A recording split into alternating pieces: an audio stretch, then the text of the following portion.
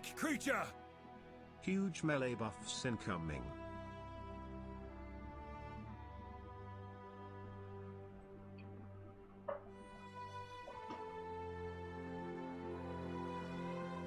Big booty! Black run. Sword plier. Thanks dude for the sword. Thanks dude for the plier.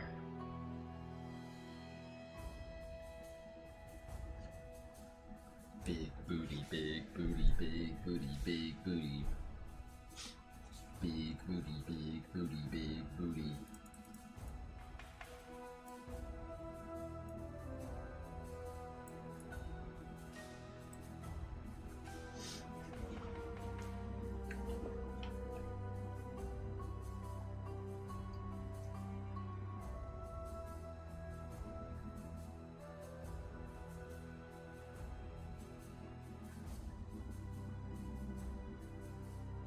Big booty, big booty, big booty.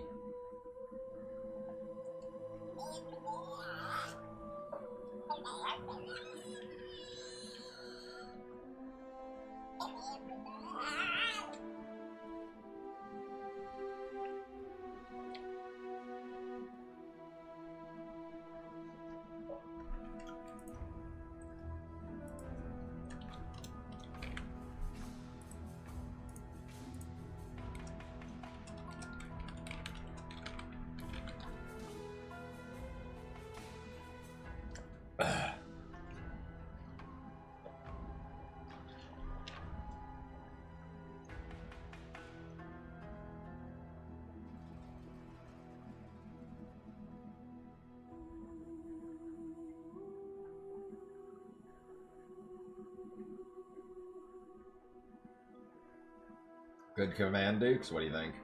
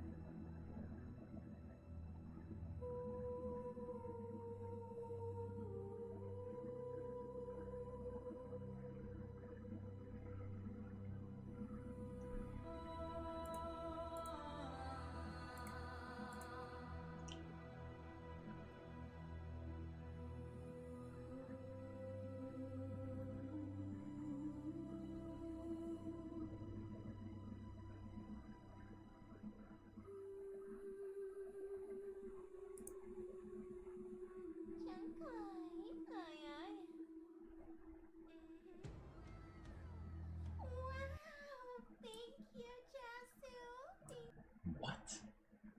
That's a permaban. That's a permaban. It was posted in my chat. I clicked it. Fuck you.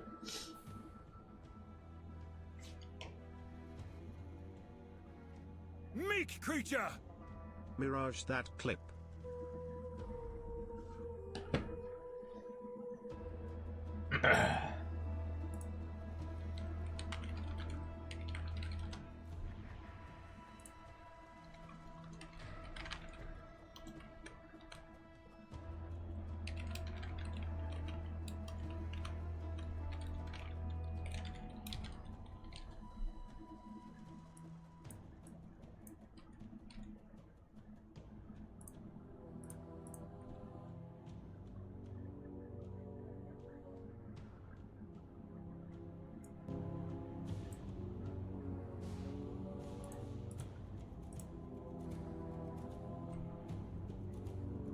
Some fucking weird.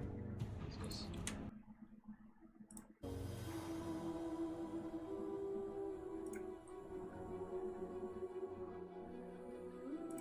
ビッグブーティードットビッグブーティードットビッグブーティーラティーナファーリーズ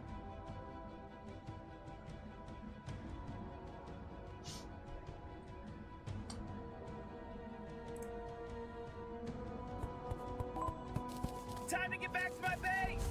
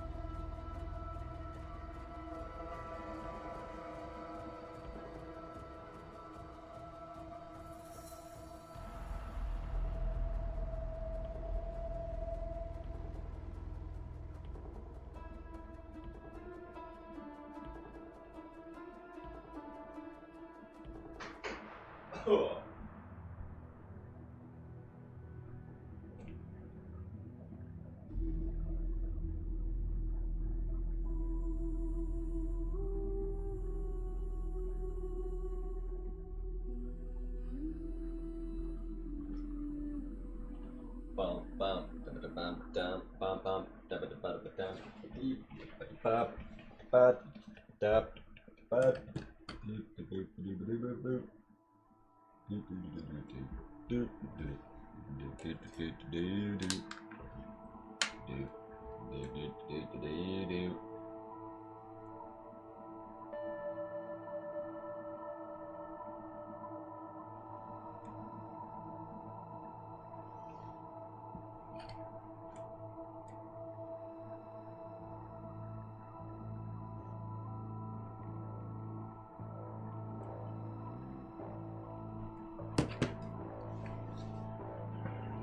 He's always there.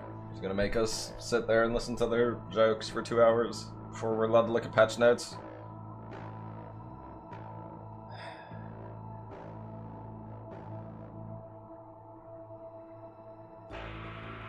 Unlucky.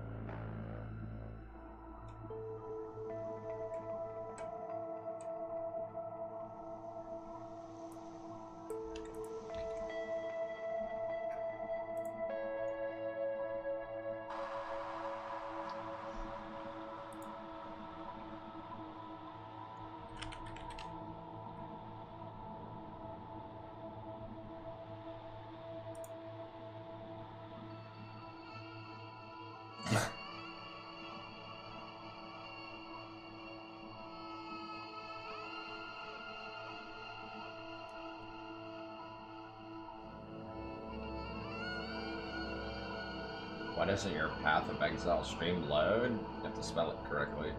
For one. That usually helps. Right, Grobs?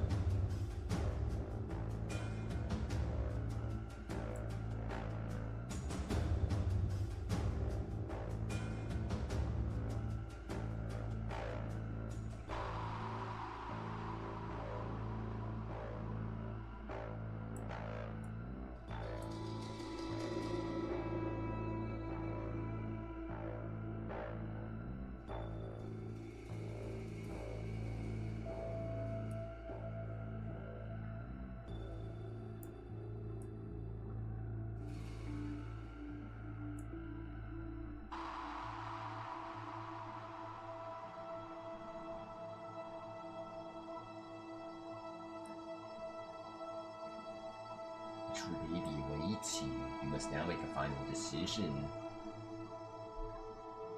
Sloop, Knock, and Fart Bart, man, thanks dudes for the resubs. What's up, Benz?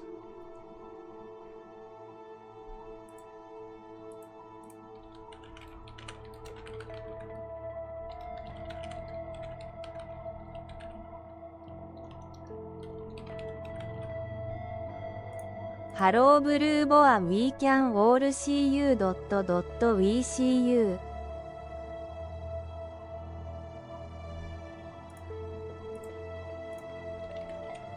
ビーチ Meek creature! He hungers. Meek creature!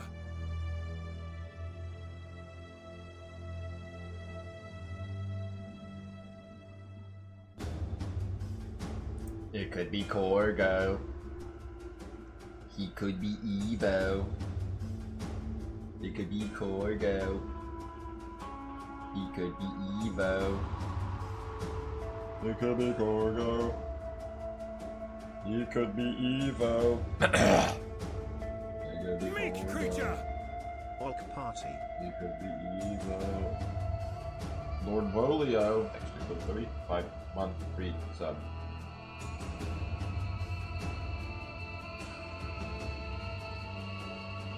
I hope it's Jonathan Rogers when the countdown hits 0.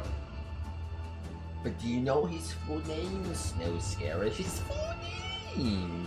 His full name! His full name!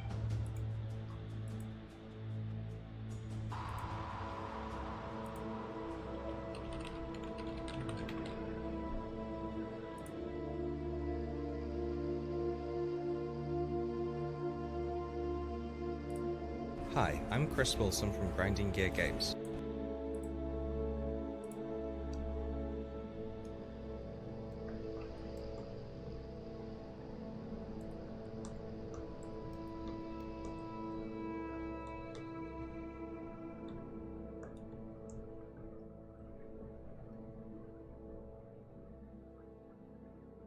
Yeah, but what's the most important creature known to mankind?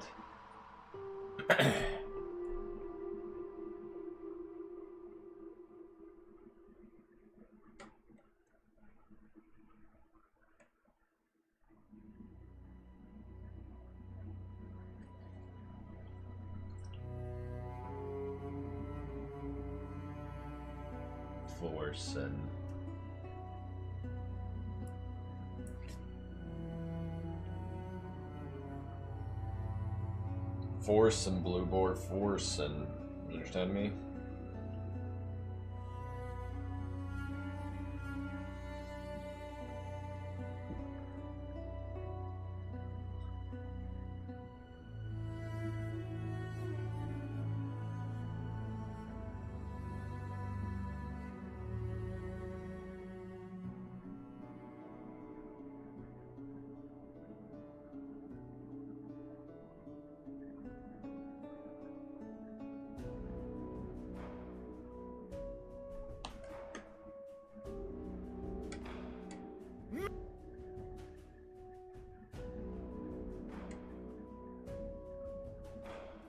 I heard something.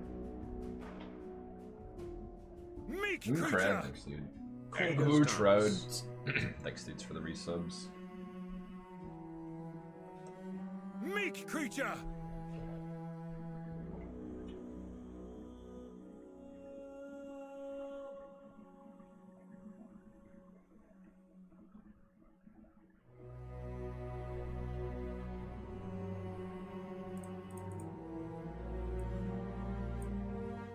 Hi, I'm Jonathan Rogers from Grinding Gear Games. I told you.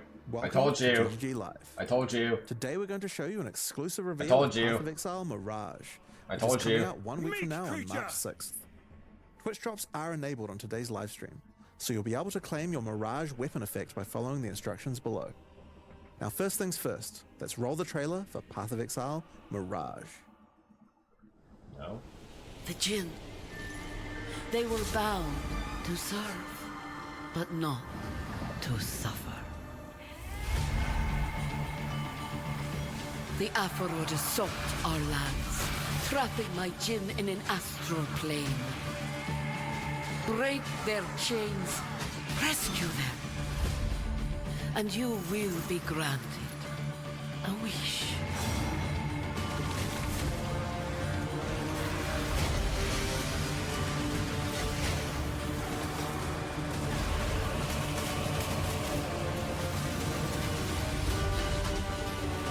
Yeah, we're definitely playing sweet.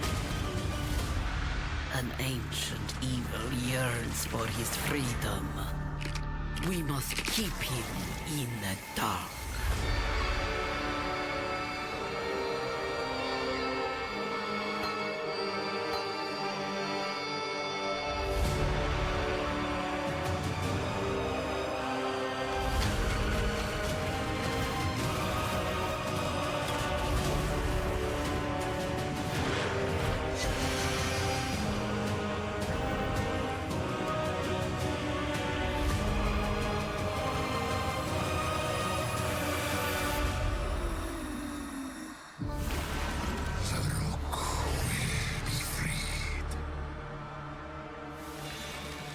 Just kidding. No changes, and it poofs. No patch notes, nothing. In today's stream, we'll take you on a deep dive into Path of Exile Mirage, where you'll unravel ancient mysteries, unlock new powerful rewards, and become part of the eons-old story of the Winter Sekima. There are also significant in-game changes coming alongside Mirage, including a progression of the in-game storyline, a new in-game Atlas system, and as always, new rewards to match. After that, we want to talk about the slew of new Holy Templar skills and supports, as well as an additional Ascendancy class option added to the Scion, which some of you may find familiar. Next, we'll cover our new supporter packs, and then lastly, have a live Q&A session, where Ziggy D will ask Path of Exile game director Mark, as well as game designer Octavian, your questions from Twitch chat. Oh, maybe I'll hit Octavian. After the live stream, we'll drop the full patch notes at 11 AM Octavian will NZT save it. or It's 2 fine. PM PST. It's fine. So let's get started. I'll hand things over to Mark to introduce the new league. Hi, I'm Mark Roberts, game director on Path of Exile. In Path of Exile Mirage, you'll be taking on the Ufarud, a sect of desert-dwelling necromancers who have lingered in the shadows for centuries.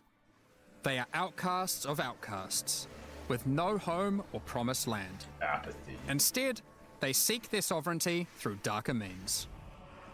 The Ufarud have captured the souls of Jinn throughout Rayclast. They are killing them, sapping their energies for purposes unknown.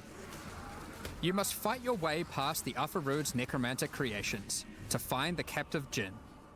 Here, Varashta, an ancient Marikith sorceress, has been doing what she can to protect the Jinn, but she needs your help to free them. After successfully defeating them, you will then be asked by Varashta to enter the Astral Realm and break the tether trapping the Jinn there.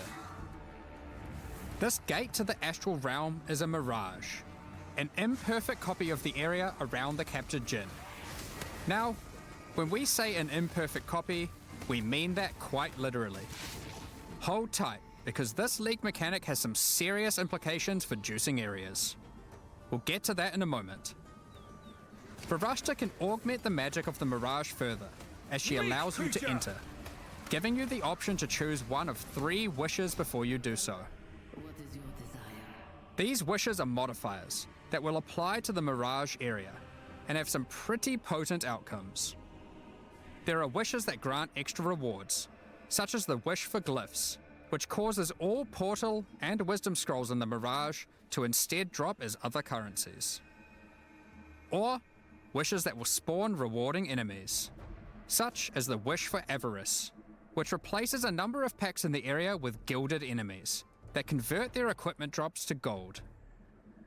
And wishes that can grant you extreme power while inside the Mirage, such as the wish for souls or the wish for godhood, which allow you to consume the souls of your enemies or make you completely unkillable, while within the Mirage, of course. Each wish is also marked with the sigil of one of 3 powerful Jinn: the Sand Jinn, Fire Jinn, or Water Jinn. Depending on the sigil chosen, monsters within the affected Mirage will have a small chance to drop one of 3 new coin currencies: a coin of knowledge, coin of power, or coin of skill. Each of these coins can be used on a max leveled skill gem, corrupting it and augmenting it with a random support that matches the color of the coin used. Only one skill that is imbued this way can be socketed into a given equipment item at a time, meaning you cannot have 2 imbued skill gems in your body armor, as an example. Choose what you wish. That's one of the rewards, but let's get back to the area-to-area mechanic. For you. Once you've made your choice of wish, enter the Mirage and fight your way through the monsters and astral hazards to find the tether holding the Jinn. Shatter this chain to free the Jinn, step by step weakening whatever dark plans the Ufarood may have for Rayclast. Wishes are not the only value a Mirage has to offer to an enterprising exile. As we mentioned earlier, Mirages are an imperfect copy of the area the Jinn occupies in Rayclast, and it will copy almost anything, as long as it's within the domain of the Jinn. Mirages created from an endgame map, for instance, will have all Scarab, Atlas, and map modifiers the area had. Mirages created next to a strongbox will have a new strongbox ready for you to open. Blights can be defended again. No. Legions fought once more, and so on. Effectively, you get a portion of your map to play a second time, and everything you did to enhance the content of that map applies in the Mirage too. These recreated copies of League mechanics, however, have been warped into reality by the power of the Mirage. And this has some side effects. For one, a recreation may not be perfect. The factions of a Legion may differ from the one the Mirage copied. Or, the variety of strongboxes may change. More importantly, the mechanic may be empowered, with new threats and rewards that are customized to each mechanic and are only available when doing that mechanic in the Mirage. For example, ultimatums recreated in Mirages will have new threatening modifiers added to the usual pool. Restless Ground can raise slain enemies to fight again, or Quicksand will grasp at your ankles. Meek creature! As a reward for these new threats, GTRP. Mirage ultimatums can provide the new Sinistral or Dextral catalysts. These catalyze jewelry with increased effect of either prefix or suffix modifiers. As you can imagine, there's a lot of potential here. Another example is that Kalgurin ore recreated in the Mirage has a chance to be replaced by a Thaumaturgic Hourglass, a powerful magical device that your Kalgurin friends can mine in order to obtain vast quantities of Thaumaturgic dust. Blight 20k. encounters recreated in Mirages have one of their lanes replaced That's by zero. Ufarood enemies, infested with blight. It feels like 500k. Yeah. This lane can 20k reward is a new literally base type, zero. the Cord Belt. The implicit of this belt allows it to be anointed, causing it to grant a passive tree notable of your choosing. This is actually pretty good. As a quick note, Imprisoned Jinn will generally be near the content they can empower in the Mirages, so you don't need to worry too much about getting lucky with where your content generates in an area. As the campaign doesn't generally contain too much additional League content for the Mirages to empower, we've gone and added a whole bunch that will force spawn near the Jinn, so your campaign experience will double down on being more action-packed and rewarding. Now, of course, if you're traveling through Mirages, encountering new enemies, and slaying them, you can expect to find some new uniques. The Ufarood are not only torturers, but thieves, and have over the centuries stolen away priceless Do you think Maraketh Korgos is artifacts. considered to be a thief? Using their powers of rot and disease, they have twisted these items to suit their own purposes. Flesh Render is one such artifact, an ancient and exquisite Maraketh blade that has been tarnished and befouled. Its rusted and jagged edge is perfect for poisoning and withering your enemies. However, Varushta has in her command the power to restore these once lost Maraketh treasures to their former glory. Acquiring a coin of restoration by slaying monsters in Mirages allows any unique obtained from the Show the Ufarood rep. to be transformed into its Maraketh counterpart, its glorious original form. Flesh Render, for example, transforms into Sky Sunder, the original Even Maraketh worse blade weapon. that radiates with the glowing heat of the desert sun. When you There's ignite no monsters, way! Sky Sunder reflects that ignite back to you, which proliferates to nearby enemies in a massive area. If you meddle with the affairs of the Upper Road for too long though, you may draw the ire of the Mirage League's new in-game boss, Suresh of the Weeping Black. Suresh also has a set of powerful, exclusive items. Yours for the taking, if you're able to defeat him. So that's the Mirage League. Now, to face all the new evils, you might want some righteous skills. Some holy skills. In 328, you'll have access to a slew of new options to bring divine devastation and return the faithless to their rightful graves. We're also introducing some supports to go with them, as well as some new transfigured gems. Let's go over a few examples. All right, Mark Roberts. With holy hammers, you slam the ground to call down a hammer of justice from the sky. If this hits an enemy, an additional holy hammer will cascade forwards, which itself can further cascade, and so forth. Expending a power charge when using the skill will call down an additional 2 hammers, which can also cause cascading slams. Oh. The more numerous your foes, the more instruments of holy judgment. Sweep is an old skill. In fact, it is so old that it's one of the very first skills ever implemented in Path of Exile, over 15 years ago. It's been long overdue for some attention. With 328, it has been reworked into Holy Sweep. This skill converts some of your physical damage to lightning, with shiny new effects to match. Some enemies struck by the initial sweep will have hammers of light batter them from above. These hammers cause area damage where they land, so clustered enemies are demolished by repeated impacts. When successfully hitting an enemy with Holy Strike, you'll summon forth a floating holy armament, a glowing mace that follows you closely. These weapons are minions, and will attack with Holy Strike themselves whenever you do. No minions. These holy Fuck armaments off. will copy the stats of your main hand weapon to deal their damage. Stand against your foes with Shield of Light, a retaliation skill which will allow you to unleash a cone of holy light upon enemies after blocking a hit with your shield. Additional cones of light will also pour forth from your nearby allies when you hit with the skill, allowing you to recruit your holy army to create purging light. Divine Blast emits a beam of holy light from your shield, coalescing into a hovering ball of energy. A few moments later, this unstable orb bursts, exploding outward with divine power. Hallow supports melee attacks, causing them to inflict a new debuff, Hallowing Flame. Hallowing Flame builds up as charges on enemies, getting consumed when attacked.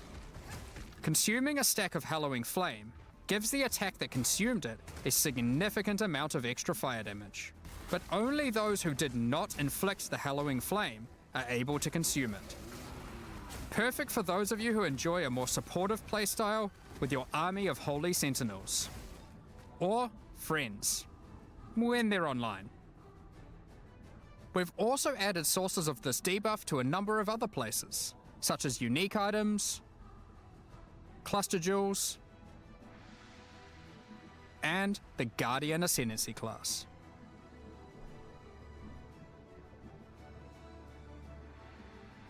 We also have another batch of new transfigured gems, with many of these being variants for gems which previously had none.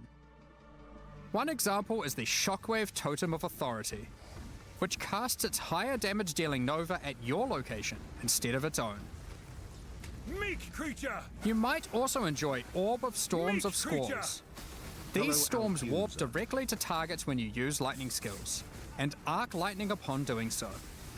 This gives you a mobile storm of destruction that follows you as you dive into battle.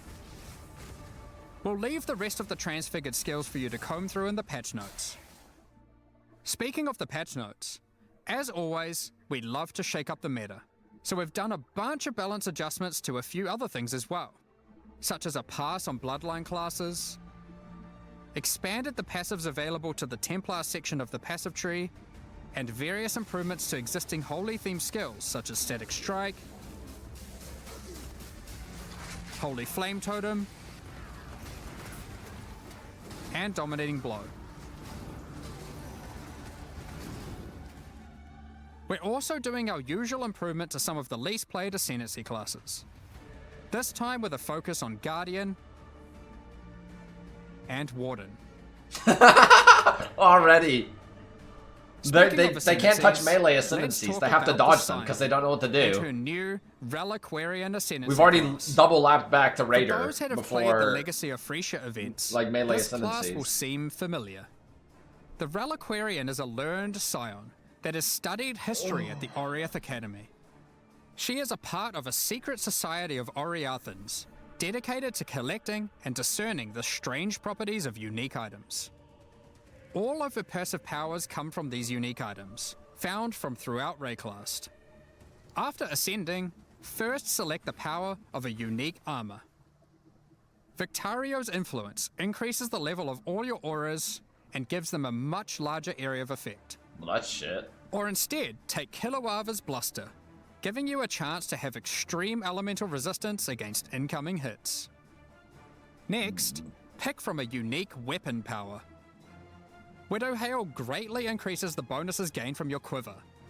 Or Martyr's Teaching, which causes your minions' critical strike chance with attacks to be equal to your main hand weapons. No minion. Lastly, pick your Crown Jewel, a unique jewelry power. Astral Projector causes Nova spells to cast from enemies rather than from yourself. Or Fucking John take Rowan. Astramentus, simply giving you a huge boost Why is it Men to all your Divine? attributes. Like, what is that? Due to all the ways you What do can you mean mix and match 60? unique powers, the Reliquarian has 1 out of more 100. flexibility in how you build it compared to any other Ascendancy class in the game. Our plan going forward is for the Reliquarian to not be a static Ascendancy class, and between each expansion, the unique powers which are offered will change. If you don't like what she offers this expansion, hopefully she'll have the power of your favorite unique item in the next one. Time to move on to the endgame. With this expansion, we are aiming to liven up the endgame, giving Right. players new experiences, strategies to leverage, and streamlining or removing the more frustrating tasks. Extensive changes will be coming to the Atlas and how you engage with maps, without interfering with the beloved core experience that has made mapping so successful. In the last few endgame updates, you experienced Zana's story. How she helped defeat the Elder, tried to stop exiles from going mad in the Atlas, and faced new threats pouring forth from it. In the most recent expansion, she eventually realized that there was only one way forward: to destroy the Atlas. Zana's recent actions have now weakened the already strained and tattered edges of its realities, reshaping how we interact with the Atlas entirely. To explain how this changes your interactions with the Atlas, we first want to establish some context while having a bit of a trip down memory lane. 27 expansions ago, back in Path of Exile 3.1.0, The War for the Atlas, we had a mechanic on the Atlas where the Shaper and Elder were engaged in war. This manifested as influence regions on the Atlas that affected specific maps. The ever-changing influence regions made the Atlas feel more like a physically I connected just look at space, chat and I read, not this rather than just a stupid fancy way of shit. visualizing a checklist of completed maps. However, one of the main frustrations with this mechanic This is was awesome, that you dude. constantly Fuck you. needed many different specific maps in order to manipulate the influenced regions. We realized we'd love to again have mechanics that manifest physically on your Atlas, but we'd have to address the issue of always needing those specific maps. The first major change we'll be making to solve this is divorcing map items from specific areas. As an example, instead of having a Alkaizer. Mesa map, you will now find, say, a Tier 10 map. To open a Mesa map now, just locate and select Mesa on your Atlas, put in your map item, click Activate, and you're good to go. X. That Mesa may drop a Tier 11 map. You can then immediately return to your map device, which will default to the last map run, and then run it again. Or choose a new map to use it on. It's your choice. This is one of the many benefits to this change, which is that if you're the type of player who enjoys chaining the same map over and over, or the type of player who prefers to jump around, it is equally easy to do either strategy or even switch between them at a moment's notice. For example, if one day you're farming burial chambers, hoping to eventually get a headhunter from divination cards, and you decide you need a change of rhythm, you can seamlessly swap to your boss farming Atlas tree and spam Mesa for peak boss killing efficiency. Up until now, this would have required having some Mesa maps stashed, setting all your favored maps to Mesa, or doing a whole bunch of trading. You'll also notice that the structure of the Atlas has changed. If you haven't played in a while, here's a look at it before and after. You will now begin at the center of the Atlas, with each corner housing one of 4 Voidstone slots. In addition, all content accessed from your map device now exists physically on the Atlas, so you can see everything available in the endgame as you reveal the Fog of War. This also means that all unique maps are now present on the Atlas, including some old favorites that are appearing for the first time. Don't worry though, you don't need to complete Hall of Grandmasters every league. You now gain 1 Atlas skill point per unique map completed, up to a maximum of 10. Given there are around 20 unique maps, you only need to complete the half you want, if you can get your hands on them. Note, you aren't losing any Atlas skill points. These have been moved to new places, and actually, you can get more than before.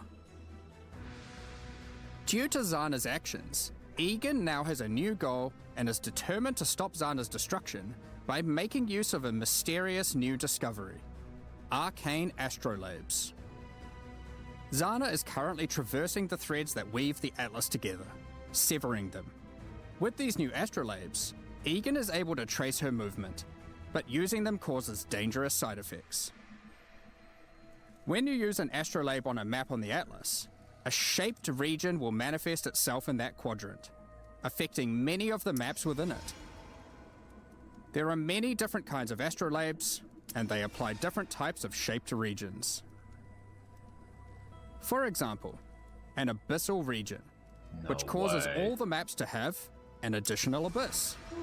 Or a blighted region, which adds a blight encounter. What? Completing the content added by the astrolabe will remove the shaped region's influence from that map. Upon doing so, every other map remaining in the shaped region will gain an additional modifier. This means as you progress through the shaped region, maps you run will become more and more intense, with the relevant mechanic getting more and more juiced. No way. Finally, at the end of the region of maps, once you have successfully rid the Atlas of the shaped region, Egan will take you to one of 4 memory vaults, where there are powerful rewards to be had. He cares only for the knowledge hidden within that vault, so any items are yours for the taking. Each vault is associated with a specific quadrant on the Atlas, so you're able to target a certain vault if you want to just try turn get around a and specific leave. type of reward. One such vault is the Archon's Vault, where you'll be rewarded with powerful unique items. Or the Zealot's Vault, to acquire valuable currency items. This new shaped region system is one that promotes running many different maps. But for players that want to engage with this new system while still wanting to run the same map over and over again, the synthesized stability keystone on the Atlas tree enables exactly that. With all the new endgame changes, we thought it would be also good to mention some handy tips and tricks for quickly navigating the new Atlas.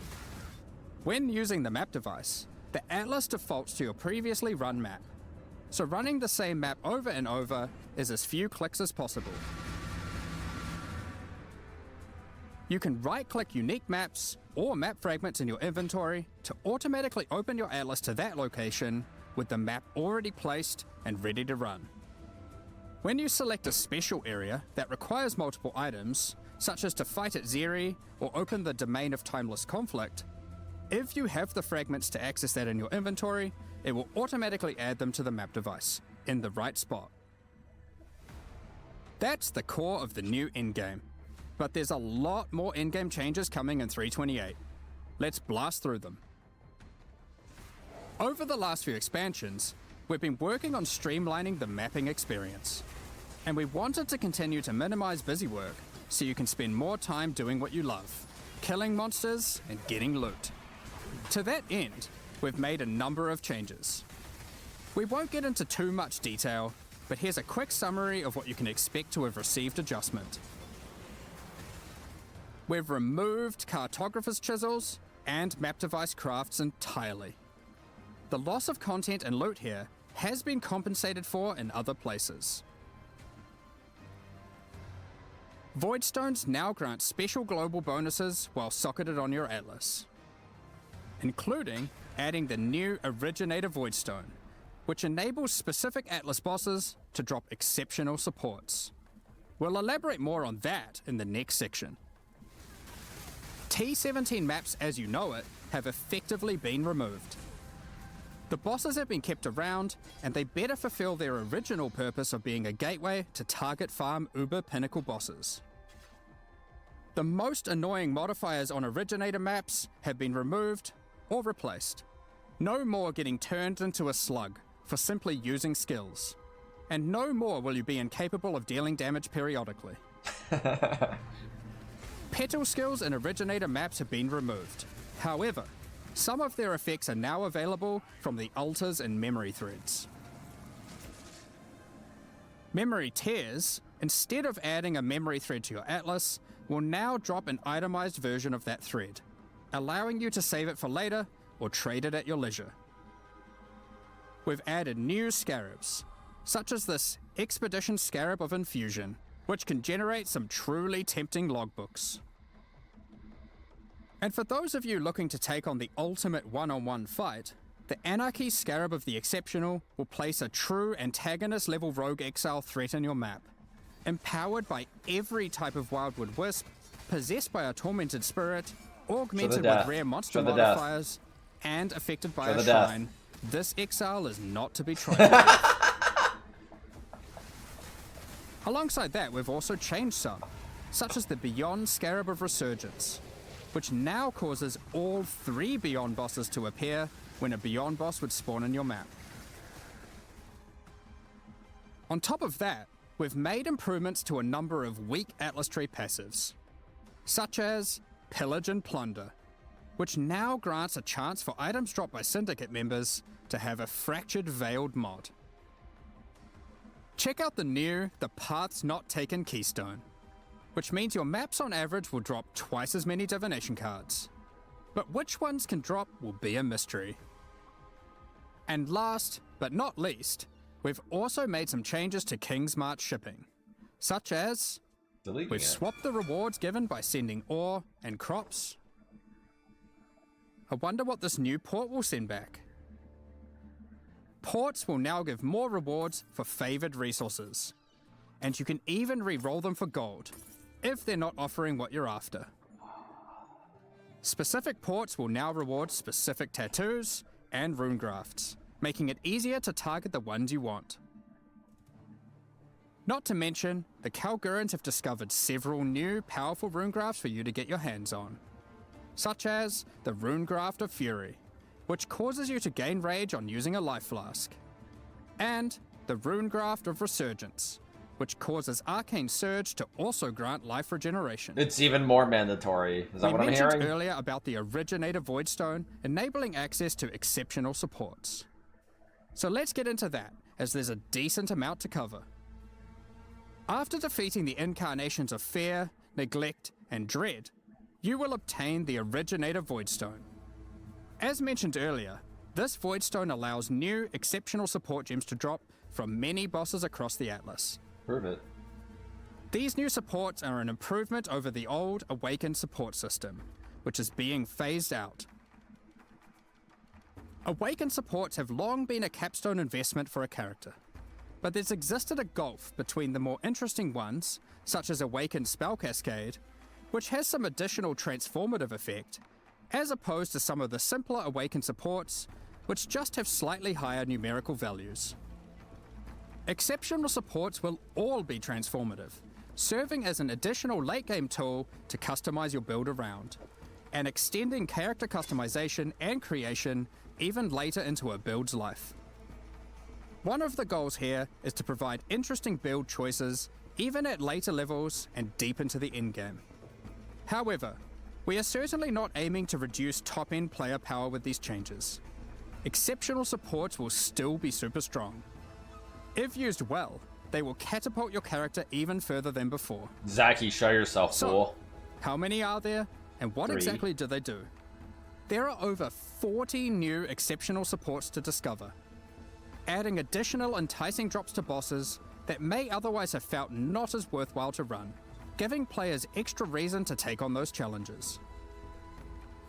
For instance, from the King in the Mists, we have the Hex Toad support. This support creates areas of swampy cursed ground, which spawns toads that bounce towards enemies and then explode, dealing chaos damage. From the Uber Elder, we have the Void Storm support, which causes your raining attacks to create celestial storms of energy that grow over time, detonating as you approach for massive damage. Defeating the incarnation of Neglect may win you the Frost Mage support. Similar to the existing Archmage support, you are rewarded for stacking mana to enhance your spells with extraordinary cold damage. We'll tease some more of these before launch, but there will be many, many more for you to discover. Keepers of the Flame is coming back. However, we do know that many players have issues with the walls in Hive encounters. In order to address these concerns, we'll be making a number of changes. One of the biggest problems is that walls would block your projectiles, meaning that when a hive randomly spawned in your map, it would make it harder to clear. In order to prevent that, walls and hive encounters will now be destroyed by any damage. Meek creature! Does it We block also wanted movement to make sure skills? we reduce the visual clutter they cause. Hives and their walls are now smaller. To allow players to engage with hive encounters quicker when they do want to help Aelith, we've added a new Atlas passive which drastically increases the detonation area of unstable burrows, causing them to reliably chain react and destroy the majority of remaining walls. For those who don't want to deal with the walls at all, there's now a pair of keystones that allow you to block hive encounters or unstable breaches, if you want. Now that this is a core league, we don't want you to have to grow your Genesis tree from scratch on every league start. So now, each womb gift slot is already usable by default, and access to the Monastery of the Keepers will be gained by finding Aelith starting in Act 6 Mudflats. Now with Atlas Tree and Scarab support, you can have multiple unstable breach encounters active in a single area, for maximum ruckus. Speaking of Atlas Tree and Scarab support, we've added plenty. Here are a few examples. The Massing Forces Atlas notable grants a chance to have additional unstable breaches in your maps. The Breach Scarab of the Marshal guarantees a breach boss or hive fortress, while the Breach Scarab of the Incensed Swarm replaces all of Aelith's skills with Enrage the Hive, increasing the difficulty and reward from hive monsters in all subsequent waves. Graft items will no longer exist, but we've moved several of the graft skills to new exceptional supports, such as the Hiveborn support, which summons an army of breach minions to do your bidding when you use a supported offering skill, and the Foul Grasp support, which calls forth a field of grasping breach hands when you recall brands, exploding for heavy lightning damage when enemies approach them. We're looking forward to seeing how these improvements and additions are received, alongside a lot of what Keepers also has to offer. From the new bosses and their bloodline, through to the Genesis tree and its many different crafting options, like Foulborn uniques. Also with its new narrative, we look forward to extrapolating on all of this and learning more about Aelith, the Hiveborn, and its Breach Lords in the future. That covers all the new content we're adding, and that was a lot. From a new in-game system, several new reward types, new ways to juice maps, all of which you can double up in the new Mirage League, and all that alongside a suite of new holy skills, a new ascendancy class, and an insane amount of new character customization in the endgame. However, an important part of Path of Exile expansions is making sure there is a continued effort to improve quality of life. So let's get into that now. You can now favorite trades on the currency exchange. This consists of selecting 2 currencies that you want to be able to trade between with a single click, and setting them as a favorite trade. Favorite trades will appear by default on opening the currency exchange, and will still auto-suggest a ratio based on recent trade data. A further improvement to the currency exchange is the ability to open and interact with your stash while you have the exchange window open. Now, when trading in a full set of divination cards, it will automatically be handed in to become the resultant item. If you then turn in another set immediately, the reward from the previous set will be transferred to your inventory directly, assuming there's enough free space to do so. Labyrinth font crafts that previously gave a random transfigured gem now allow you to choose which transfigured gem of that type you'd like to receive. The asynchronous trade item sale history is now hoverable, with full item descriptions of the sold item. When using Divine Orbs, you can now tell exactly which modifiers can be randomized. The ritual icon will now glow if you've got significant unspent tribute in an area and all rituals are complete, and a pop-up will appear after the final ritual completion. Also on the topic of ritual, you can now quick use vessels on completed rituals. Prove it. Have you ever tried to click a divine shrine, surrounded by enemies, and find it extremely difficult to click? Well, shrines now take priority over monsters when clicking in an area they overlap. Since 3.24, we've been looking to add new ways to improve the campaign experience, and 3.28 is no different.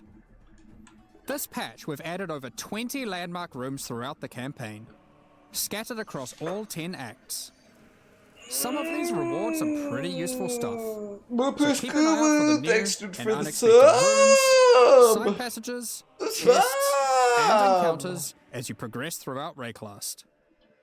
We want most of these to be a surprise, but we'll show you just one. There is now a small central island in the Cartery Wonder what they Fortress, drop. There's no way it's all tattoos. Inhabitants of which will drop a basic tattoo when slain. Next up, we're going to be talking about our new supporter packs. Today, we're launching 2 new series of supporter packs. The Curator of Wisdom, Big Nose? Big Nose, do you hear it? and Iron Incarcerator packs. Each tier contains the pack's full face value in points, alongside several exclusive microtransactions. As always, the microtransactions in these packs are purely cosmetic and do not affect your character's power or progression in any way. The Curator of Wisdom series of supporter packs contains 7 exclusive microtransactions. The Traveling Wisdom back attachment has all the necessary tools you may require to chronicle your journey, complete with a helpful rat friend. These chronicles will activate their magic upon identifying items, and will track the number of items identified of each rarity. Just hover the item, or link it in chat to show it off. The Acquired Wisdom Unique Finisher effect summons an ancient scroll that consumes unique enemies and the knowledge they hold. Most exiles would struggle carrying piles of scrolls while traveling Rayclast, but the Grand Curator of Wisdom armor set is perfect for the adventurous scholar. Prove it. Any expert curator knows that scrolls hold more than just knowledge. They also hold power. Remember Doggleton. As you cast spells, the scrolls attached to the armor will burn away, before rematerializing shortly after. Swipe now. It also features a series of helmet variations, so you can get precisely the look you're after. Summon your Scroll Shaper familiar pet to follow alongside you. This creature is formed from folded magical texts, and can shapeshift between different forms. You can think of this as having multiple pets in one. It can fold into a fox, and then even burn away, reforming into a flying bird. This series of packs also contains the Scroll Portals, jumbo-sized versions of the Scroll of Wisdom and Portal Scroll that you can make a quick retreat through. A supreme catalogue of knowledge can't remain in one place for too long and risk being pillaged by thieves. The Titan Apex Hideout features a colossal titan who carries your base of operations atop their shoulders, constantly moving through a boundless desert. The Iron Incarcerator pack also contains 6 exclusive microtransactions. The Incarcerator's Restraints back attachment features stockades that were used to immobilize prisoners by binding them to the earth as they were tortured for their wrongdoings. Login. Shackles envelop your choice of torturing device when using the chains of the The Incarcerator character looks so weapon bad. effect. These chains shatter into links as you batter enemies. Make your way through Red Class as a walking penitentiary, intimidating your enemies with the elite Iron Incarcerator armor set. After a long day of tracking down criminals, step into the Iron Maiden portal to retreat to your torture chamber. It acts as a great deterrent for would-be intruders. This peculiar creature was a favorite amongst incarcerators. They would be sent into the midst of prison riots to mesmerize and control the toughest of minds. Use their talents to charm other players' pets, causing them to abandon their owners and follow in line behind you instead, at least until it wears off. What better way to execute prisoners when your torturing has depleted their value? Harvest their souls to fuel this map device, condemning them to eternal incarceration. Your kills within the map are also recorded based on the rarity of the monster. You can choose to pin an execution session that you're satisfied with on this miniature leaderboard, which is displayed for all that dare enter your hideout. Additionally, all microtransactions from these supporter packs will be made available for use in Path of Exile 2. Thank you so much for your ongoing support. We're just about to start the Q&A with Ziggy D. Afterwards, we'll post the full patch notes for Path of Exile Mirage at 11 AM New Zealand time, 2 PM Pacific. With release at the end of next week, our community team will be posting crucial information you need for the release. Keep an eye on the news.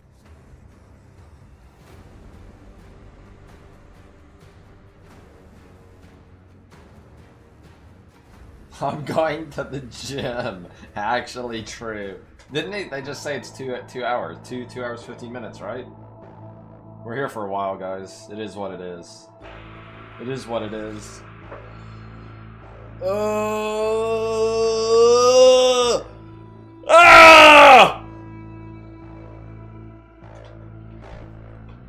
Looks kind of good, though.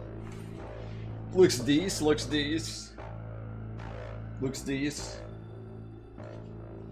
Looks decent. These nuts.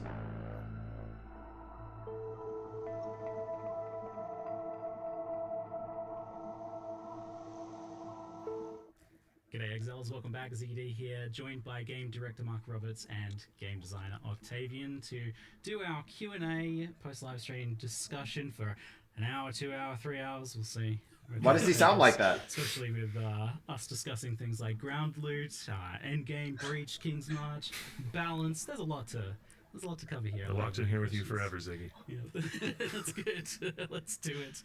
And well, let's start off by just welcoming Octavian here to the show for the first time. Hello. And Big nose. What brings you here? What's wrong with their voices? Hey, Octavian. This guy? I don't know. He's the one who said I should. No, I mean, I've been doing a lot. So we'll get into more details later, probably. But the teams between PoE 1 and PoE 2 have become a little bit more distinctly split as of late. You know, there's definitely still some people who jump back and forth, but myself, I work fully on PoE 1 at the moment. And I've been doing a lot of the design work on, you know, pretty much everything to do with the 328 expansion. You know, it's not just me. I'm working with a number of other designers, but I've had my hands in a lot of it. Yeah, I mean, it represents a Path of Exile 1, like getting the team and resources that it needs to like continue its development and like put out some spicy expansions every 4 months or something you're trying to do now. So it's a pretty exciting thing for PoE 1 fans. I mean, it's a lot to take on for sure. Like, and there's been some growing pains. We had our whole like team was split and merged team, and now we're kind of splitting again, and we're kind of going all over the place. But honestly, what allowed us to do the split this time is Octavian and Andrew, who's not here, but hopefully maybe next time or in the future we were thinking might get a bit too cozy on this couch. We need a longer couch. You know, we'll figure that out. But yeah, with Octavian here, you know, stepping up and seizing control and having that X Factor design, which is something that I would say Jonathan and I have, and you know, pretty much before I was going back and forth on the game so aggressively, and I was just like, holy, there's so much context switching going on. I didn't feel like I was giving enough time to each product, you know, because I was so spread too thin, as they say, and all this. And so all of a sudden, yeah, with Octavian's, you know, just like, let me do it. And so here's where we are. And it's this real awesome story where now, you know, Path of Exile 1, obviously, you know, you started by Chris, you got Jonathan, you got Eric, and obviously they started the project, they started grinding gear, and they had this, you know, obviously they hadn't played the game before because the game was new, right? And so they're developing it and, you know, release it and all this, and now you've got this thing where it's, you know, with Jonathan's obviously still in the picture, but you got this thing where it's kind of like me with Octavian and Andrew, all three of us coming into the company as players through QA, now getting to this point. And so, like, I mean, a lot of what Octavian's getting is the story I got, and obviously I'm all for that because I got lucky and I'm happy about it and I love my job, and so I'm seeing this happen again. It's exciting. And, What? No, it's thanks just, for it's bloody cool. While also makes things easier for me, you know? I'm like way less stressed about it. I'm way less spread too thin. I get to actually focus on the quality and what we're doing. And I mean, it's just an all-round win. And yeah, first time Octavian here doing these. You'll see a lot more of him, I'm sure, unless something goes catastrophically wrong today. Good luck. Yeah, sure. It's awesome. I'm confident. I'm confident in the content and the expansion. No, it's real good. It's awesome. Yeah, like for sure. Like for if you're looking at how did I do for my first time kind of thing. Like, I don't think it could have gone any better, to be honest. You know, and oh my god, I'm a genius. And obviously keen to talk about it and keen to answer all the questions, and yeah, you know, sure, hopefully you are too. Yeah. Yeah, Octavian's been super humble and stuff. From what I've been talking to him, like, yeah, you're doing a good job. This is good content. No, it's a big deal. It's a big deal. It's huge. And yeah, killing tier 17s. What a champion for Path of Exile players everywhere, mate. Good stuff. But I love that you guys have had that like same journey as well. Like, and Andrew too as well, right? Like, it's players become QA, become game. Like designers become like producers and leads on Path of Exile 1 project now. Like it's like the game is in the hands of the players, right? Like, yeah, kinda. Yeah. Awesome. I mean, I still, you know, play every expansion for, you know, not as much time as I did when I streamed the game for a living, when it was my job to play it for 8 to 10 hours a day. But I still probably put in an unhealthy amount of time. You know, I work on the game for 8 hours and then I go home and play the game for like 4, and then I maybe eat something and then go to bed. It hasn't faded, you know. I had a lot of people when I first joined the company asking me like, do you not play the game anymore? Is it not fun anymore? Like, do you get sick of it? And no, it has not yet happened. Yeah, fantastic. Well, I'm excited to talk about all the new stuff, but first, I think we definitely need to talk about ground loot. Yeah, the loot. There's not much loot on the ground down here, is there? I don't see anything. Where's the Nothing's loot? making it through my filter right now. This floor is empty. Ground loot is a hot topic discussion right now, and has honestly been for a long time in some iteration or another. I remember like as far back as like, I was trying to find where, for me, the idea of where some of these things trace back to. And for me, it was actually like Legion, like farming low tier maps where you're getting that flat additive loot in the map, and so all of a sudden you're not caring so much about what the regular monsters drop. You're just doing your tier 4 glacier to get Legion and stuff like that. But this whole thing is definitely like it's been a tricky topic to break down because a lot of people have various different issues. Some people are like blaming loot tiles. Other people, like myself, for example, think loot tiles are great. They're just kind of like indicative of the difference between what is dropping from regular monsters in a map and what is being given through what I will refer to as loot tiles, but is generally like flat additive systems, something that adds something, a known quantity, something that's going to be, what you're going to be getting to some extent. And, I don't necessarily I think those are a great mechanic for various reasons, but they don't necessarily scale with difficulty in the same way as regular content can. They don't have as much of that element of surprise. And I think trying to like really figure out where a lot of this comes down to, like what's the actual issue if you like kind of peek through the curtains a bit. I think it's just that people are getting their loot in ways that feel like it isn't earned, like it's too disconnected from the gameplay, right? Like you've either got like non-combat drops being really good, things like shipments and the auto mappers, or loot tiles, which have that kind of like preordained feeling, so it's not as directly correlated with the content you're doing. So I'm just curious kind of like how you guys are feeling about or tracking with that, just discussion in an overall sense before we dive into some of the specifics. Well, you know, there's a couple. Obviously, look, item drops are complicated. This model is complicated. The system is complicated, and it's easy to get lost in the weeds and all that. But honestly, let me simplify it down. Yes, if people don't think it's good enough, it's not good enough. So we'll fix it, right? And now, obviously, these things can take time, but I mean, we'll immediately just to get right in there, because I know what people actually want to know is, what are you doing about it?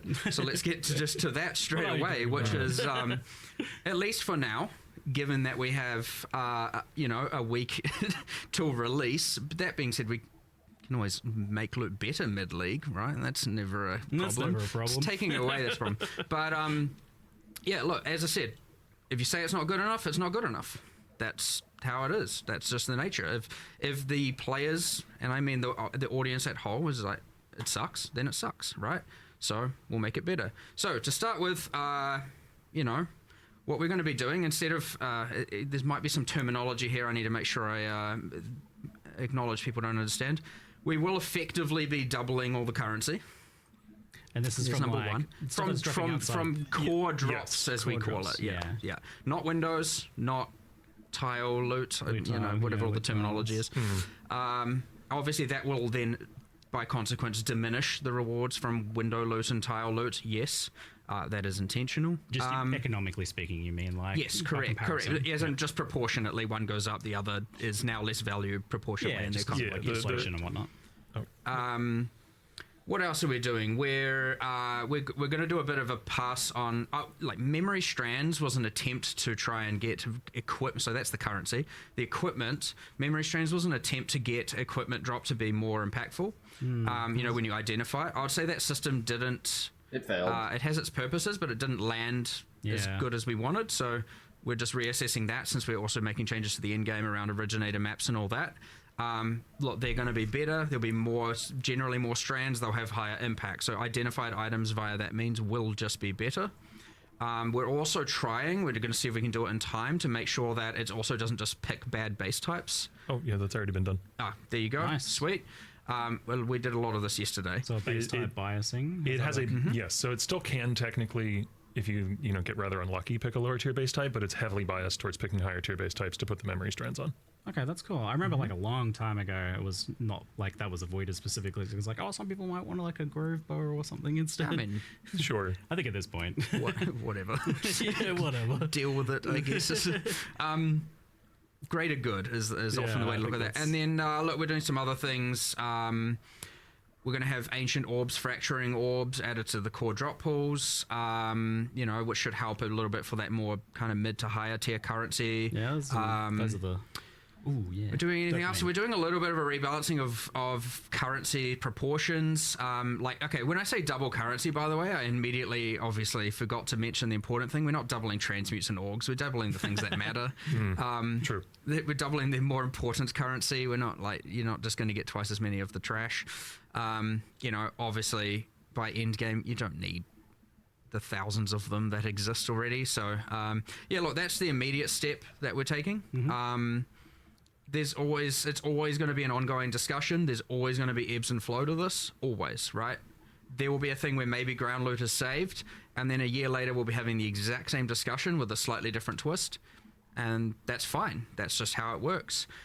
You might even find 6 months from now or something where people are like, bunch of these leagues aren't worth doing because the window loot happens to suck from them or something, These are just how these things go. It's a constant back and forth. It's a constant conversation, and the important thing is just like, there's a problem, fix the problem. Don't freaking, and the thing is about it, and because item drops is so complicated, what you do find, and you find it internally, you get lost in these just crazy philosophical conversations for like hours and hours and hours and hours of talking about why and what did we do in the past that did X, Y, and Z, and it is important to discuss those, but sometimes it's also important to just bulldoze through and just start making changes and start fixing the problem. Now, especially with a week till deployment, like we don't want to sully or have all the content to be ultimately, you know, less appreciated because of the fact that, you know, ground drops suck, which, as I said, I agree. So yeah, we're doing what we can now. We'll hopefully do more later, if that's what's needed. So yeah, just keep telling us about it. You know what I mean? But for now, we're going to doing a bunch of changes because we can this week. We can test them this week. We can make sure that we're happy with them this week. And if we do anything else, we'll let you know. And then, yeah, we'll just keep going. And I mean, we obviously got changes to King's March, which is obviously window loot. You've got changes to, I mean, the new league, I would say, is one that more favors generally things that aren't in Windows. You know, and so yeah, we'll see. I don't know. Hopefully that's a good start, and we'll see where it ends up, I guess. Octavian, you were mentioning to me this idea that like, oh, you know, there's like a lot of white trash items that are dropping, and something about like that kind of effectively becoming currency was kind of the idea there. Sort of in a way. So like when Mark says doubling the currency that drops, we're not like there is a total amount of weighting in the drop pool, if that makes sense. And we're not adding more weighting to that drop pool. Instead, we are subtracting it from places like, that, you know, normal basic equipment that every single person is hiding on their loot filter. That's now going, that weighting is now going instead towards currency items. And like Mark said, specifically towards currency items that aren't like transients. There's technically not more items on the floor. It's just more of the garbage has turned into, ideally now, mid and higher tier currency. Yeah, so like once upon a time we had this like massive historic quantity rarity buff removal thing that occurred, and that some of the numbers on that were like crazy. It was like, oh, this has 1600% increased quantity. So for the skeptics out there, like my father when I was young, who would say, I'm doubling your pay this week. Double nothing's nothing. do you think like doubling the currency is something that has like a pretty appreciable impact on like a map to map basis, when like a lot of the time you are kind of just walking out with a couple fragments and a scarab? I mean, double is definitely still double. It's a pretty big deal, you know. There's a difference between like economic changes. It's definitely things. That I agree. It is definitely different to a like 6% glacial hammer buff or whatever's happened historically. It definitely will make a pretty notable difference, but that case there is also an important one, and we were still actively discussing that yesterday, where we were like, there's a little bit of wanting to make sure there's a minimum as well, especially with a certain amount of content. Like, I appreciate that a lot of people are like, you know, there's that juice up here and there's that like, here's just your base map, and there's a bit of an expectation that, you know, you should be able to just go in, clear the map and come out with more, and I generally agree with that. I would say that, you know, the base map is kind of bad right now with respect to some of that, and so, but again, this is that thing where we've got these things we can do now and quite quickly, because we understand the ramifications of them way more. Then there's still all these other conversations we need to have about more like that and how we can achieve that. You know, there's things about how can we've always wanted the idea that the quality of equipment is dropping better, but there's less of it. How can we achieve that? And like, it's quite complicated and quite difficult to do, and it has like all these ramifications down the line, and it just goes and goes and again. So for right now, focus on what we're doing, but we will 100% be looking at things like the minimums, the base mapping experience versus the giga juiced, because the other thing we need to make sure we don't do is you know, often what you can do is you can add something that is more for your average player doing your average regular map, and then that, once multiplied by every single league thing, ends up being just more and more for the top end, and then it's a bit of a rich get richer situation, and you didn't end up necessarily even benefiting that person. You in fact made them now feel worse from an economic standpoint. So like, yeah, you have that thing where you need to give something there but take away from something here, and that can be dangerous because you might, you know, overcook the nerf, you might overcook the buff, you might undercook on either, you know. It's scary for sure. So yeah, I mean, even yesterday, I mean, to be fair, yesterday I was the one proposing all the craziness. And I was like, whatever, it's fine, let's just do it. Everyone's like, whoa, calm down. And I was like, all right, fair enough, I'm calm. We'll do the safe stuff that we know that's high impact and going to help people now more than anything. And then we'll keep looking at this stuff. So I would expect more changes. Again, I would, depending on what they are, mid-league. Again, I don't like nerfing strategies mid-league. Like, that's a last resort. So yeah, if all of a sudden it's like buff and nerf, and if we can be 100% certain it hasn't like screwed over a bunch of people's current economic wealth, that's good. But look, if it isn't solved, then 329 will have more. So just make sure you keep letting us know, right? Like, that's the important thing. Like, often what happens is like a topic can be can come up and then be lost because other stuff moves on or whatever. Like, it's really important that, and it's obviously a responsibility on our end to make sure we go, okay, this is still a problem. It's not like just because we can check in each Q&A on this one. For sure. Yeah, I think sure. It's like a good ongoing one to for sure. review. I think it'd be good if you can get like, you know, for the Alkaizer VoD players, like to a situation where they can get two chaos to rub together. But I think like an interesting situation is that you can kind of stack all of this juicing stuff into juicing the normal content of a map, the monsters, and you can't really like scale it, or the scaling has not really any impact on that. It's like something to do with like, it might literally be that like double nothing is nothing situation where you're like, oh, well, through all these scarabs and atlas stuff, I've juiced these monsters up 1800%, but they ultimately still aren't able to drop anything at that point. Now, how do you make it able to scale? It feels like actually like a really difficult design problem right now. How do you get it actually able to scale basic monsters to make them both challenging and rewarding? Because like, Affliction's various issues aside, something that was cool about that was that you could scale rare monsters to be really freaking hard and really rewarding, and that was actually like a cool thing that maybe needs to be in the game somewhere, and maybe that we've lost. You see a lot of this thing with the difficulty scaling, where you get that exact argument where people are like, I want a way to be able to scale monsters, but then you also have the audience who are like, I want things to be rewarding without needing those scaling mechanisms. Gotta have a bit of both, I guess. Is that more entertaining than it's this never going to be conversation? perfect. You're always in a kind of grey area, and that's where I talk about the ebbs and flows of just things coming and going, and ultimately it's what feels right to as many people as possible. And or there are many options for these things, right? Yeah, I wonder if we just need some like chunkier options that do just like... We do, you know, yeah, 100%. Base monsters just punch a bit harder, some like big nodes, big notables on that. Octavian was specifically pushing for this yesterday, and we're in agreement. It's just a matter of coming up with what that is. And the hardest, like, you know, Atlas passives and scarabs and that kind of thing to design are usually the ones that are the most broad. You know, like if you're designing for a particular league mechanic or something, you know what levers and knobs you have to turn. But if you're designing something for the monsters in the map, that's a little tougher. And that's not to say there aren't cool designs there. There definitely are, but it is one of those things where like we probably can come up with a bunch of cool stuff by 329, but probably don't have it in the next week. Like, this is like another league situation here, but I wonder if there's like this needs to be keywordified, like some sort of like native monsters. Yeah, what we do, natural inhabitants is what we currently call them. Yes, we do have that as a concept. Yeah, it's not used super frequently, but there's a few places in there. But then you also then don't want it to be that then there is a league and the league just feels like absolute trash, you know. So again, a little bit of a fine balance, and because otherwise you're going to start the ebb or the flow on the other side, and now all of a sudden. It's like, no, there's no point adding any leagues to my area. So, I mean, some of your well-designed leagues, I think, can work well with that. Like the Mirage, just as an example, for example. 100%, yes. If that was in now, Mirage would work really well. They're duplicating all those scaled-up, like naturally occurring monsters and adding more of them effectively as well. Like non-loot tiled, but still kind of like randomized monster stuff, which is pretty cool. Well, as you can see, though, also we've just done a lot of changes, especially to existing systems, like.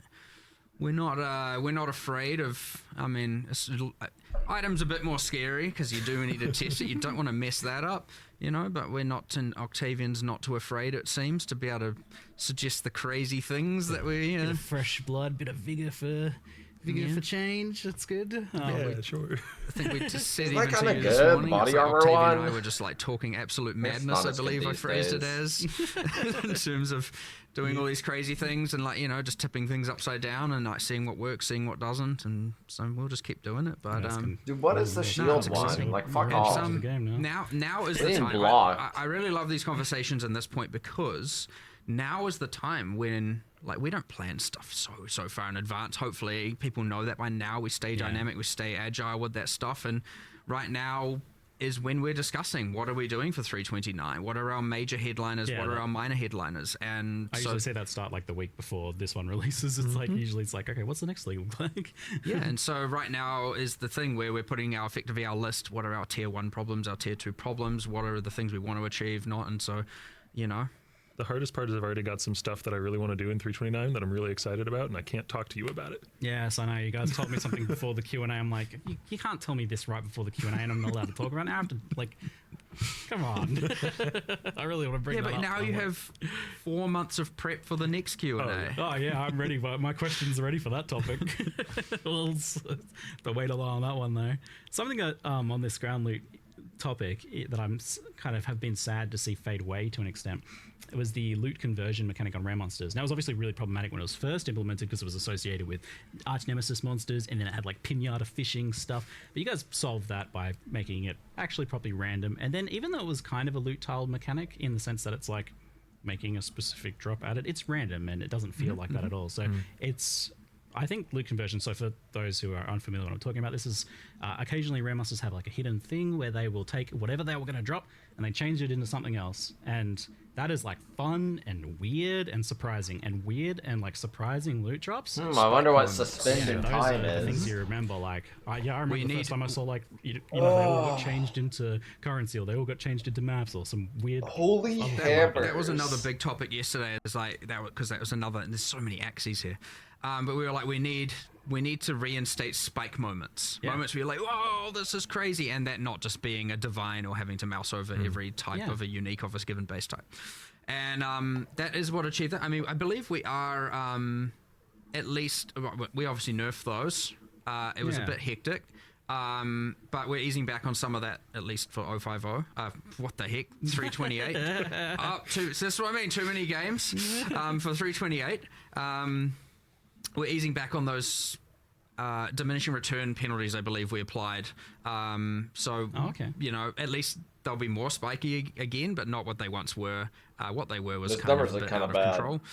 Maybe if all three can single target, it's important that there are those crazy spike moments, and if there aren't enough, like that might not be enough, then we have to we'll add more. So it's important that there's a variety of them too. You know, like that's the fundamental challenge of a loot-based video game is getting players to, you know, care about, you know, the different pixels on their screen, and like this set is more exciting than that set. And like that's the trick that as game designers you're trying to play on people, and it's not an easy trick to play. And you know, like one small thing, like Mark said earlier, that we are doing for 328 is the ancient orbs and fracturing orbs to the global drop pool, because now there's another shiny tink that might occur in the form of the fracture orb. But we want more giga tinks. Yes, that is certainly not the extent of it. It's you want the thing where there's like 50 tinks overlapping all at the same time, and your sound channels are like, I don't know how to deal with this. And just like, the unexpected and the weird, that's the thing that I want to really drive home. Is like, I want you guys to come up with like 10 new weird things that rares can drop, because it makes rares like matter again. It makes them interesting again. Like, I'm excited about a rare because it could do something I've never seen before, and that's one of my favorite, like, after 10,000 hours or whatever. If we design something like that and it's a success and it's like a meaningful new niche in the game, that was one of my favorite things as a player, you know, chasing those weird niches to try and find some, you know, strange corner of the economy that I could leverage. And I want to add more of that. Right, we will. It's on the mind for sure. Hopefully by 329 we've got a good set of that. So potentially some more loot conversion, weird explosions and stuff. There's kind of things in the meanwhile. You also then, when doing that, don't want to then just make the map boss feel valueless and all that if stuff. the hammers that spawn can't hit a single target more than once, I don't think it does enough damage. It's like not bad damage, but it's not good damage. Could be distinct pools on each. Who knows? But then you don't want to create an environment where the map boss is only so rewarding that you just kill the map boss and repeat. Or maybe you do. I don't know. Who knows? Just making everything good. That's the goal. It's all good. We'll get there 100%. I have no lack of confidence in that factor, for sure. So you touched on King's March. So there's like King's March is like a big kind of like grouping of the same issue there, where it's like the gambling, the shipments, and the mappers, and those giving some of the most rewarding loot right now. It's just not from combat gameplay ultimately. And this was something I was going to bring up later, but I'll bring it up here now. It makes sense that like I think I like King's March. A lot of people like the King's March shipments and stuff like that. But I think over time, it's definitely started to feel more and more like what I was initially concerned about, which is that it'd be like daily quests, mandatory chores. Exactly. Yeah, busy work sort of stuff for loot that you're not really earning. It's disconnected from your gameplay and that.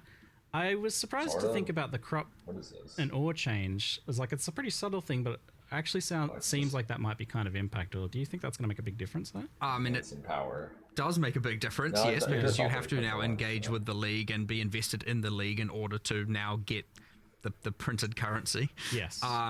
So at least there's that.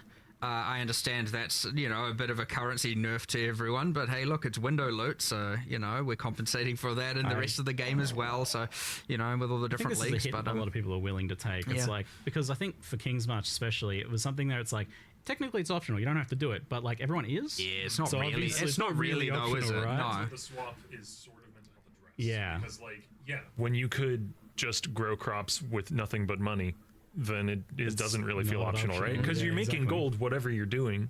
So you have gold to give to King's March and they can just turn that into money for you. Yeah, that was a quote that I picked up from somewhere that I found particularly entertaining. Where it's like, someone's like, "Oh, my King's March mappers are getting better currency per map than I do, so I give them all my maps and I farm gold for them." I'm like, "Oh, that's just tragic, isn't it?"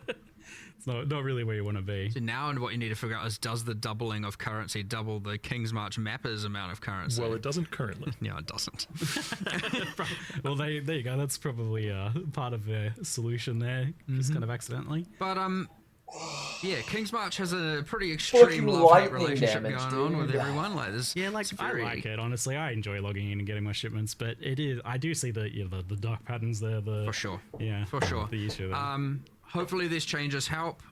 There's obviously more we can do in due time, but you know, you also don't want to take away the thing that a lot of people do like. And that's where maybe making it more of an optional thing instead of the actual fake optional that it is right now is honestly the trajectory it needs to go. That way, if you love it, do it. If you don't, and you don't have to feel so penalized or bad about not having it. You know, that's probably the direction to really go ultimately. How that will present itself, TBD, but we'll just have to see how these the ore and crop change is actually quite a big deal, and we'll just have to see how that goes. Yeah, so. it's like it seems like it'll have a surprisingly big impact for just a pretty simple thing. It's like, we should have done this in the first place. It's like, yeah. It's funny. It was just a bit backwards, I suppose. Cool, and, I'm interested to see how much change the port stuff you've done is, because you've moved around where rewards come from ports, made them more specific, because it was pretty autopilot before. Like, I just used the same port again and again. You just dumped all your crops in one port.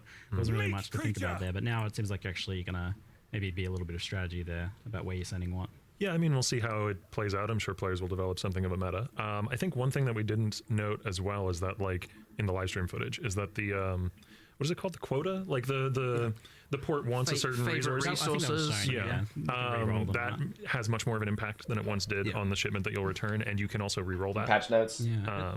It's hard to see. But if that Holy Hammers can hit single target 3 times per cast, it's like decent, I think. I mean, that is a system that was intended to promote that you vary up the different ports you send to. Yeah.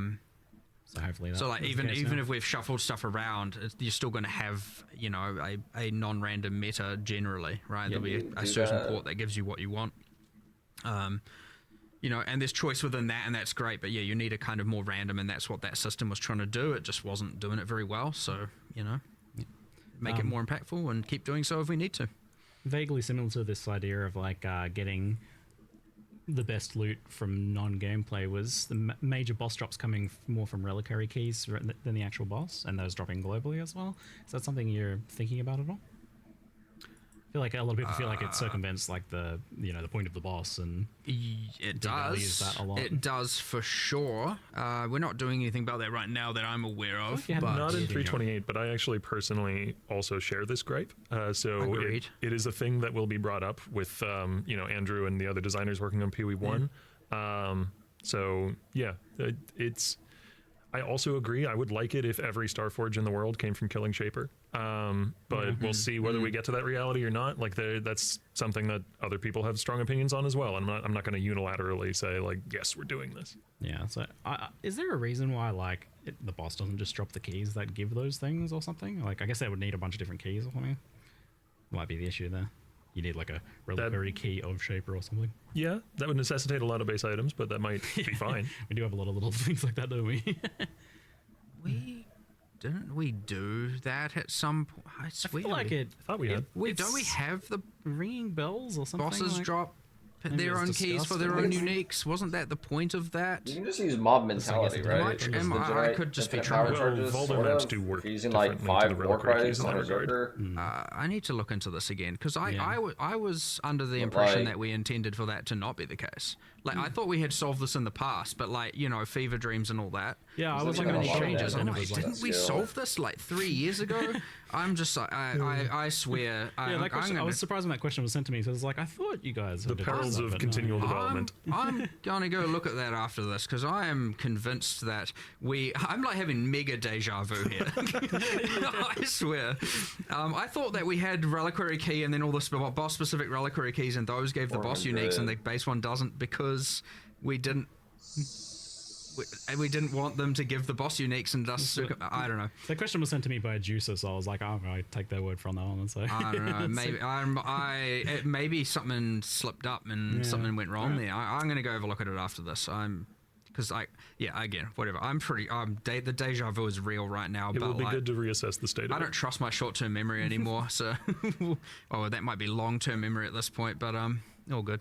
The final-ish aspect of ground loot that I want to touch on for today is 1000%. rare gear drops that ultimately they're just not shown on filters because they aren't. They're either very rarely good or they just aren't even able to be good. Like it's not even physically possible for them to be competitive in many cases outside of some things like energy shield gear or suppression gear or whatever. There are some cases where it's like, can never compete with influenced modifiers or other random where you can jam things together, create the sort of stuff players can make via crafting and other systems. So I have a few kind of questions about like that. It's something I've talked about, a few times in the past. It's like it's always been a thing. Like, how do we make rares matter? I'm curious first, why isn't the tier system being used in Path of Exile 1 for rare drops? Kind of is. The memory strands are a technically more granular version of that. Okay. Holy Hammers does a lot of damage. If all 3 Which- hammers get the 100% look, we've damage considered bonus, this, we've discussed this whenever for you use sure, power and this is charge, part of the whole drop then it base, does but good better. damage. It's actually just good that damage. It comes with Like, these so many different probably consequences better that than we Earth have to Shatter. then work our way through, and the memory strands was our kind of way of trying If to all achieve 3 that. hammers that And as I spawn said, it didn't hit the mark for sure, and do so we're double now damage. trying to make it better. But and I understand that that's like they're from originator maps, not like game wide, which I don't necessarily mind either. Power That charge it's like with at the end of hammers? the end game is I when don't this know, I wouldn't stuff use it. starts happening. But yeah, I mean, I'd first like to see if that can hit the mark first. You That would being literally said, there just is play, just going to always be that there are Berserker crafting systems slam. and drops at odds with one another, and you You have just so do many mob people mentality. who are in favor of one versus the other. That being said, like, we don't want to also generate just be power like charges. flooding the ground. You know how much people can juice. You don't want to just be now just flooding the ground with rare items, and it's just like, oh my god, there's just too much stuff everywhere, and I don't know, like. I was saying fantasy earlier. About like, what would it be How like do you have if these? Path of Exile 1 all of a sudden dropped like maybe only a few rares a map, and I was like excited to identify and look at them. It's like that would be such a crazy change from the amount of stuff that drops right now. I think that game mode is called Ruthless. There's nothing you can do. Lakari's coming for you. Oh man! It's your first time in the Q&A. Calm down. No. I mean, he's technically right, but we can solve that. But the discrepancy between average map and pinnacle, right? We obviously then have to assess, like, how can you get, if you can get 1,000 times more value out of your map, how do you then not go from 3 to 3,000 items? And we would need to address that because like quantity is just quantity right now. So there's a lot of like thinking about how that system can translate into that. Because like, I mean, at that point, the entire map would have to like kind of understand its value of items already dropped, and then kind of stop. There's something kind of a bit like weird and complicated about it that I don't quite know how to achieve. Tricky thing to nail down, but I wonder if there is a world in which such a thing is possible. Like, just for rares to kind of be like, I guess rare ultimately, but not to be not to be ruthless in the sense of it being like an item scarcity situation, but just that like, well, man, if we're dropping 500 rares and we're not looking at them through the filter, then if those were rolled into 5 rares and they were 50 times better. One of the things, and again, this is something that was discussed and not going into 328 because it has a lot of ramifications that we would need to interrogate for 329.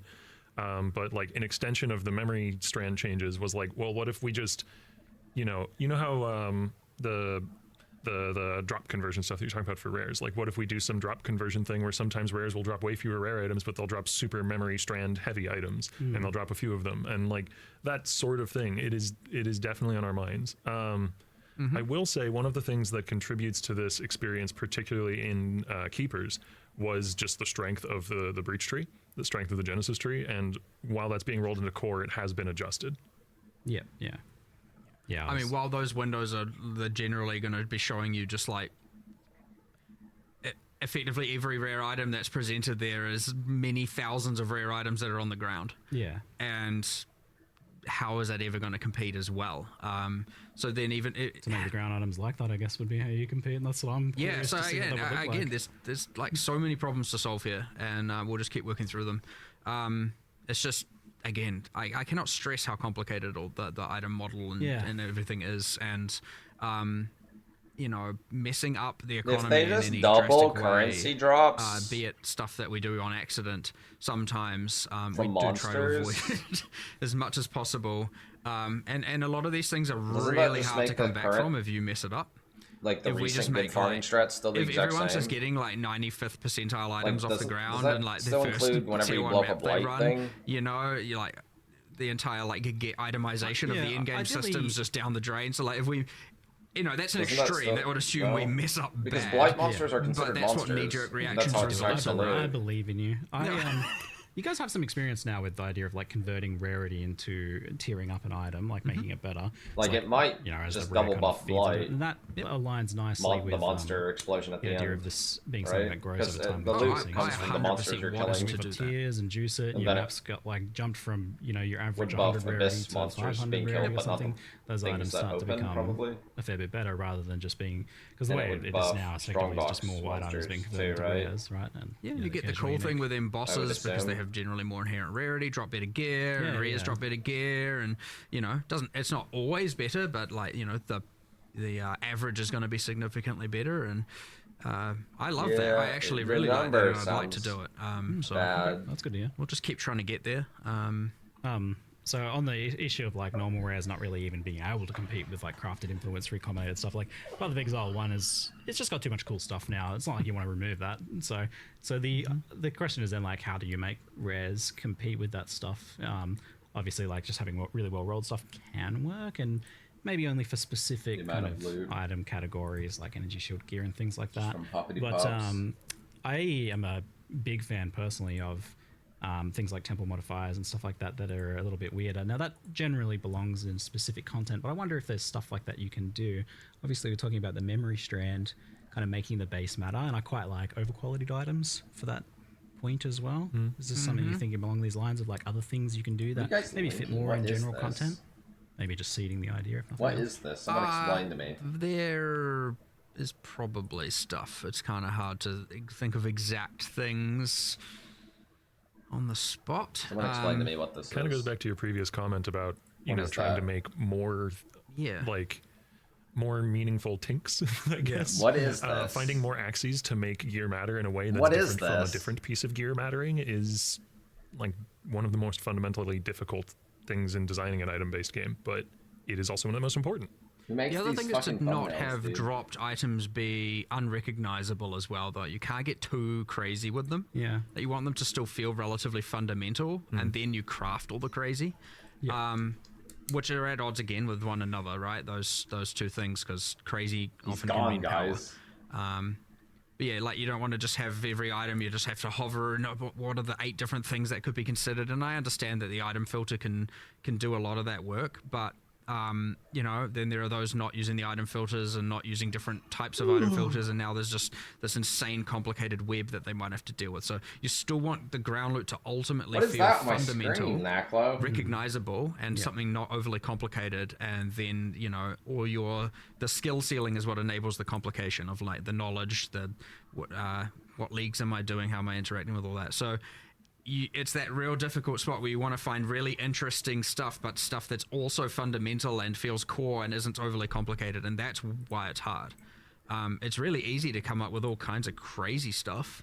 Awesome. It's coming up with the simple, more grounded things that are just really tricky, for sure.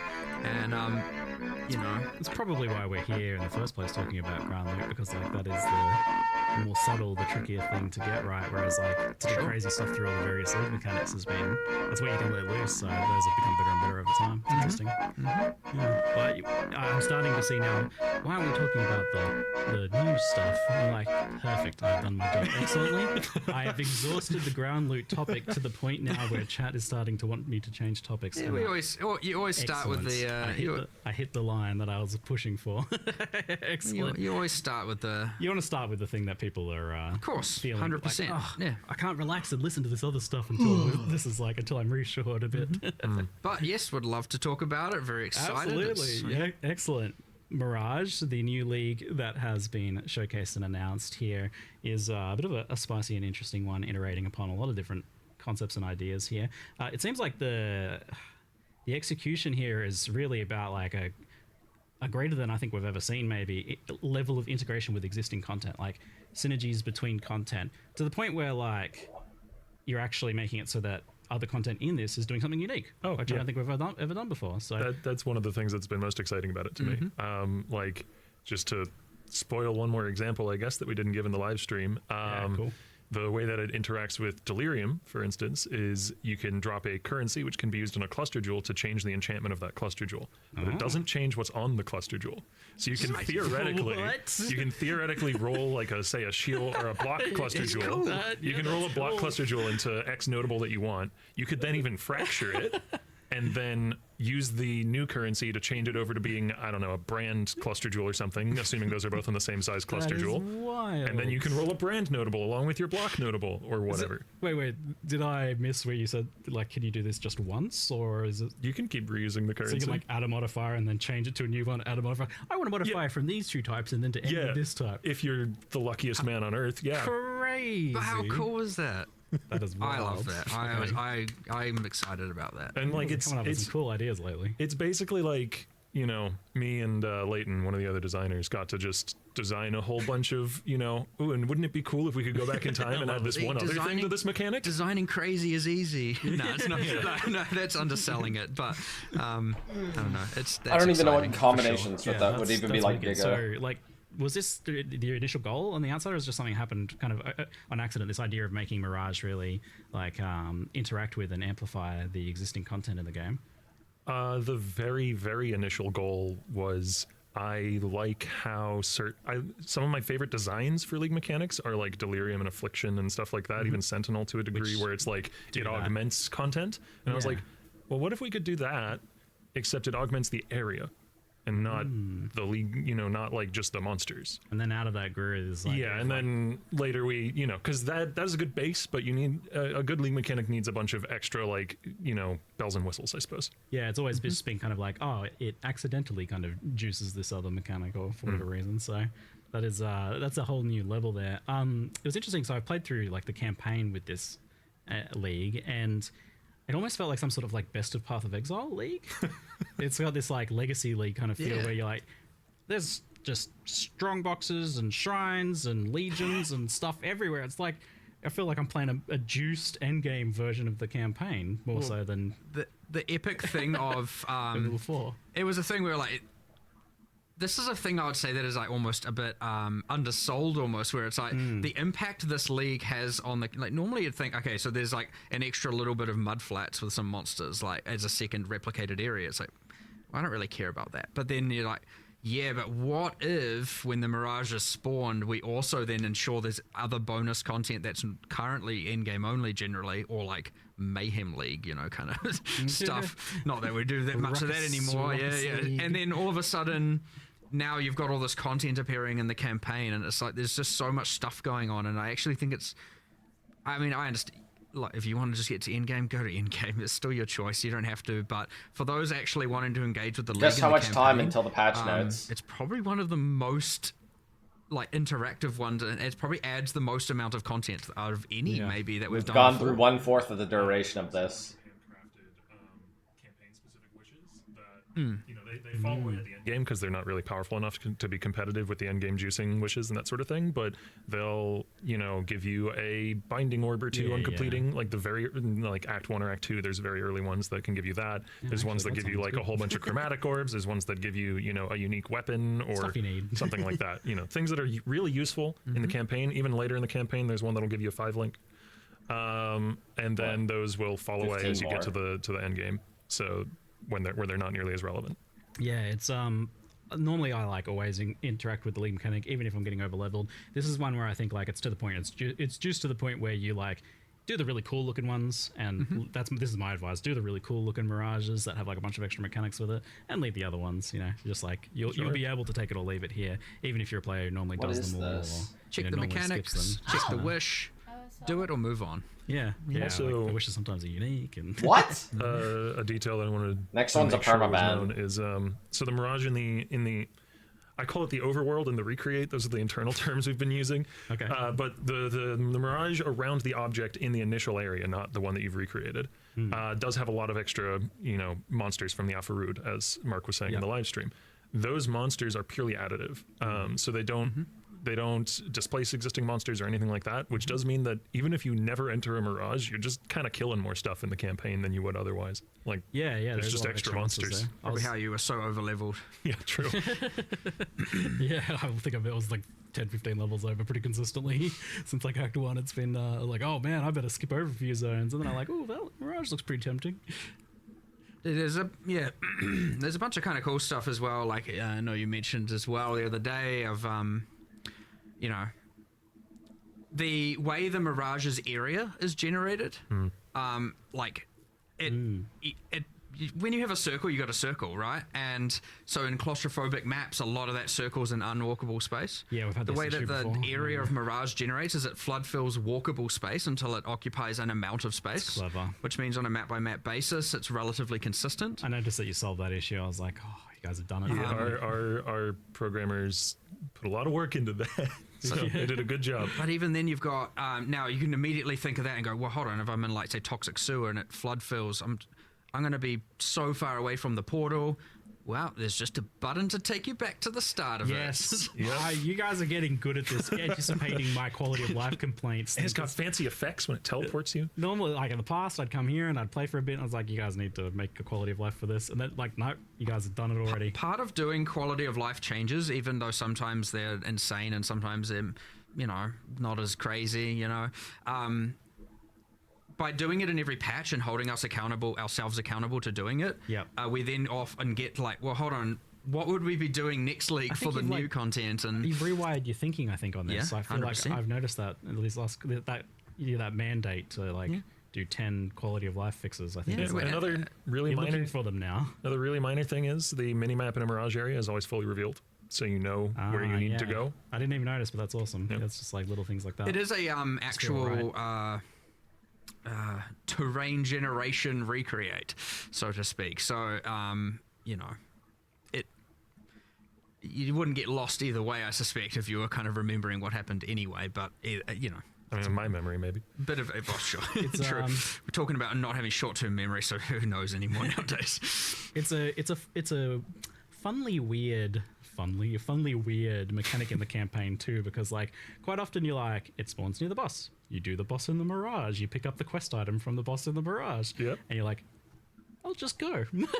A lot of that suspiciously just kind of worked. Yeah, it just which works. And made me feel really, really suspicious. suspicious. So like there's surely some bug we're overlooking here, but it's been pretty thoroughly tested at this point. It just kind of works. I've been intentionally trying to like be like, oh, what if I do it this way? Being like a little cheeky, like, oh yeah, what if I kill PoE in here and get the thing? I mean, it has had some bugs. Don't get me wrong. Like there was a bug where like if the Mirage didn't generate far enough, you could click an entrance that's supposed to take you to somewhere else, and now you're just outside the Mirage and you can't move, that's not particularly good.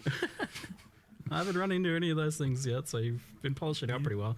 Higher level of polish a week out than usually on this visit. That's so good. I've noticed. So you guys, the team division maybe is working well there. Yeah, because by having ultimately Octavian and Andrew focused on PoE1 entirely for that whole span, and we were obviously all discussing. I loved our generally our design meetings are at like 6 p.m. and then they'd just run until we really look outside and we're like, oh, it's very dark. We probably should have gone home. But the sun is rising. Yeah, we got these just cool, awesome like evening design sessions and that going on. But then those guys just were cranking from the get go, like awesome, and. As opposed to like kind of fighting for resources between the two, we laid out exactly here are the resources you got.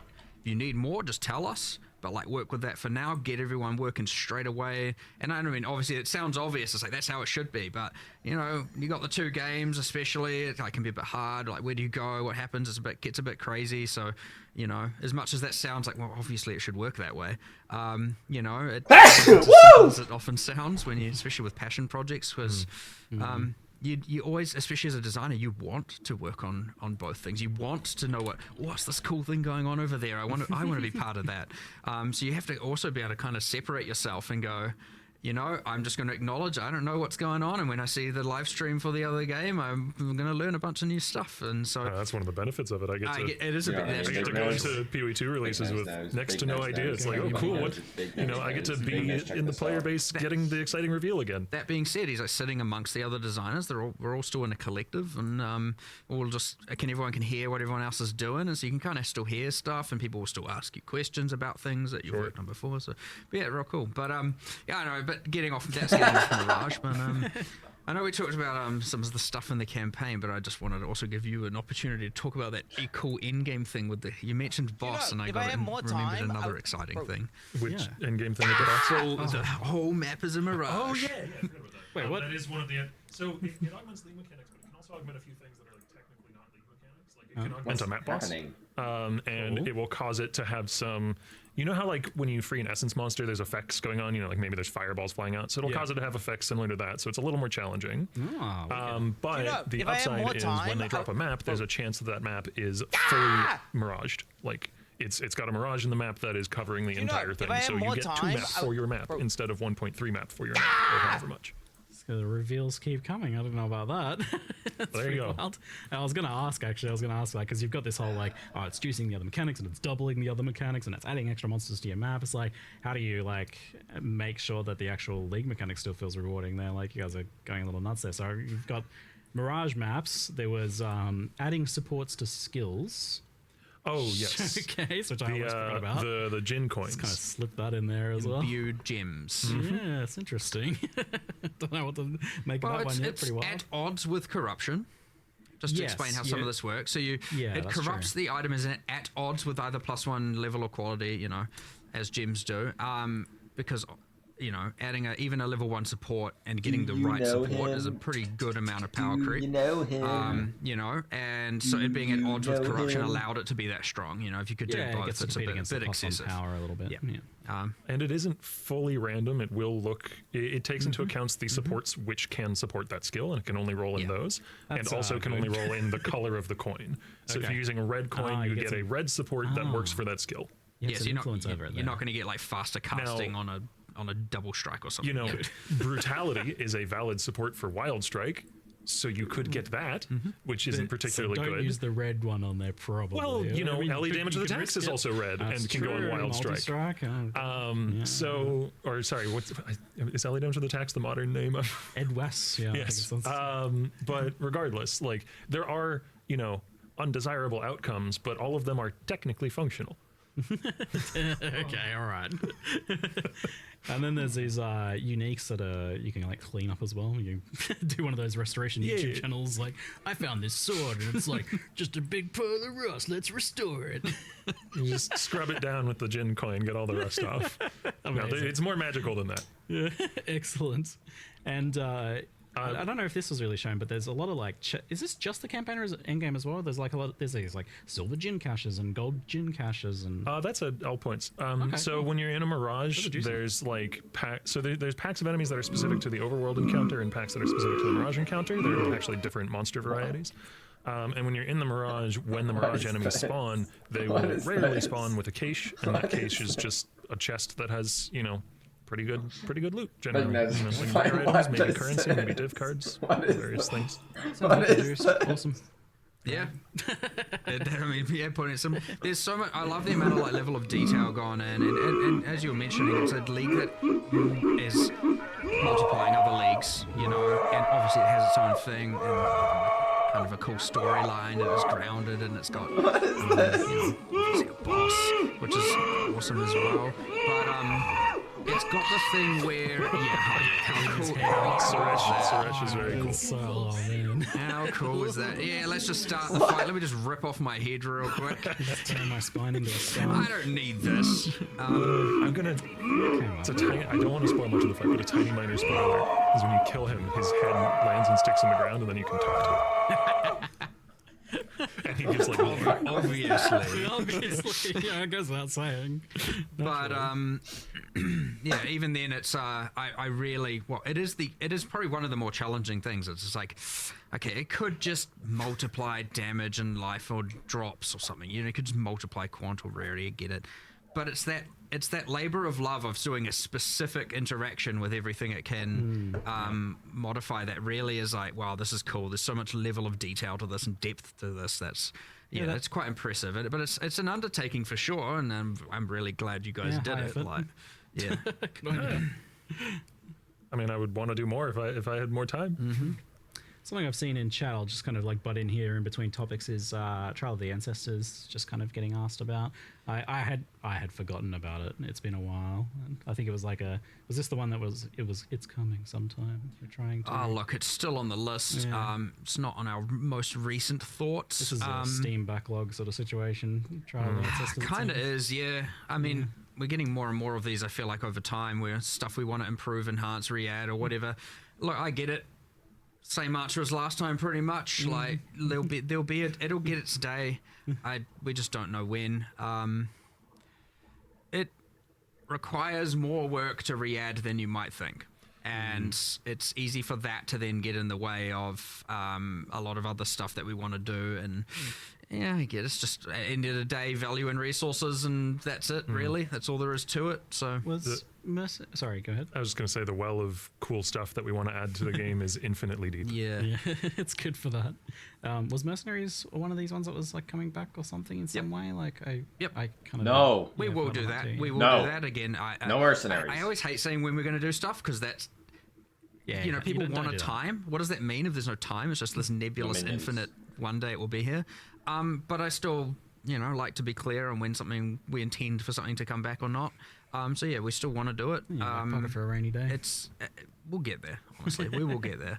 There's not too many big things that are like still pending that we've done before that we want to re-add. So, but just timing. But again, like there's been so much growing pains with the different 2 projects and stuff. We've got more of the staff than ever. We're still hiring. Like we'll get there.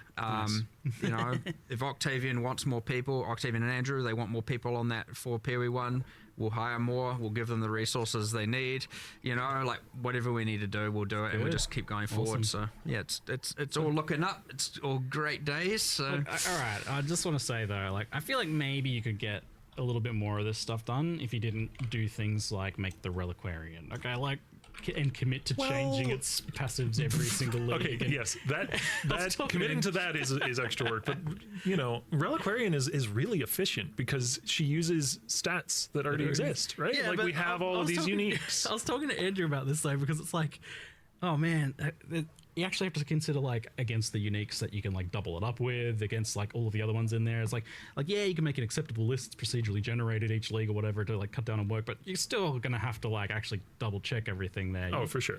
It's a little crazy. It's fine. I love having an ascendancy. Fine. I love having an ascendancy that we've pre-committed to, like, this is gonna change every time, because it means we can, you know, do something cool and different every single time, and players will expect that going into the next patch, you know? And it's so just to clarify for people as well, like this isn't replacing Ascendant. This is this is addition. Scion has a second Ascendancy now. When did the Scion come out? God, like before 18 I was years here. ago, Yeah, or so 20 years ago. 13 years or something probably, yeah. So 13 years to get its second Ascendancy, so 13 years from now, Get a we'll third get the Ascendant. third It'll be class. right on par with the rest of the classes.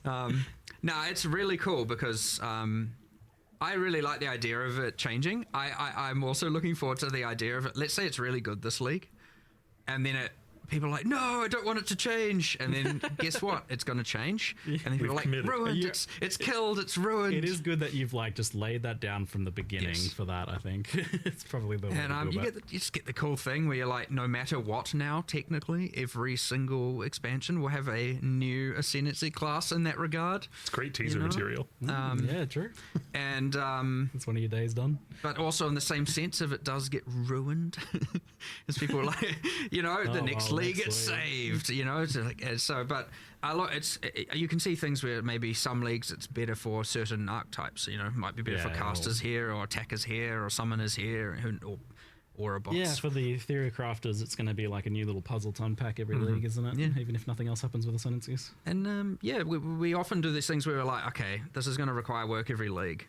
Let's just double check we're definitely keen to do that, and it has to pass the cool threshold. And in this case, it's like, yep, it's cool enough. We're doing it. It's all good. All right. So the other thing on the skills and classes sort of side of things, this time you went for a pretty comprehensive set of new skills, buffs, support gems, even some passive changes to support the Holy Warrior Templar archetype. So I guess the downside with approaches like this of doing like a specific archetype flavored set of changes is that, you know, maybe some people ultimately won't be interested in it, but it seems like I think that's probably a worthy trade-off for the fact that you get a much more interesting experience there. Like, I'm not just like, oh yeah, one skill saw a little bit of a buff or something. It's not really that interesting to change your builds. You can be a lot more, the upside is you can be a lot more like holistic and take a broader view. It's like, okay, we're not just adding this new skill that happens to fit this archetype. We're adding, a handful of new skills, a handful of new supports. There's a couple of uniques that have been changed to help support this. The Guardian Ascendancy has a new pointer to help support this kind of play style. And that just immediately makes it much easier for a player who might have been interested but also wants to play a powerful build and wants to have a well-supported build to commit to playing the new thing on League Start. As opposed to if you just add a skill without any of the supporting foundation, then it's much harder. Like, it's much easier for that skill to sink rather than swim. Yeah, that's it. That's not a lot of things contributing there. Is there something you'd like to kind of keep doing, you think, then? That kind of like, you've done it a couple times in the past, but it's not ever been a super consistent trend, doing this like archetype flavor. It's certainly easier and has its merits, but I'd say we're probably just going to remain inconsistent in that regard. Probably. You'll be consistent in nothing else but being inconsistent. It's good. For 329, and a thing that's come up and probably what we'll be doing is, instead of so much a whole new archetype, it's like, let's go back and look at existing skills and how we can, instead of just numerically necessarily change them, actually rework them. Especially things like, early game as well. At some point, rolling magma becomes a little bit boring, or has its woes. We know the deal. So being able to go back and look at, there's actually been quite a high demand for people going like, can you just change up the early game, like what we're playing with, please, no more rolling magma, kind of has been a lot of, and I'm sure there's some people that love it, and I'm not to say we're going to like eradicate it, but ideally for the next one we'd focus less on the whole new archetype and maybe more on, reworking some of the other skills, but that was something on our current, list of things. So we'll see how that goes. But, reworking a skill can often effectively mean it's a new skill. Like on a personal level as well, one of my favorite stuff to work on is skill and support related design. Like, so there will definitely be more and more attention to that.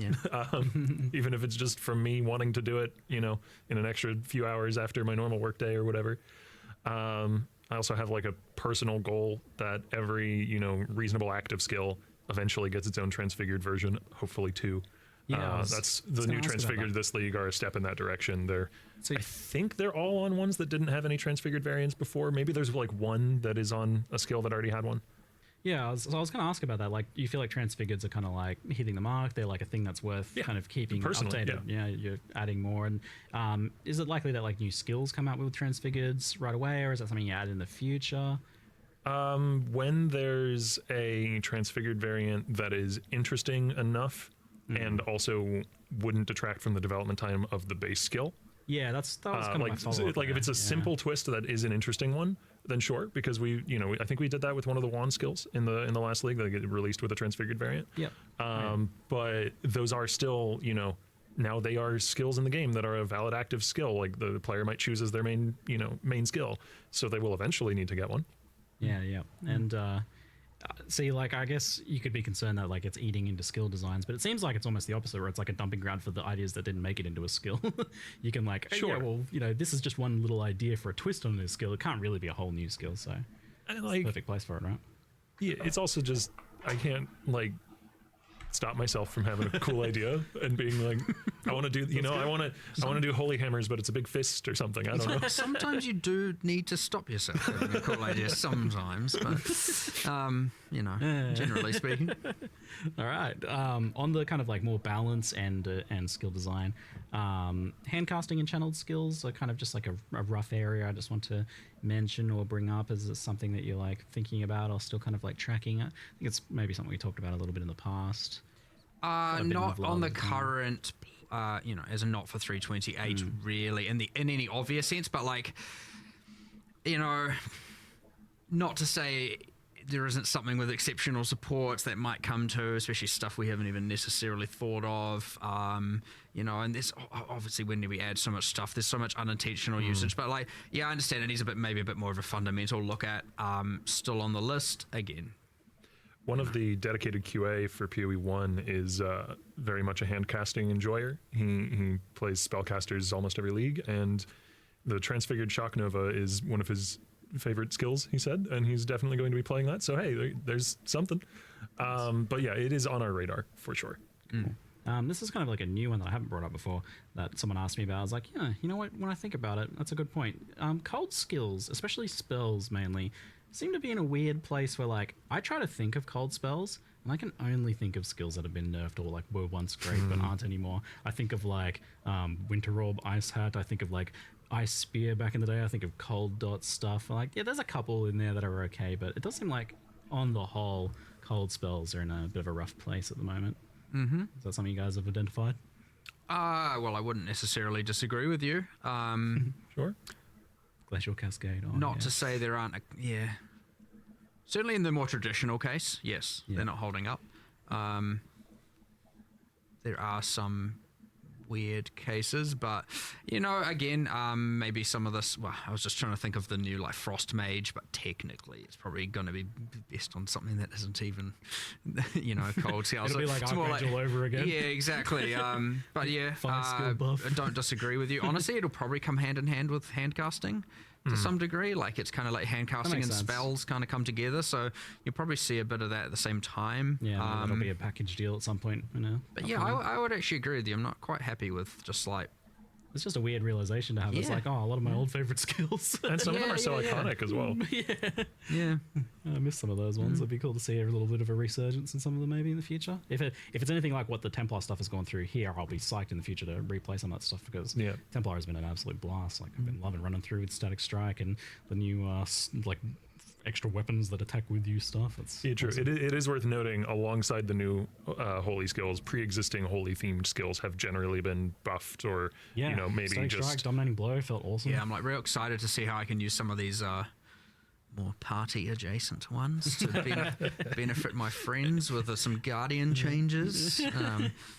Unless the Reliquarians are all good at being a support character, I don't know. I'll have to see which one. In there. You'll have to see, and I honestly and then you'll have to don't deal with know. that getting changed next league, of course. Yeah. Yeah. Well, or I can make it not. No. It's good for support characters. Sorry, it's not changing next league now. I've decided. Nerf Mark's build. I maybe feel a little bad for content creators who are like making a build guide on Reliquarian, and only a little bad. every one of those build guides has an expiration date built in. Yeah. Yeah, you have to put an expiry date in the comments. And Best before. You might still be able to eat it after, but it's a gamble. Nordic Wilderness, dude. I did have a question about this later, but it's reached the chant levels in chat. Harbingers. I was going to ask about some quality of life stuff later, but we'll slip it in here first. do you Just want the Harbingers good being news or mentioned. the bad news? Oh, bad news, please. I love bad news. Bad news is it's gone for now. What's gone? Harbinger is gone for now. Excuse me, elaborate. Yeah, we're just That may be good news for some. I understand that's like, look, the issue. Can't complain about it now. Band-Aid gone. Look, and I understand that will probably crush a decent amount of people. But there's a little bit of it's a shadow floating with some blue, and yeah, I know you're not. They're a fan really of blue cool. aliens, are you? Well, for sure, but we want to do more. We want to do it better, and there's this unfortunate thing where often, or especially with a way we have null to kind of develop prices. things now. There's going to be 1/10 the amount of annuls. It's kind of in the it has game to go with so that it can change. come back better. 1/10 null prices are going to be 10 times higher. And it will get the justice it deserves. And I'm not putting it in the in the nebulous trial of the ancestors bin here. It's in a closer. Yes, which. And that's what I'm saying. Bad news, good news. It's unfortunate, but in some regards, however, it's going to come back a lot better, and it should be something that ideally people can get excited for. Big nose. We were going to be way more mysterious with it, and actually have the patch notes and actually we are doing it in Harbinger text, and people are going to try and derive what does this mean. But immersively, effectively, the Harbingers have gained the knowledge they want. They're leaving Rayclast for now, and they are going to come back, and you will find out what that means. There's a lot of justification. Without spoiling what's going to happen. As we mentioned earlier, Ancient and Fracturing Orbs are in the core drop pool. Harbinger Uniques are also in the core drop pool. The upgraded Harbinger Uniques are in the drop pool. Oh, Core cool. drop pool, yeah. Alright. So keeping as much as we can. But yeah, look, sometimes these things just have to happen this way. Yeah. It always sucks because we just like, damn. Also, on Jason's question that I imagine will come up, Horizon Orbs, with the way the new map items work, are they don't do a thing, but they would have done a thing on Shaper Guardians and such, because Shaper Guardians are still an individual key to an individual area. Okay. So now Blessed Orbs will reroll your Shaper Guardians. There you go. So Nice. you still have that capability. Good old Blessed Orbs getting a bit more love. Yep. Aw, my baby. So yeah,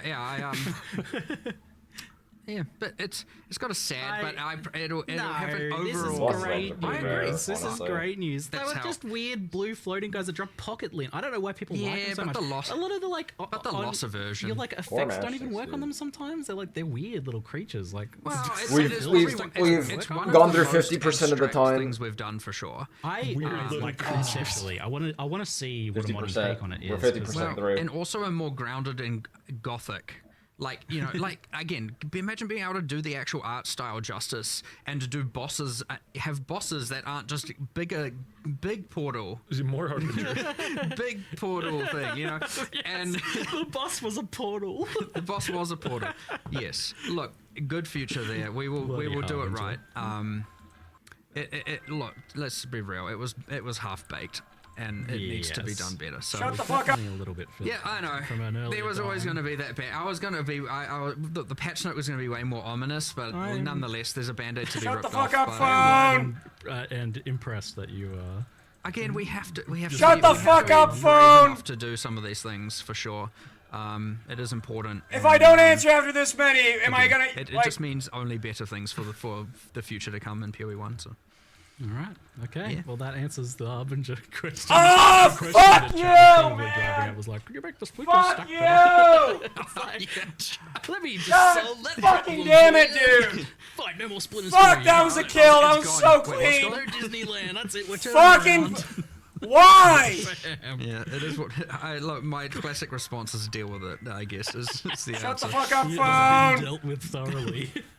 Excellent. Yeah. Okay, all right. On to my next topic, which was breach and the implementation for core for that. So you showed walls being destroyed by damage, which seems like honestly would solve 99% of problems because like your damage typically is just killing everything. So I imagine the walls just get deleted. But you know, well, there's sometimes with movement skills or something like that. What's the idea? Why do you breach them? It's just nothing. I'm sure some people are like, why don't they just delete them? Look, it's important to have different encounters that have different feels and different things going on, and it does achieve, I wouldn't say it's overly complicated, but it does achieve a relatively unique vibe.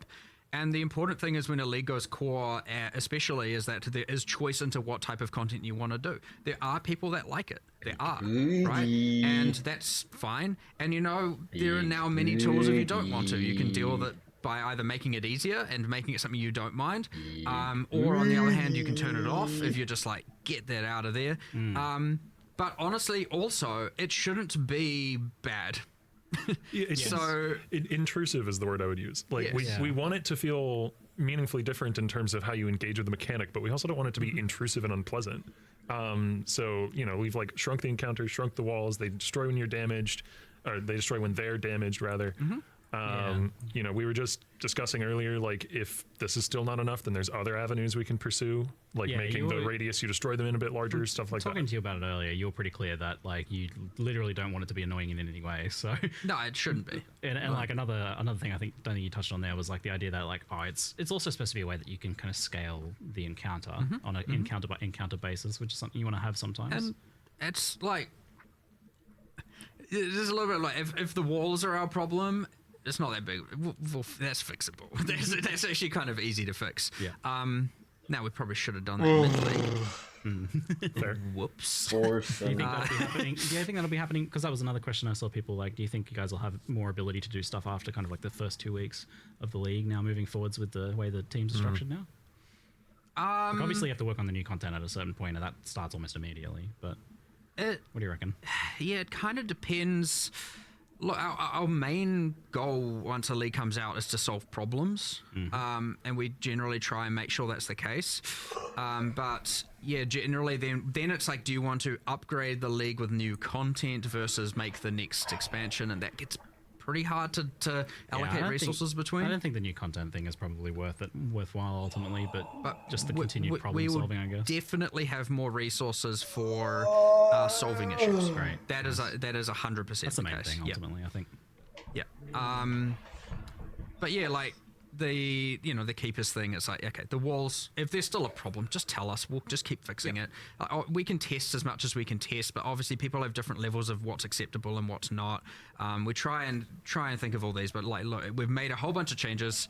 It's going in, tell us how you feel afterwards, and we'll just address it if it's still a problem. Like that's the actual straightforward solution. Hopefully it's not, we're gonna, I mean, even today we're like, let's bump up the burn radius a bit as well, just to make it a bit less of a problem. They're now damageable, they're now smaller, hives are now smaller, the walls are smaller as well. And again, you can turn them off.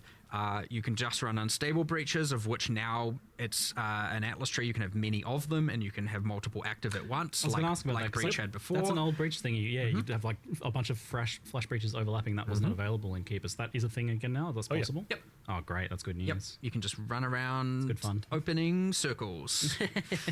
So obviously there's a way of like kind of being like, oh yeah, I want to see just the circles or more of the circles or something like that. Is there a bunch of them? The whole goal was to keep that.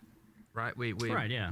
It would have been easy to just only have the wall encounters. No one, yeah. Well, we're a rage character now. Like, the point was, like, people Why loved the fuck Breach would for I what melee? Breach was. We wanted to retain that as the map to map. So yeah, you can have multiple unstable breaches. You can just run into multiple of them at once and just start killing all the hordes of monsters. Did I actually hit that? There's no way. It's just that, like, we then get to have this new epic storyline set up, do more with it in the future. I did! No shot! Where's Zoff? Dude, I led that by like 7 feet. Oh my Saying god. something about Range expanding is the OP. Breach story and Breach Swords, but it's not like you're gonna do Breach 3 next league. So like, I was born for this. Harbinger's taken them. Like, what's going on? Oh, you reckon it's a blend in with another league or something, maybe? I'm fucking. I'm talking. This is my. I'm talking madness. Okay. Can I make that in one swing? But This you would be know, really the fun point way to being, die. like, I can make there's it. cool Why things is to it set green up like here, that? epic new bosses, be it pinnacles What or happened? otherwise to come in the future, and you know, like I understand people have a bit of attachment to a lot of this older content, but like The old domains. these and are Breach Swords. literal old player characters wearing microtransactions that are bosses, and They're it not just to your is- current standards, yeah, are it's they? not what we do Just like anymore. Harbinger, they got. You know? Get out of here. You need bosses that rip off their own head when the fight starts, not Not recolored yeah. floaty guys. Not like, here's some armor set. You're not red enough. Let's dunk you in red paint. All right, now you're a breach lord. You know. When do we get this Every ascendancy new in unique we make going PoE 2? forward could have a Foulborn variant. Ooh, yeah. Or be on the Reliquarian. Yeah, Yeah, sure. wow. That too. Oh man. Or Yeah, be the Rusty and go on a Foulborn Restoration uniques. YouTube channel. Excellent. Foulborn uniques were pretty cool. Yeah, Foulborn uniques were, I think, a big win from that. I was going to ask about that in relation to the tree. So Foulborn uniques, something to keep expanding on then. Yep, the new It's a banger. uniques. Some of the new uniques in Mirage have Foulborn variants. No, not kidding. That's awesome. Yep. Great. Well, that's happening right away then. Fantastic. On that note then, so the tree is staying, and I think people are concerned in various ways, but people both want it to be still rewarding in some way, but people also don't want it to necessarily be pooping out all of the best items and to the extent it was. So in what way is it going core, and in what way is it changing? You know, correct me if I'm wrong. Okay, I think that we want it to still be good, but we don't want it to be good at generating every kind of item. So I think it can no longer make weapons or quivers. Interesting. So it can still do the armor, the jewelry, and obviously keeps the Foulborn uniques. It can make Foulborn unique weapons. To be clear, it's rare the weapons for the rare rares, okay. equipment. Yeah. So limited the pools of rare equipment it can produce. Interesting. So it has a more specific role now, which I like for League mechanics. Again, like that's a So no general more thing tree where weapons. if one thing can do everything, then why do anything else? And then you have the like, Back to if everything can do recombinators. everything, then what does picking a league even mean? I mean, it's the same discussion with things like fossils, right? You know, which I believe we've also made a change with now. Fossils are exclusive, or at least way I was gonna more ask about the exclusively Delve. from Delve. if we did our due diligence fully, then fossils should only be coming from Delve now. Ooh, okay, cool. Yeah. That's So good. we're kind of trying to make sure we're actually confining what it makes a league special to what makes a league special, Right, and not yeah. just letting it seep in everywhere.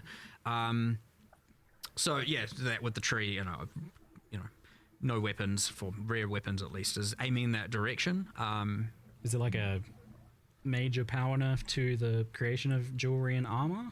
It's been tuned down. Yeah.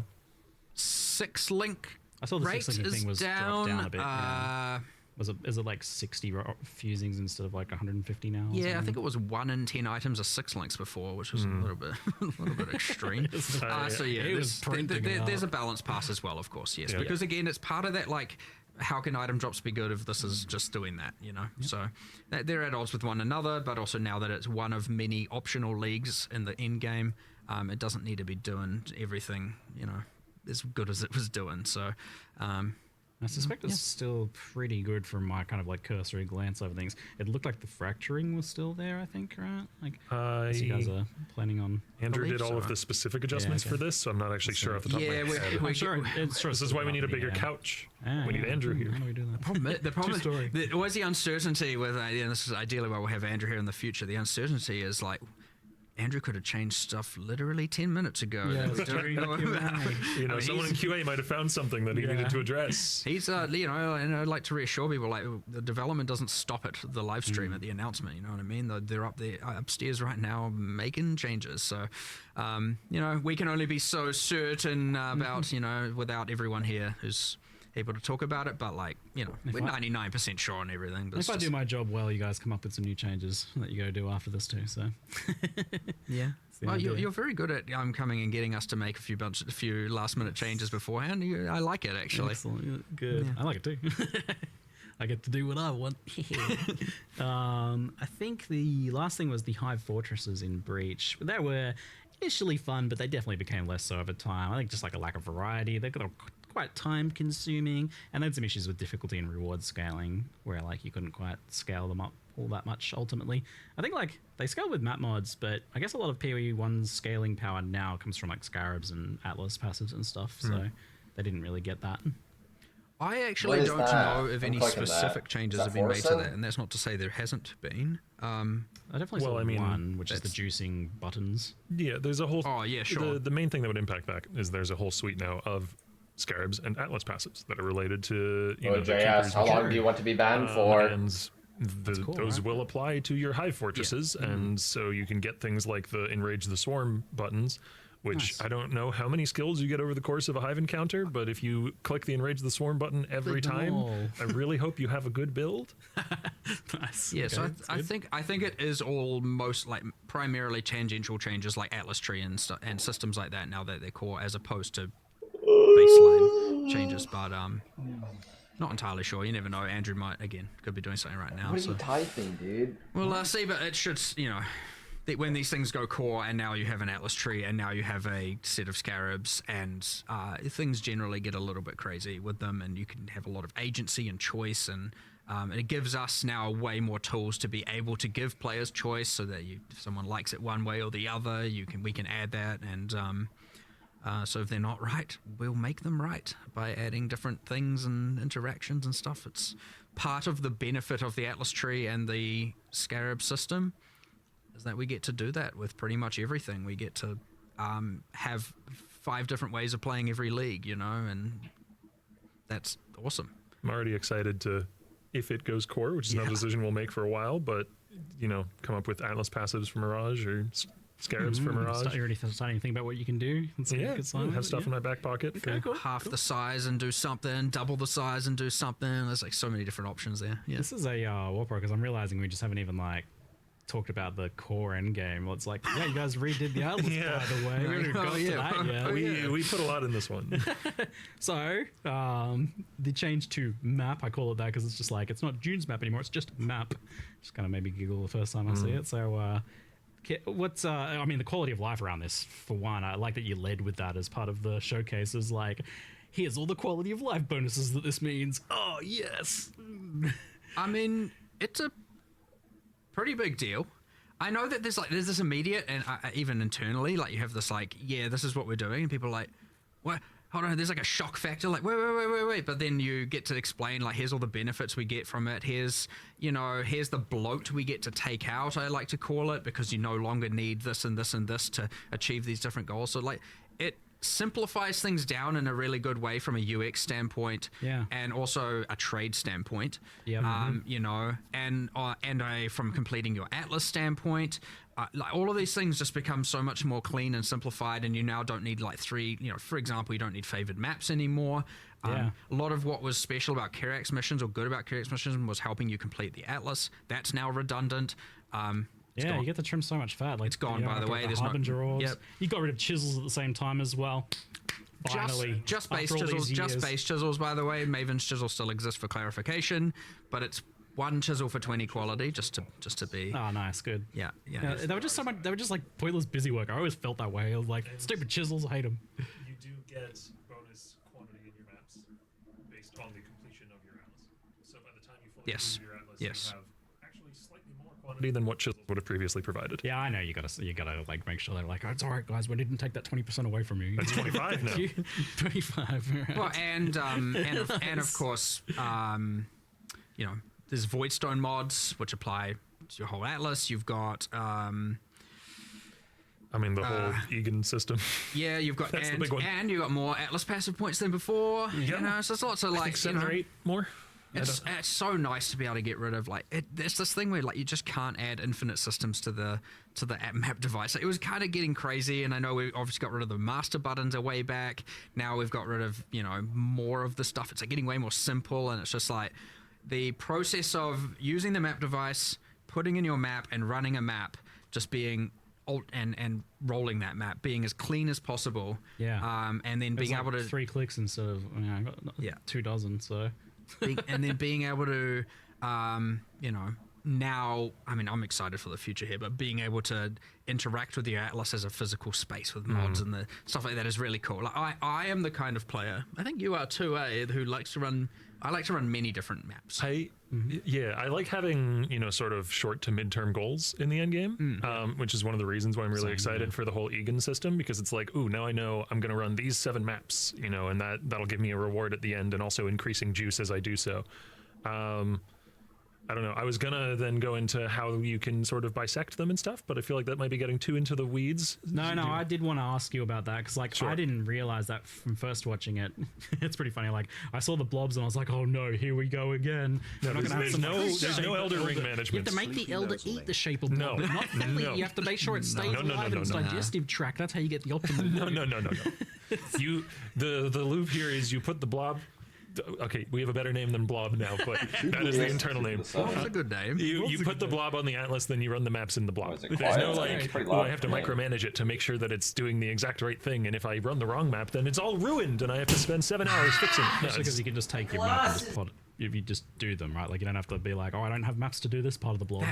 Which is amazing. You just have the map item. That was really go wherever you want, with those and that is systems. Also, to be clear, you can still go wherever you like. You have freedom of choice to pick whatever map it is you want to run. Like you use the map item on Mesa, do it. You use the map item on Strands, do it. Whatever. You even made that keystone, so like, you don't want to do different maps in the blob. You could still do the blob. It'll just do it randomly. Yeah.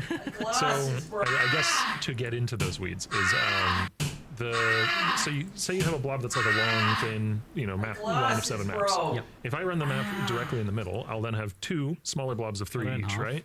One of them will be removed. Never seen anybody lose to a target dummy. So you can more quickly clear the blob off your Atlas if you just care about the Templar Vault reward. Yeah, so but you get a little bit less juice if you do that, because every map that you finish juices all the other maps. Yes. Oh, that's a really cool So you have this like sort of tension, this push-pull between, do I want to get the maximum amount of value out of my astrolabe that I used, or do I want to get to the vault as quickly as possible? Yeah, so if you run like all of the outer areas of the blob and shrink it into the one last map, it'll be a super juice map. It'll be very Or you just juiced. cut it in half a couple times, and then you rush to the end scenario. Which the main motivation behind that decision is it means that every astrolabe has a sort of minimum value.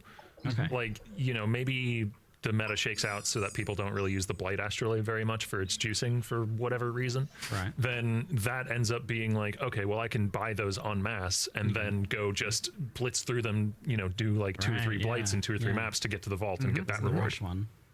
Yeah, so there's like those subtle tactics. Clever, yeah. And non-annoying. Like this would be annoying if you had to like trace down the specific maps and like micromanage it and it was moving around on you.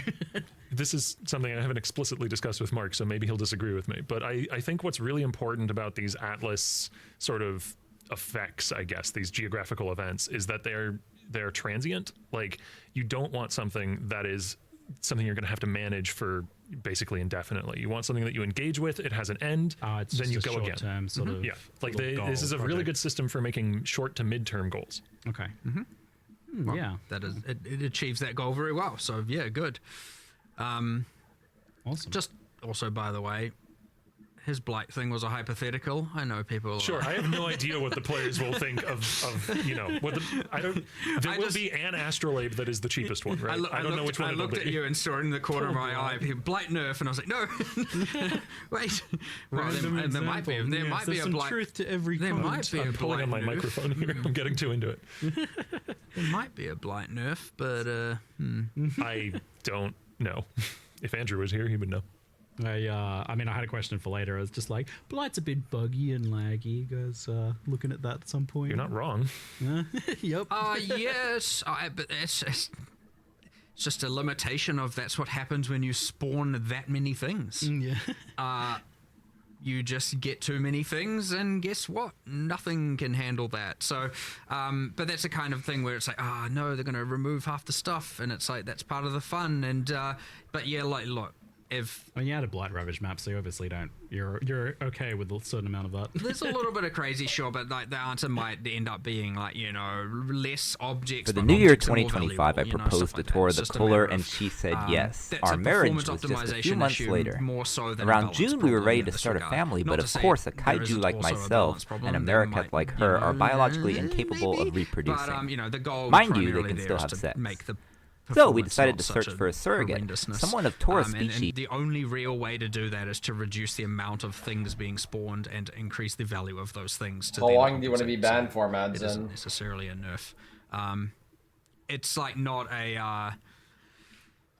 you know, often there's like there's an engine thing, or like there's a, you know, back-end performance thing you can do. Yeah, and maybe there is something you can optimize here, but honestly, this one is just a straight up like what they're going like, what do you expect to happen when you have this many things on screen at one time? And I'm like, I want all of my frame rate, and but then they're like, yeah. So often there's like, is it an engine problem? Is it a like, you know, programming optimization issue on the more like back end or instance?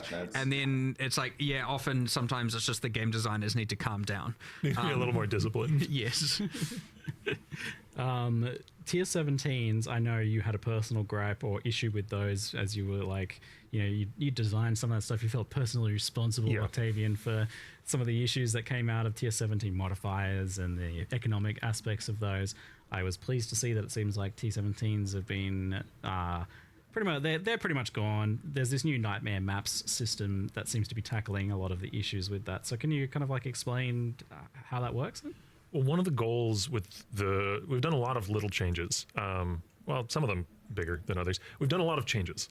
And one of the main driving goals was to make it so that T17s don't feel like simultaneously this access to Uber bosses and also just the absolute best pinnacle thing. You have to be doing this if you want to be competitive in the economy, right? Because there's 4 or 5 layouts for T17 maps, and it was so restrictive. If your end game choices are there's 5 different maps you can do, but really 2 of them are better than the others, or maybe even one of them is, and so it just feels like other maps. Exactly. So sure, barrels. And so one of the things right off the bat is I believe they now share the same mod pool as originator maps. Correct? Yes. I'm 90% confident on that. Yes, they do. Which helps bring them in line with originator maps. Yeah. And they are also, if you're eagle-eyed, you may have noted that they are on the outer corners of the atlas and not within the inner quadrants, which means they're not affected by the new Egan system. They're separate. Yeah, so if you want to be maximizing every layer of juice in the game, you are inherently not going to be in one of these new Nightmare maps. You are going to be running originator maps within the Atlas quadrants to leverage the Egan system. And you're choosing between the two potentially. Yes. Yeah. Go ahead. I mean, what a result. Ultimately, they're still decent to run. You know, they're not like just ultra trash. However, they're more towards the boss. Yeah. Killing the boss, getting the boss keys. That was the idea, right? To make them an access gate for... And they're more deterministic in that regard as well. Each of the individual Nightmare maps is associated with particular Uber boss fragments. Right. So that's kind of to help give them more identity in that direction of it's the access point to an Uber boss. Yep. Awesome. It should be... It's definitely just much easier now if you want a specific Uber boss to go and kill that specific Uber boss, because you have the Nightmare key is...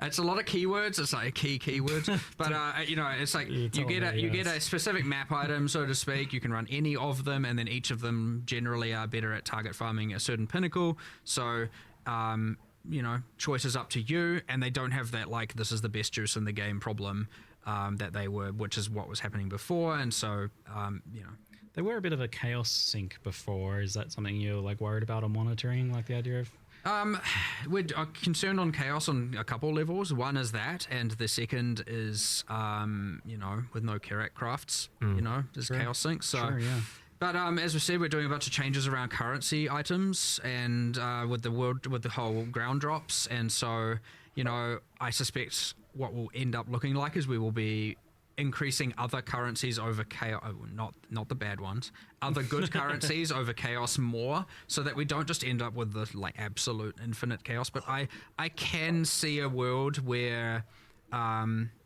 yes, there's going to be a like chaos will become less valuable this league. Like I don't see how I never can be certain with these things, but I'm like, I have a decently high level of certainty, unless I'm missing something here, that without those two sinks, you're just going to end up with lower value of chaos for sure. Yeah, diverse your chaos portfolio now based on comments on the Q&A. I am curious if us saying that we anticipate that will have any sort of impact on the actual early price of chaos. It'll have an impact for sure. Well, right? We'll see.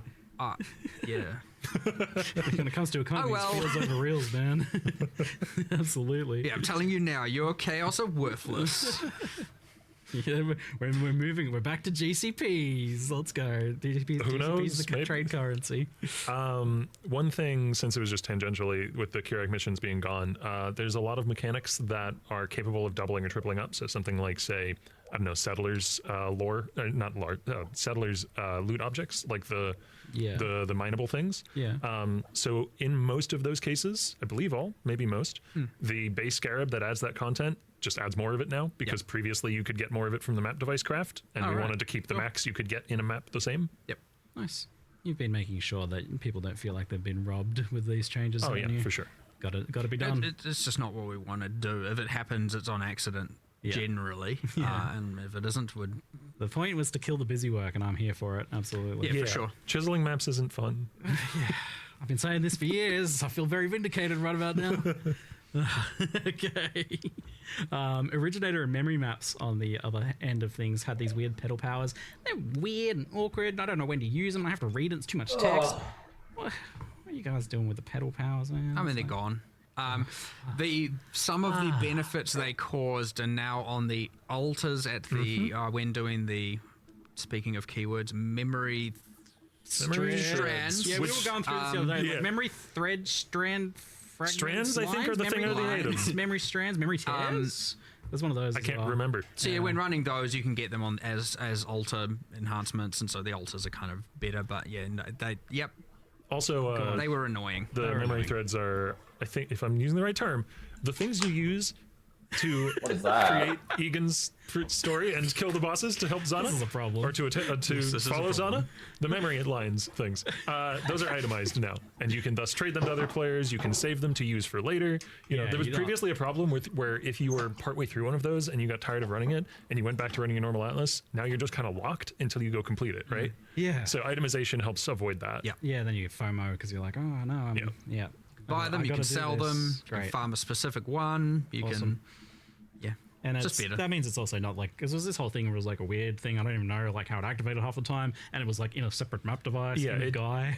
It feels more connected to a choice you're making now, rather than just it's a thing. It's all the one thing, and you get to make that specific decision. Fantastic. We touched on Delve. That's good. I think we addressed that one pretty well.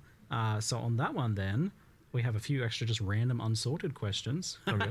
I actually I don't normally include a ruthless question. Sorry, everyone, just block your ears for a second. One person asked me a ruthless question that I thought was actually intriguing. I thought I'd ask now. So in ruthless, you can't hide items on the loot filter, which I was surprised to learn. Made me laugh. Does it have to be like that? It's the idea was if that with ruthless, really what a lot of what ruthless is a it's meant to mean that you don't have the whole items on the ground that don't really matter. Yeah.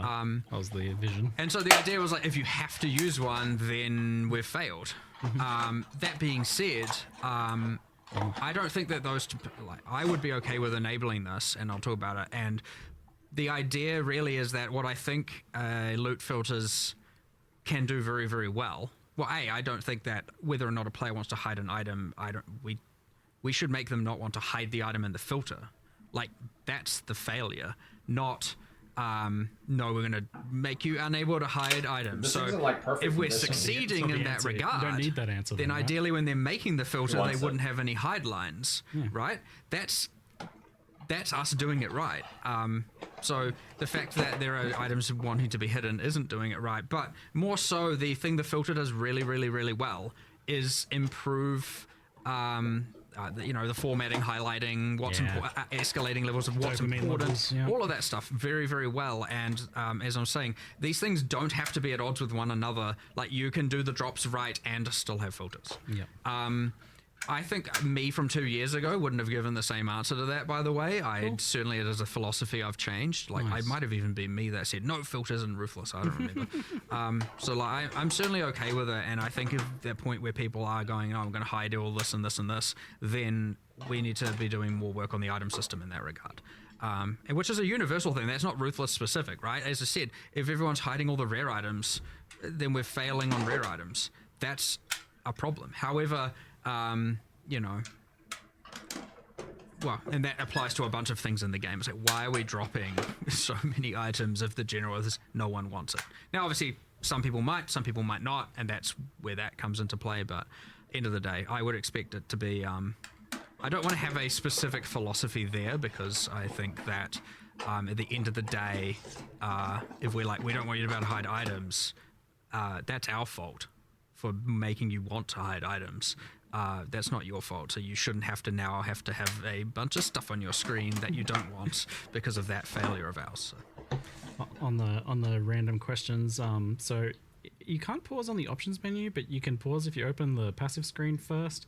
It's kind of weird. It's like, why is there no like dedicated pause button? You have to open. There's a specific. We are implementing that. Great. It's meant to be you can pause, do whatever you want, and then unpause at your leisure. Not to say that the passive tree won't still pause, because full screen interfaces will still pause, but there was a specific options thing where.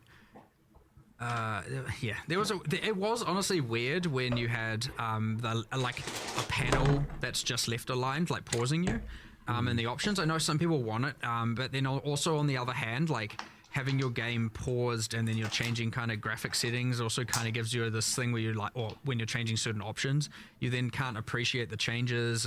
But ultimately, the real answer is implement this pausing system properly. Yeah. For both games, mind you. And it's on our current queue. Okay, great. So which game gets it first, and then the other game will get it is kind of honestly the race condition at this point.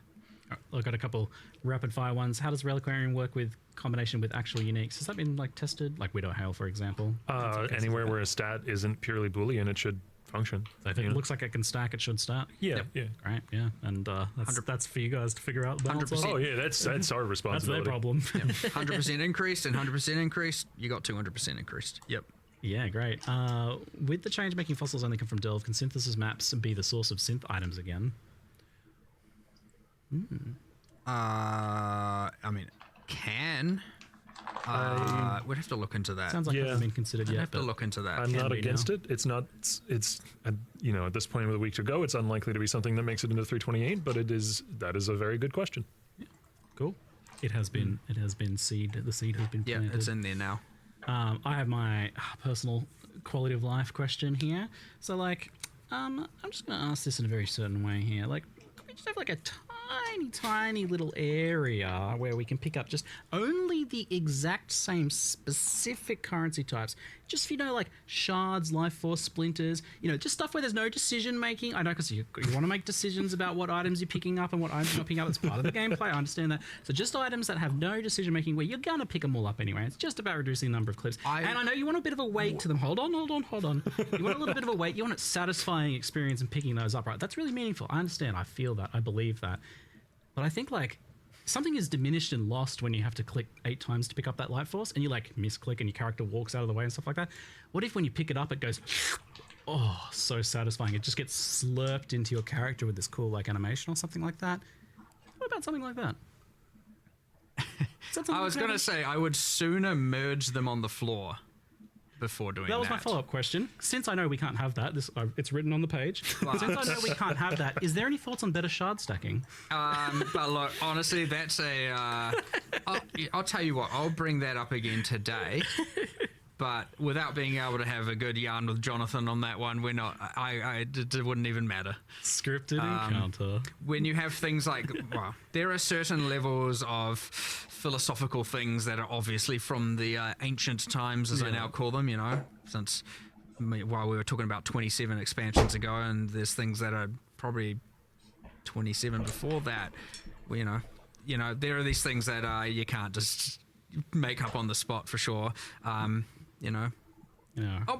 I'll bring. You know, you come upstairs and bring it up. Okay. And then we'll see where it goes. And then you can be the hero. I'll do it. Or the villain. No, I'll be the villain. You be the hero. But you know, we'll go up and discuss it afterwards. Yeah, I'm just trying to get a little tiny, just a little foot in the door here. Maybe just like plant the seed. Maybe just Hey, take advantage of the things while you're here. I'll do it. I'll do it. Just point me where the direction I need to go. Yeah, just come and discuss it with Jonathan and I legitimately, and we'll see where it goes. All right, that's what I'm going to say there's a low chance on that changing, by the way.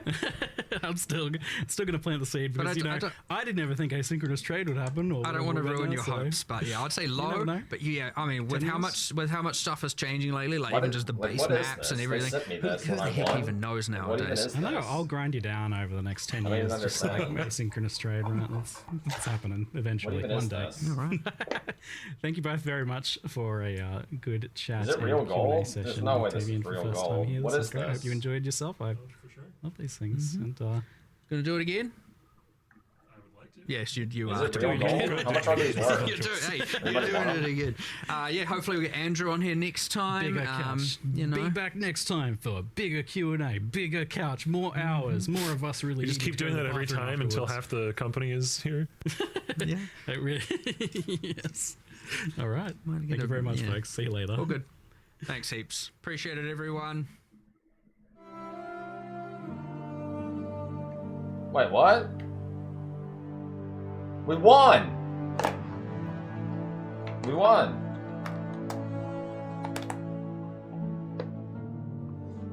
Ariel, what are these worth? What are these worth?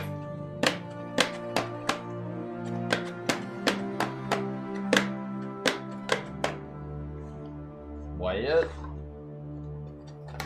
I mean, I can barely lift it. They're pretty heavy.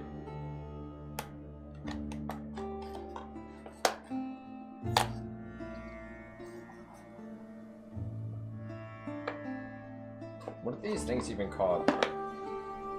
Torchlight? Something?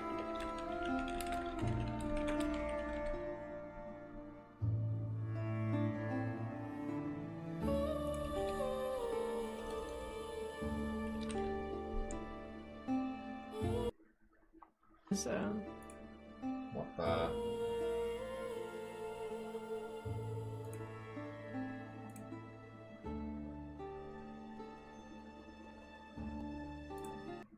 What is this?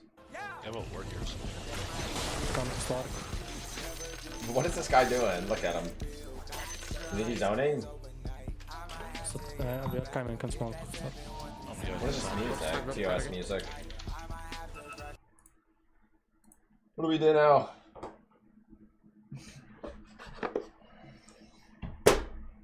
He's an Evadoga death. He's the Evadoga death. Oh no.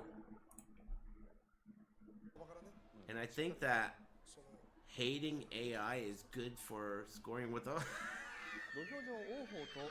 with the 6-4 lead in their head-to-head series, 6-4. When the last two matches. This is fucking cracking up, dude. Path of Exile. Is it literally going to be 24 minutes before we get to see notes? So we just sit here for 24 minutes?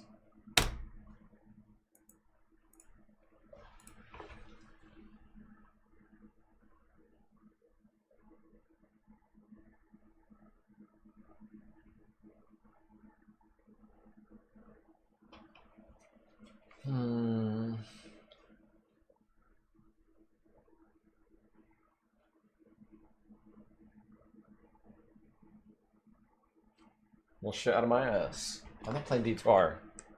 More like stupid, dumb, idiot content for Core versus evil.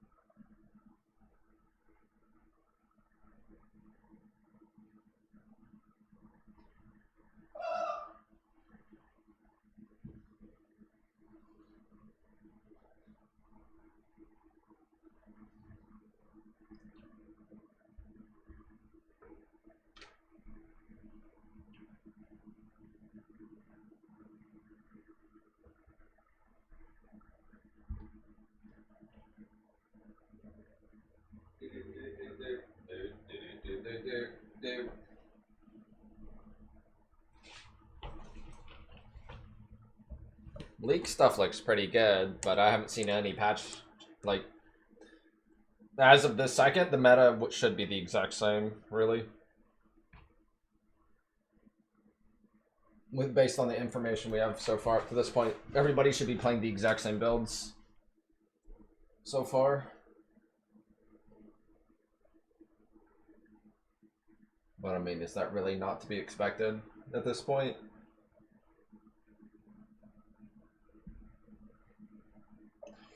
Did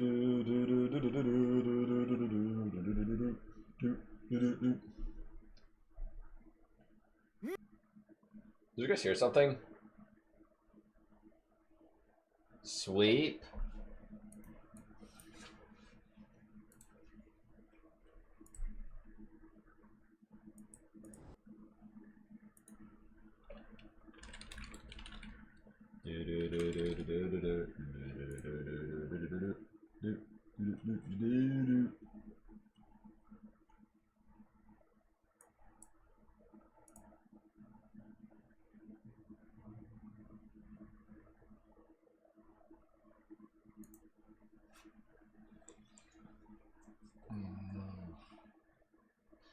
When is converting physical damage into an elemental damage type ever better?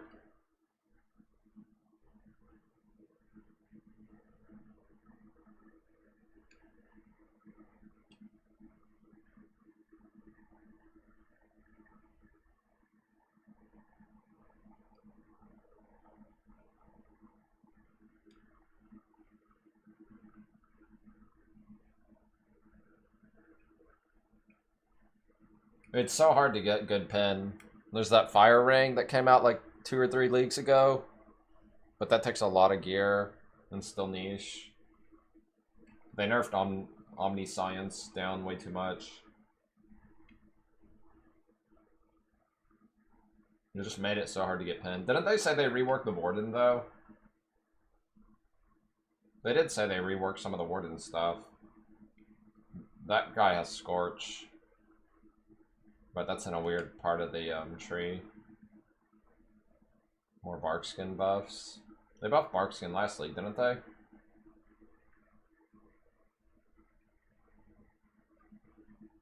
You could be just blue boar.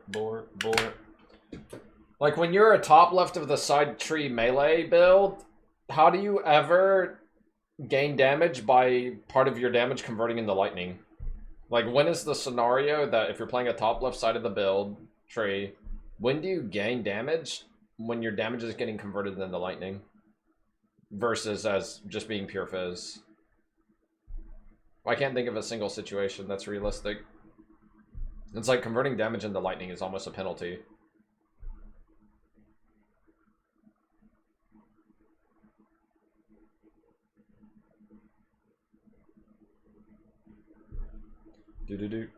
Lucky crit? Is there still lucky crit for lightning? Any lucky damage for lightning?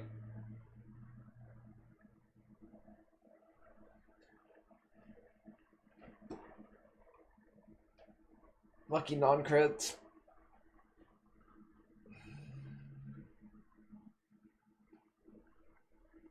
Yeah, all the new skills are maces and stabs also.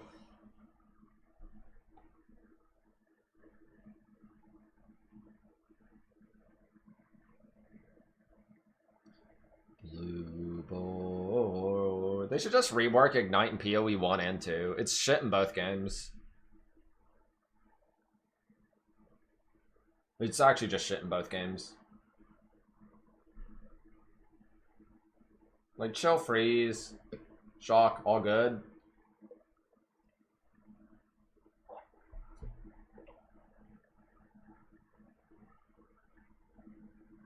We'll see patch notes here in 15 minutes.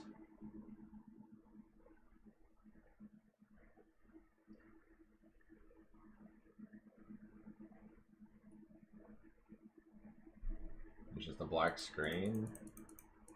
Is that better?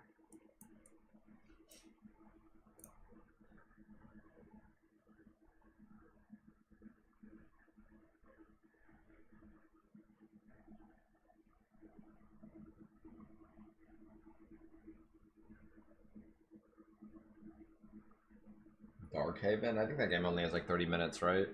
Of gameplay time. I don't think it's worth looking at yet. So it actually has like stuff in it.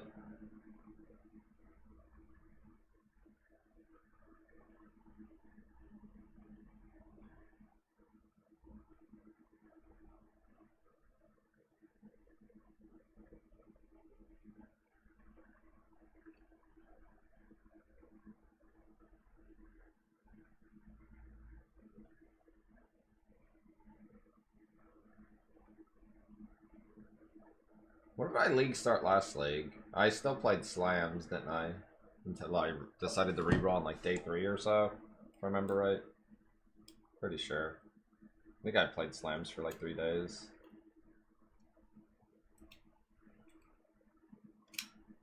I played slams for 3 days, then I played Bone Shatter, and then I played a little bit of dual wield. But there was nothing to do in the game, so I quit.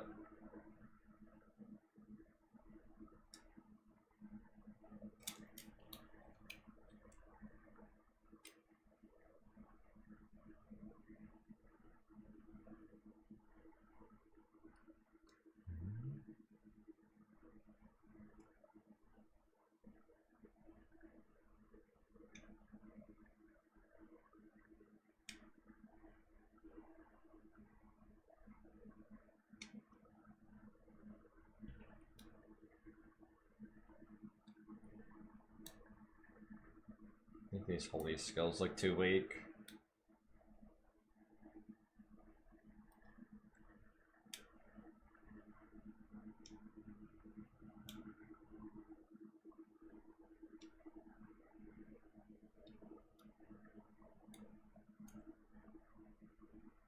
Ba-da-ba-ba-ba. Ba-da-ba-ba-ba.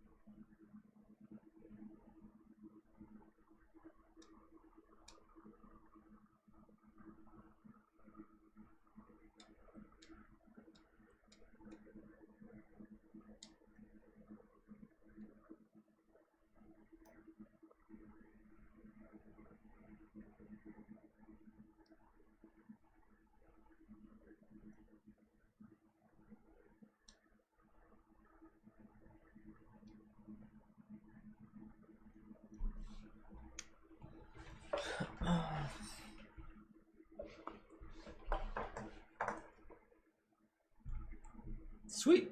If sweep hits like more than twice, I don't know how that hammer thing works. If sweep can hit a single target more than twice, it's good.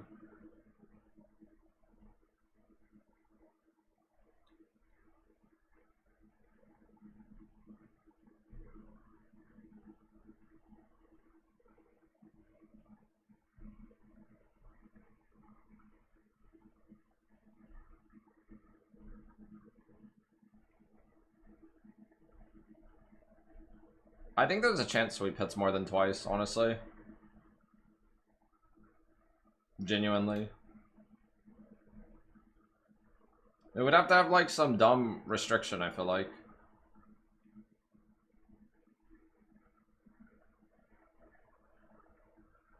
Like there's a chance that sweep skill hits more than twice, I think.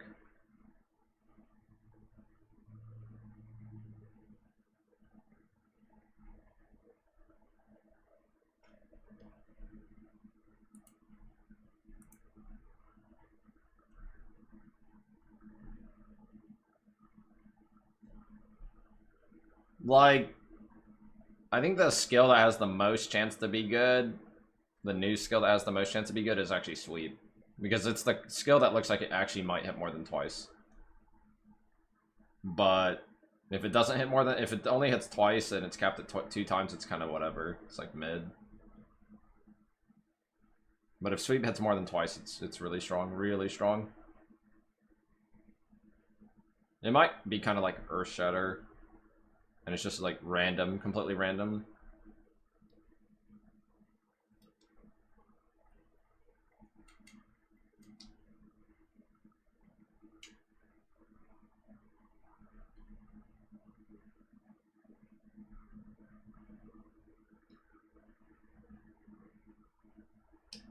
I wonder what level sweep is.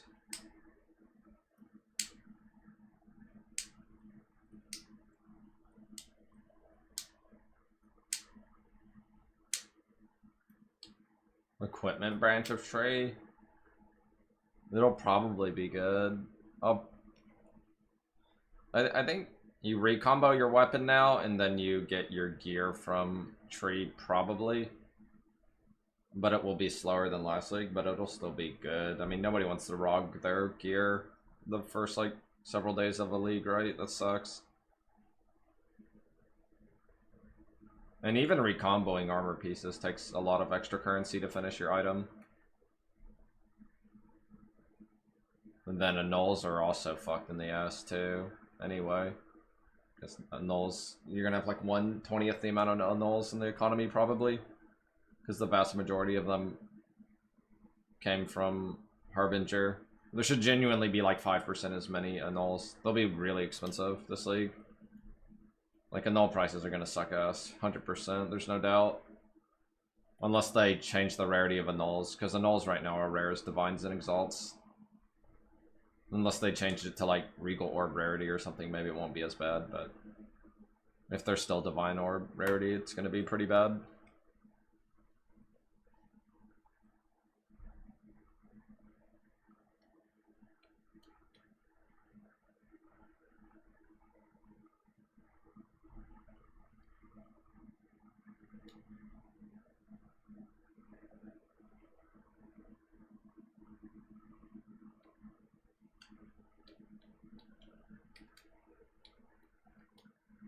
Big ol' Stronix, dude.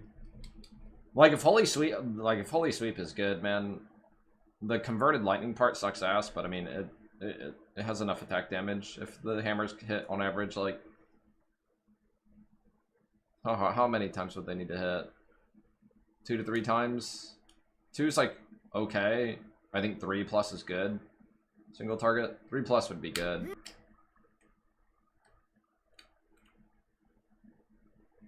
The problem is it's not a slam. And it's kind of slow.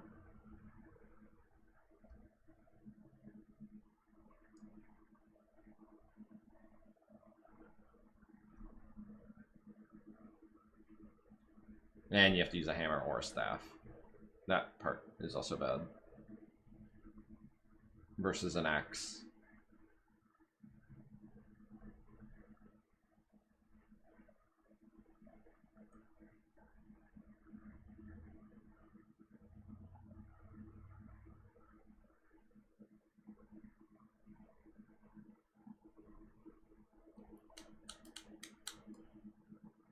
Quinn logging into? Is he gonna play Holy Sweep? He likes Sweep.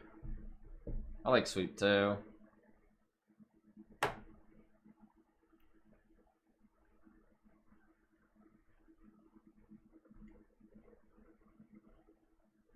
It has potential. It's just hard to know how many times that shit can hit single target.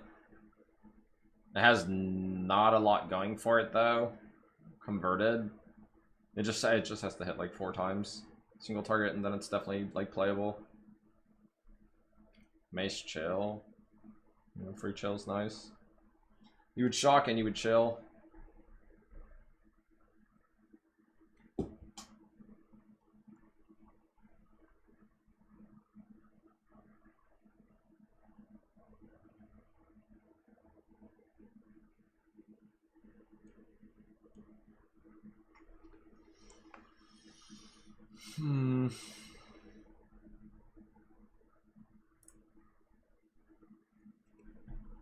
Meek creature! Alkoak.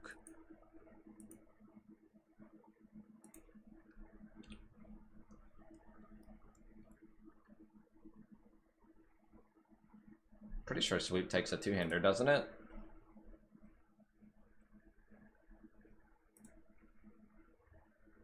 Hi, I'm Help.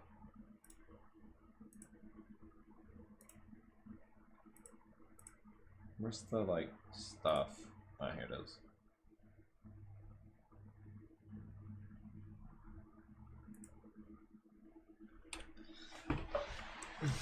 Seven days, 8 days.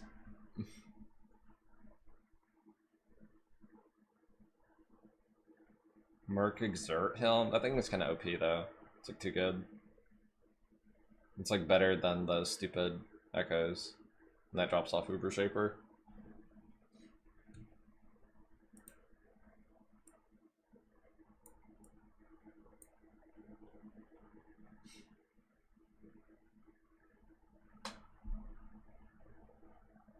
Blue boy. You heard that, IL? Blue boy.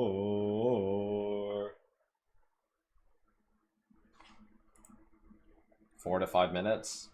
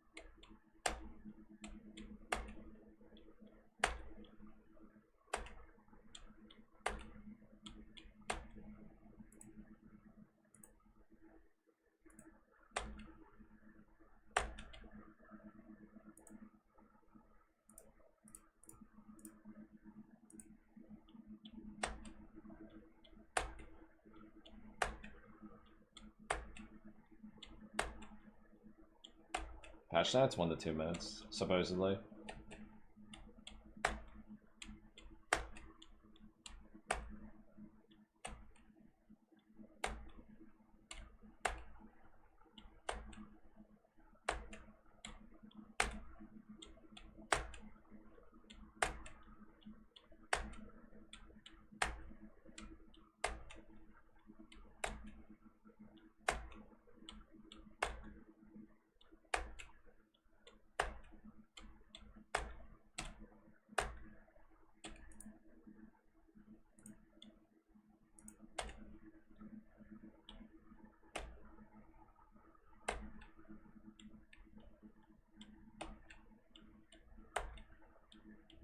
Just find Mage Blood. Fuck it.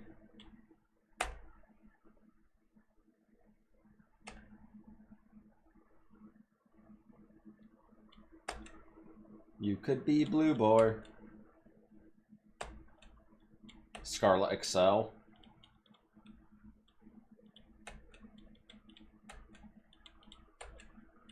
They always gotta put the good items on belts now every time. Because they know.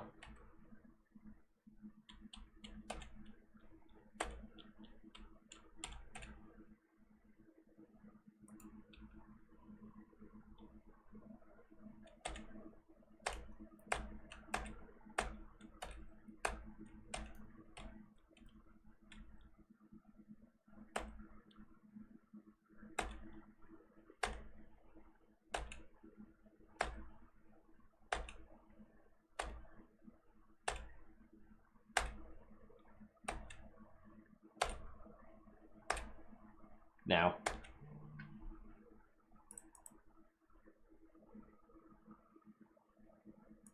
You could be blue, boy.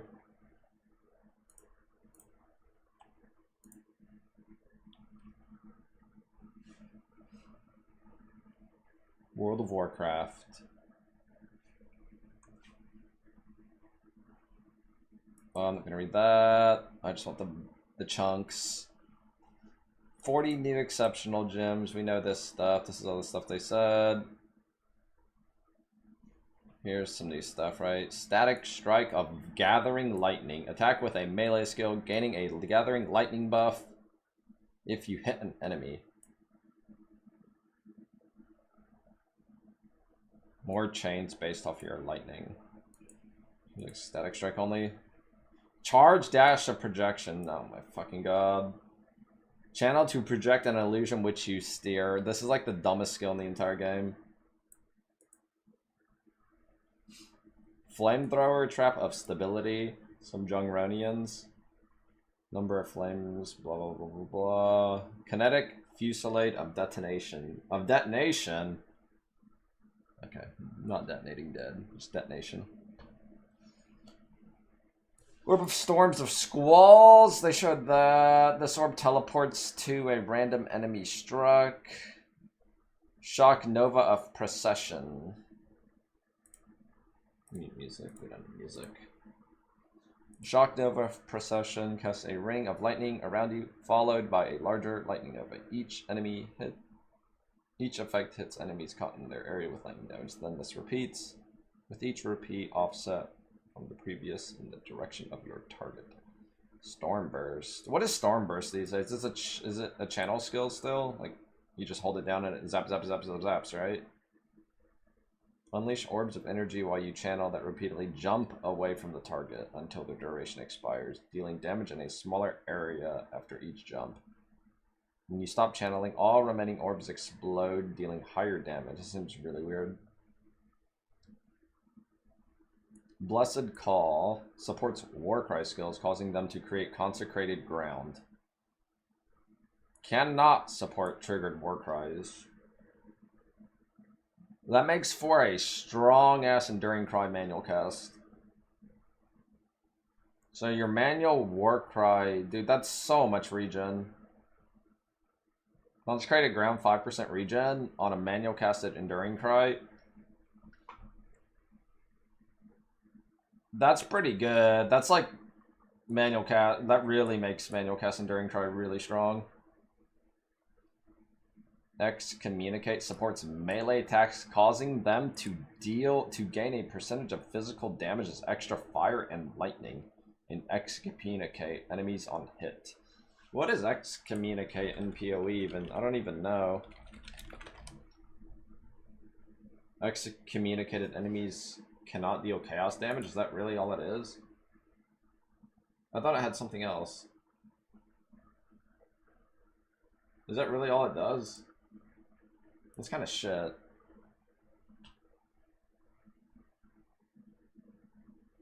Also, that's bullshit and trivializes a lot of, like... Can you convert enemy damage into chaos? There's a chest mod, right? I wonder how much stuff you can cheese with that. You just convert enemy damage into chaos and then you excommunicate them? Would that work? Oh, it's after. I'm trying to think of anything rippy that even is chaos damage.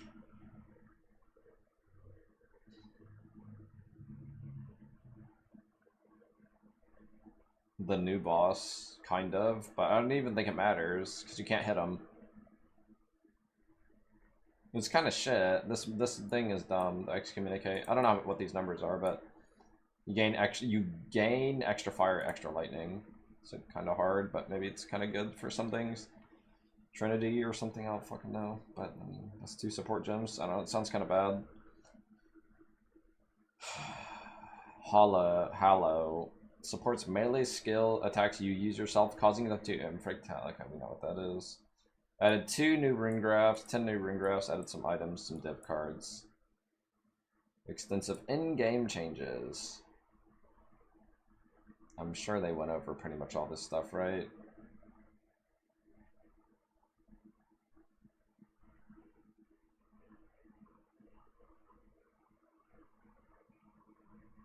Then the Blessed Orbing Conqueror and Shaper Elder Guardian maps is going to be kind of hard, I think. Like, Blessed Orbs aren't common. They're way harder to acquire, and you can use a shit ton of them on random implicit gear anyway. I think it's kind of hard. The side quest has been temporarily disabled. Cartographer divination cards disabled.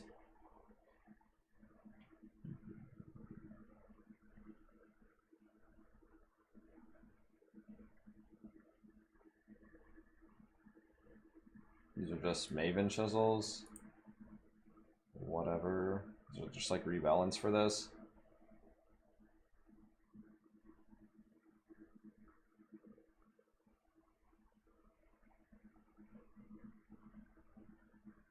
Eldritch Altars influenced by Searing Exarch can now grant Orbs of Scouring. Eldritch Altars influenced by Eater can no longer grant Orbs of Scouring. Party. Okay. For Frank, thanks dude, for the resub.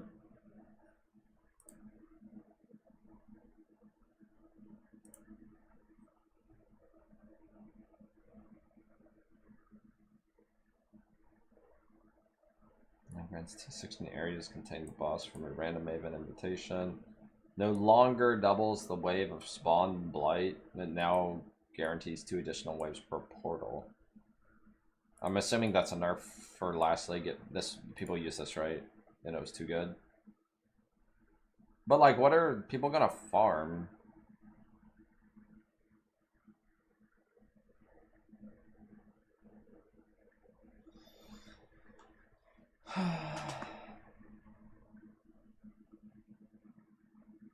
Meek creature! Dish kapow. Guaranteed Abyssal Depths. Adds an exceptional rogue exile to the area. Are people gonna farm rogues again? Logbox dropped, have 4 implicits. Increases the amount of ore gained. Ritual of Corpses. Just seeing if there's anything that stands out. No longer enrages beyond bosses on low life. It instead summons all of them. Yeah. +1 to count on defeating unique Delirium bosses.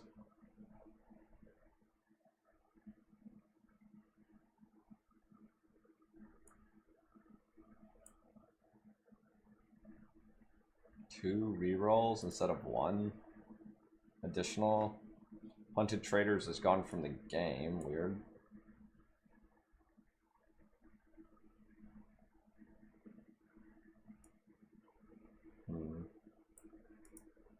I guess we only use this for 217s anyway, kind of. I don't know what the implications of that exactly ends up being. Double and then 0 on one end.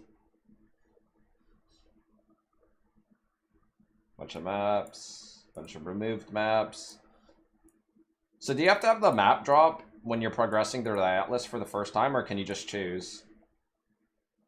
Or do you still have to have the your first maps naturally drop? You just choose, you just go wherever, so basically you're just speed running every single map at the start. Okay, whatever, that's fine. The following map modifiers can no longer roll: Petrification, no damage, reduce action speed, mark for death, remove percentage of life, impel splash, awakener shit on the ground, no traps, no attack speed, summoners. Exarch one's still in, that one's pretty annoying, and drowning orbs are still in, that one's pretty annoying, right? Unless they're removed somewhere else, but there's 2 that I can think of.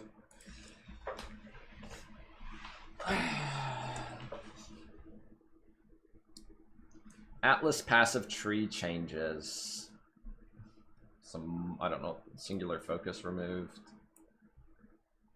Added a new keystone. The paths not taken, which grant divination cards found in your maps, are from 2 other random maps instead of the one you are in.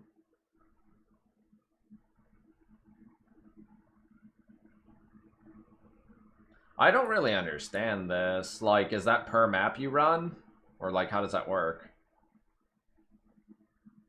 Like, every single map you run changes the map, the div cards that are dropping from that map? This just seems really bad and dumb to me. I don't know why you would ever click this.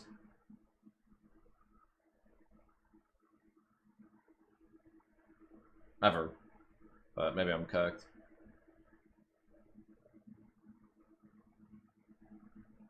I don't know. I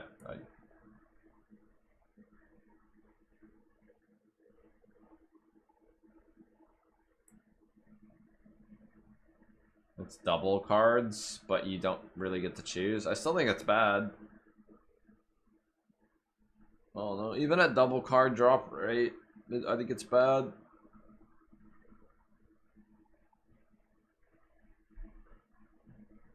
Completing a map objective with a shaped region instead collapses a different map. I don't even know what that means. That's some new shit, right?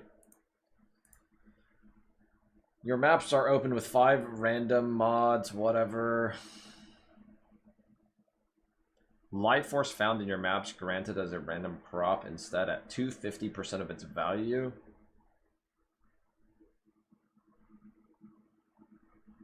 Sulfite found in your maps is granted as a random ore instead at 10% of its value.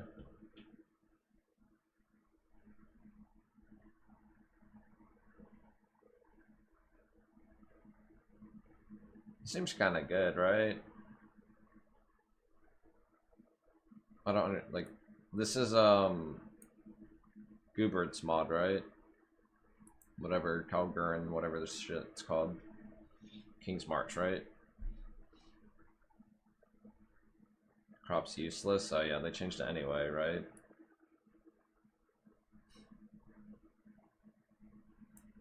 The Ancient Conflict Atlas passive now grants Trobes and Spires and a 10% chance to drop a Scarab. Previously 3. Self-sustaining. Ancient Decay has 1 less node to reach notable. Whatever. Whatever again. 3% increased effect of explicit modifiers per fragment used.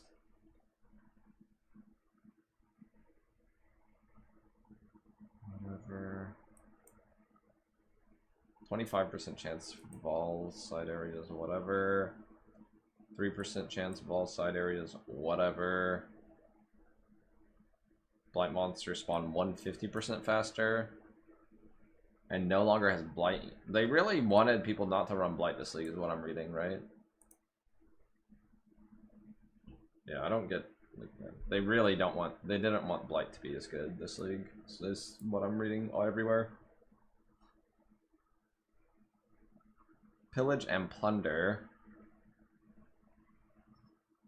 This might be kind of cool, but, I mean...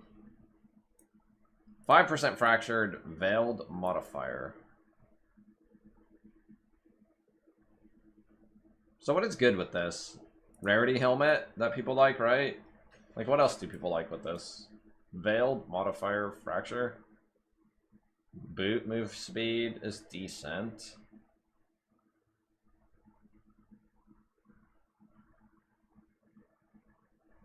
Makes weapon crafting easy. Makes early mid-game weapon crafting easier, yeah. Yeah, I think it's like okay. I don't think it's anything crazy though. It'll see a little bit of usefulness. Okay, that's a lot more heist, right? That's so much more heist. Stash stuff. That's a lot of heist. I like heist.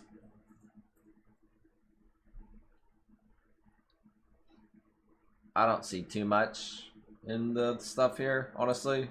I just saw the main things that stood up were just some Blight nerfs, honestly.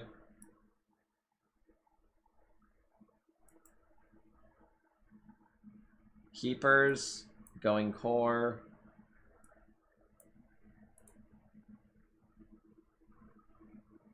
The breach uniques are really good. They help a lot. All the graphs are gone from the game. The tree doesn't make weapons anymore. Can no longer grow weapon or quivers, but it's probably really, really good for armor. Especially that mid-game armor. Your suppression gear, it's going to be really good for still.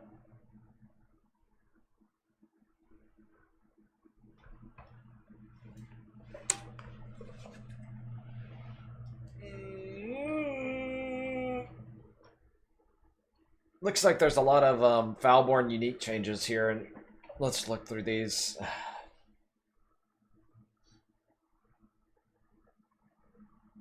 No more exploding barracks. I don't know who's using that, but maybe it was a thing.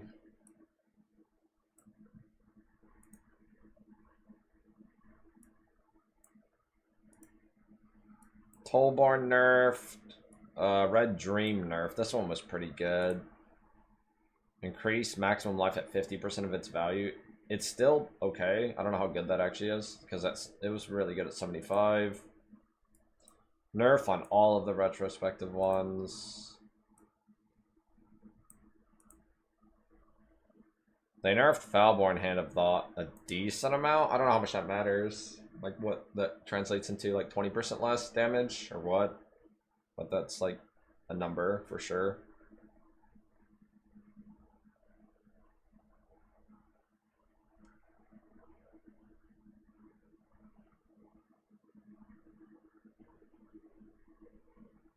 Most of the rest of these are pretty much the same though, it looks like. It's almost all nerfs, right? It is all nerfs. I don't see a single buff. Harbinger remove, league changes.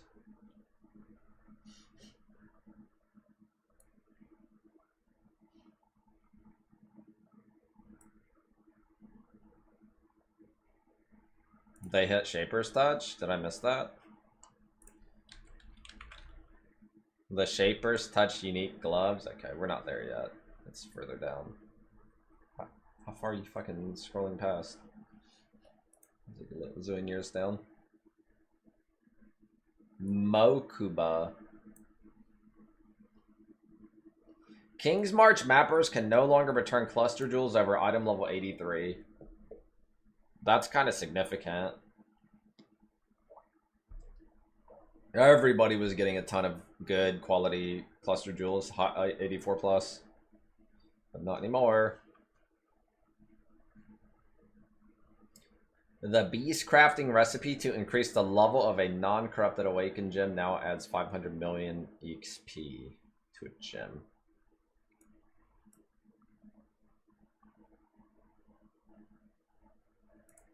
The beast crafting recipe to reroll an awakened support gem now instead sacrifices an exceptional support gem for 3 high-level, high-quality support gems. So basically, the fun awakened gem gambling is completely gone. Which it was strong, but I mean, you know, nobody's ever going to use this new recipe. I'll tell you that. Betrayal. Some syndicate members are seeking to capitalize shifting forces, blah, blah, blah.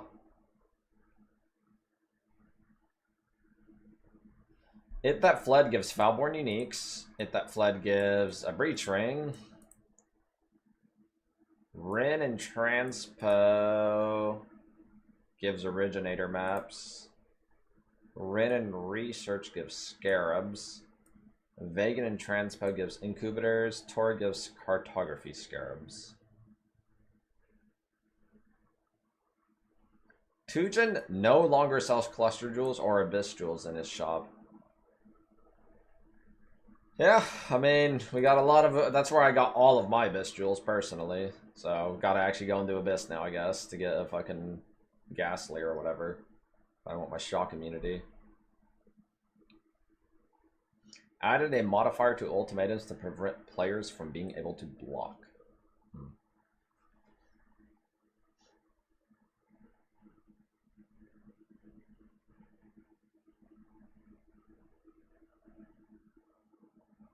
Intelligence now inherently grants 1% increased maximum energy shield per 10 intelligence, previously per 5.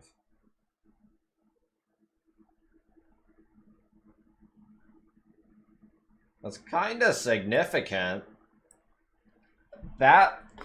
Is that just because of Hand of Wisdom in action? I mean, that's always kind of been a thing anyways, like in value on these like CI builds. Like everybody wants as many T1 int rolls on their gear, right?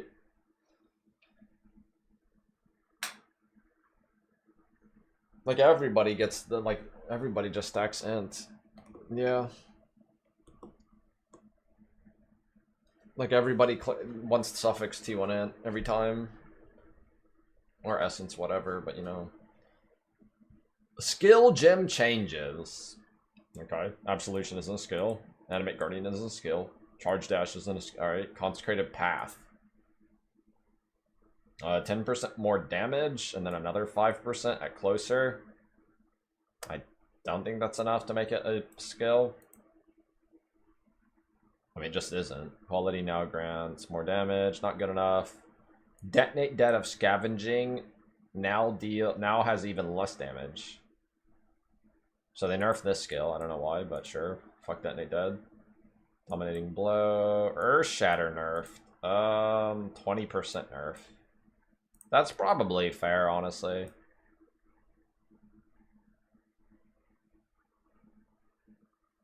What's the next best, like, volcanic?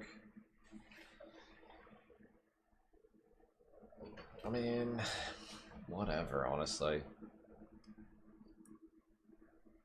Colony now gives attack speed on Energy Blade instead of replacing buff, grants 5% more ES. Holy Flame Totem. I don't know. More projectiles. 3 more projectiles, and it has an AoE tag. Orb of Storms can now be supported by Spell Echo.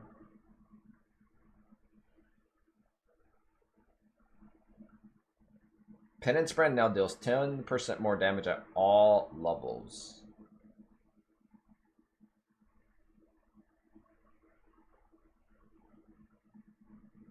Wait, isn't this skill already good? Or am I misreading? This is a buff, right? This skill's already good, though. Oh, Dissipation is the good one. Now activates 1 second while attached. Previously, oh, yeah, 25%.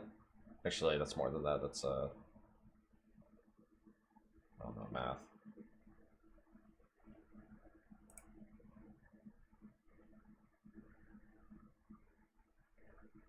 Deals 20% more damage per pulse instead of 30. Yeah, that's a pretty big hit.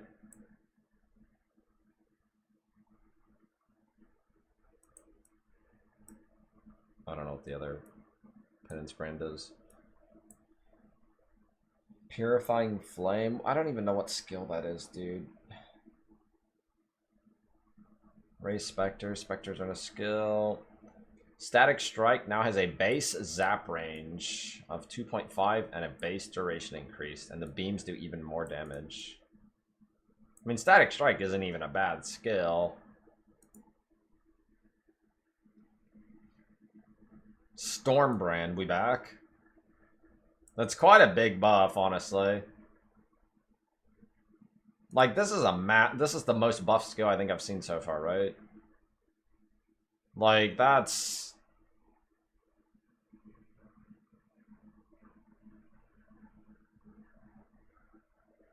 like a 60% buff or something, right? Oh, what is this? Has an 80% instead of a 130. Yeah. Effective damage is now 55%, previously 30. This is still a buff. Maybe it's not. I don't fucking know what it moves out to. Too many numbers. Stormburst, Stormbrand. Sweep has now been reworked. I don't know if this is going to be a thing. Thunderstorm. Viper Strike of Mamba.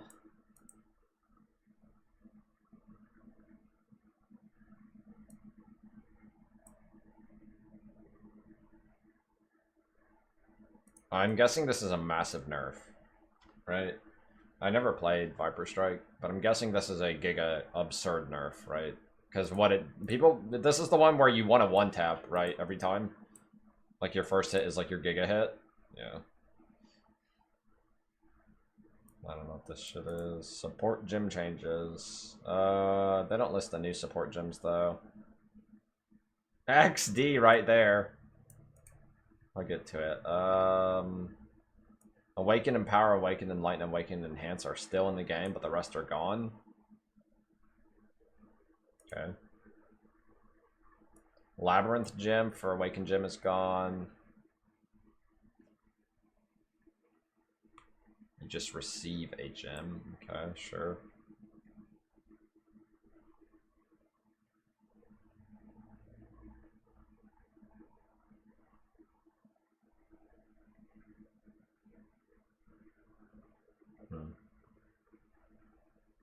Auto exertion, mana reservation higher.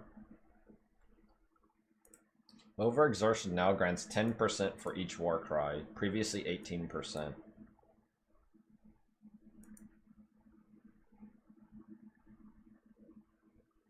And then a 10% flat instead of 14. No longer displays as supported. I didn't even know it worked with Shockwave. Is that what I'm reading?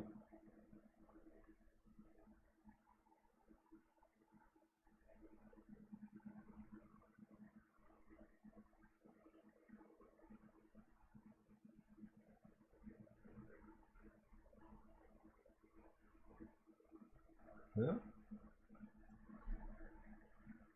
That's a pretty big nerf.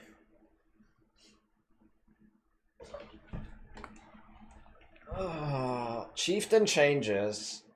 10% chance to explode from 5%, but they nerfed it to 250. That's way better, isn't it?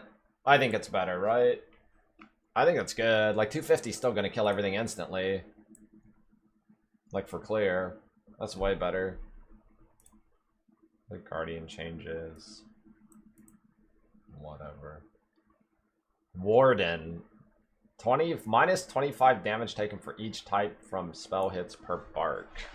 Was originally 15. That doesn't really matter. And then you get 100% more damage while unbound instead of 80. I mean, like, whatever. This is like nothing, honestly. Damage cannot be reflected.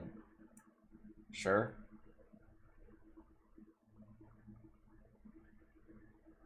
Perfect Crime is buffed a little bit. Clockwise is buffed a little bit. Calculated Risk now has damage of enemies hitting you is unlucky.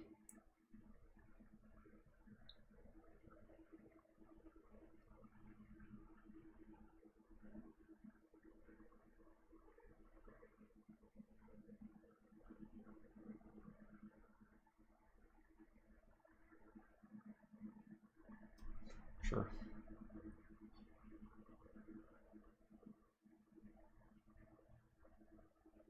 Now grant their respective aura effect while you have minimum of your charges.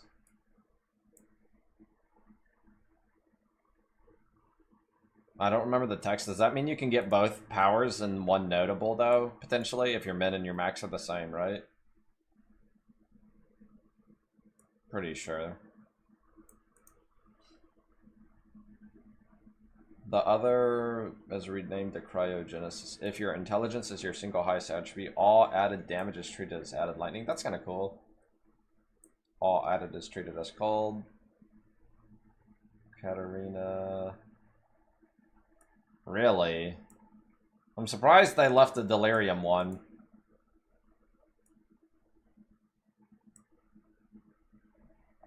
That one's like busted, and they left it. I'm pretty surprised they kept that in the game.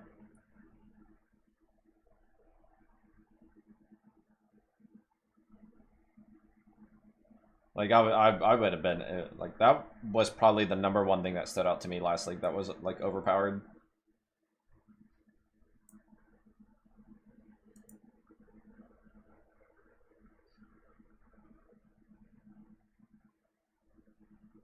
Now convert 67 to chaos. The fuck is that? That one's dumb. These are the ward stuff. Gooby shit.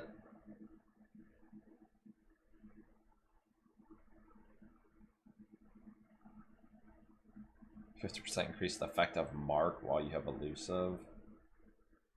Some small passive tree stuff for the new stuff, right?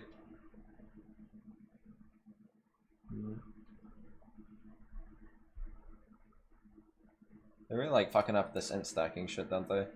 Beanos, we saw that before. They buffed it. Apparently the spread on Beanos is twice as large also. Enemies within 3 meters are poisoned, previously 1.5, yeah. Blood Notch unique jewel nerf. That's really weird. I don't even consider this item that good, but maybe it was.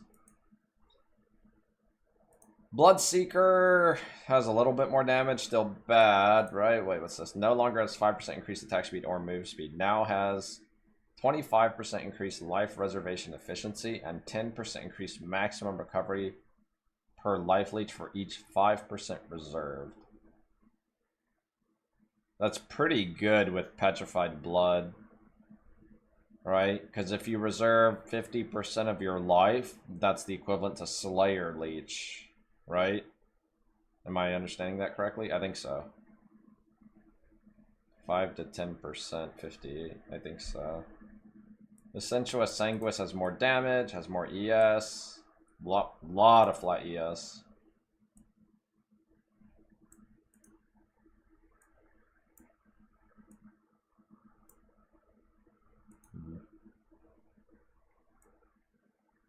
Marohi Urki now has 50% increased AoE. That's funny, but not good. Good enough for it. Lion Eyes Glare now has attacks you use yourself repeat an additional time, and attacks you use yourself have 50% more attack speed. Wait, what? Attacks you use yourself repeat an additional time, and attacks you use yourself have 50% more attack speed. Isn't that like what? Like 50% multiplicative attack speed for free? Like, no matter what skill you're using, right?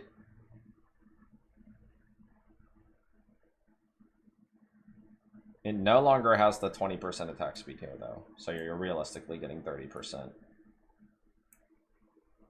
I don't even know what the DPS of that skill is, but that's essentially 30% more damage on Lion Eyes Glare, which probably isn't enough, I would guess.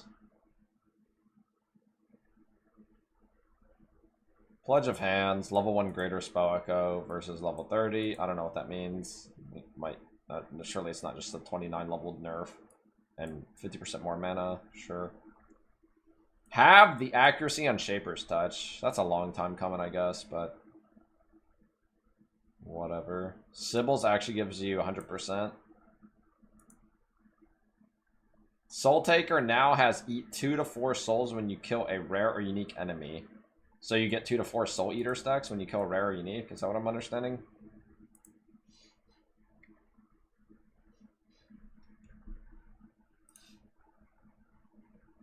Slam story dominating the medic category. No, see, that's the thing. This is the thing. There's people like you fucking brainwashed by Fobgun who has no fucking clue what he's talking about. And you guys are all fucking regurgitating his fucking dumb takes. That shit fucking triggers me so fucking much. No, what you don't understand is not that he's dominating. It's like everything fucking sucks. Everything is dog shit. That's it. Slams were... If they tweaked slams by nerfing it down a little bit, I would have understood. Like, there's no problem with that. I would have no problems with, like, I don't know. Auto Exile goes down to like 15, and Earth Shadow gets a 10% nerf, whatever, like that would be fine. Visage souriant. Anyway, I was reading through this stuff. Supreme Truth no longer grants increased Ellie, now grants the hollowing thing, whatever. The Unseen Hue now drops from regular Incarnation of Fear. I don't know which ring that is. Is it? Which one is this? I've never even seen anybody use this one. So... yeah, it's the Prismatic Retard thing. Woe Spike has been nerfed because it was doing stupid shit, right? Let's see. Woe Spike now has 40 to 50% less impel duration and 20 to 30% chance on melee hit for the strongest impel to lash one additional hit. They kind of left it. It's a little harder to hit your caps here, though, and it's RNG. I don't think you can cap, right?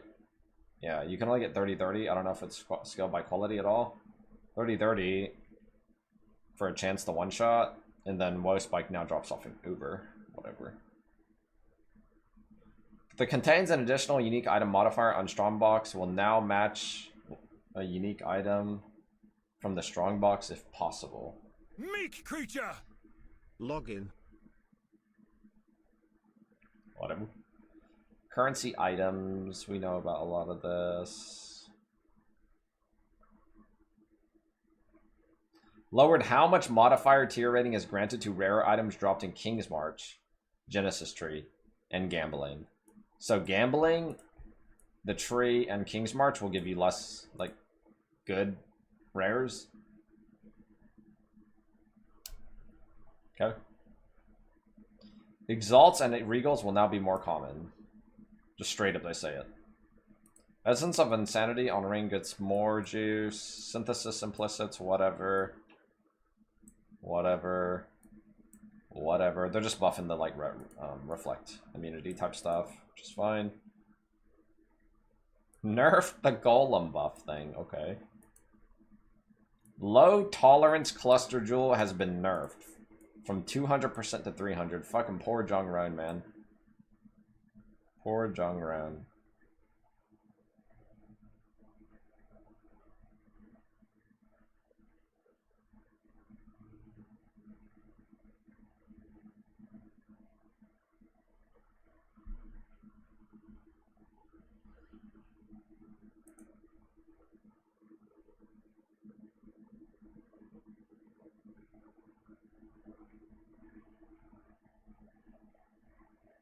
That's pretty much it.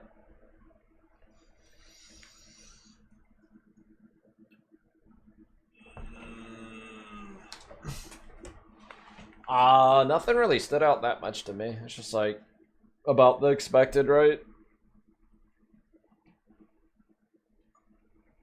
Whew.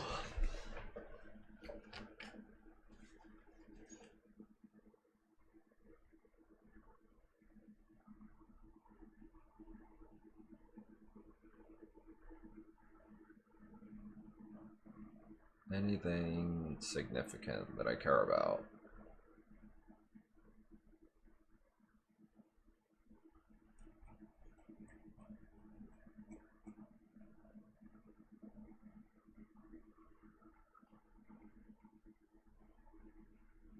I think the biggest surprise to me was this one. That they left the good Delirium thing unnerfed. That thing's crazy good. That thing's crazy good.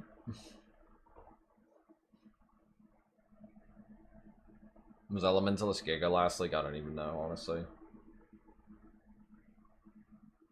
You have to use Cluster, though, only. Yeah, and they buff Cluster Gems this league. Cluster Jewels this league. So... it's good, still.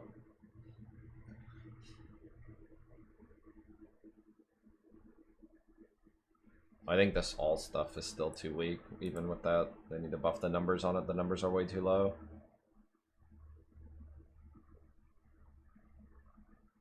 None of the T0 uniques seem that crazy good, honestly. Morohi is like Gooby's weapon. This should say like more area of effect also, not just the increase. Bloodseeker doesn't do damage. Essentia is on too slow of a base claw. The mods are kind of good though. The Lion Eyes one, I'm assuming is just way too weak DPS wise still. Oh, I didn't even read Voltaxic. I don't know how I missed over it. Now treats enemy chaos res as inverted. I mean, what even has chaos res? Like, what? Monsters don't even have chaos res, do they? Don't they have 0 anyway? Like, Voltaxic doesn't even matter. Ubers have 30. So you get... that's like a decent chunk of extra damage, but that bow is still kind of weak. like raw damage wise.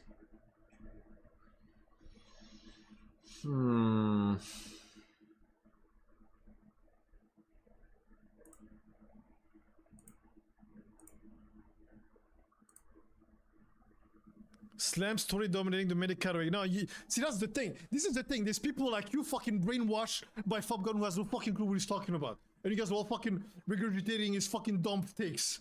That shit fucking triggers me so fucking much. No, what you don't understand is not that he's dominating. It's like everything fucking sucks. Everything is dog shit. Why is he so mad? That's it. What is he actually even mad about? I don't even know what he's like getting mad about. It's not like they buffed bows. They just nerfed slams a little bit. It's not even that, like, slams are totally fine, playable wise. Like, they were way too good already. So, I don't know what the issue is. Now deals 95% damage, it's less than that, but yeah, sure. You know what I mean, Mr. Evil D's nuts. A little bit more mana to reserve, a little bit less damage. Whatever. Absolution buff? That's not a skill. No minions.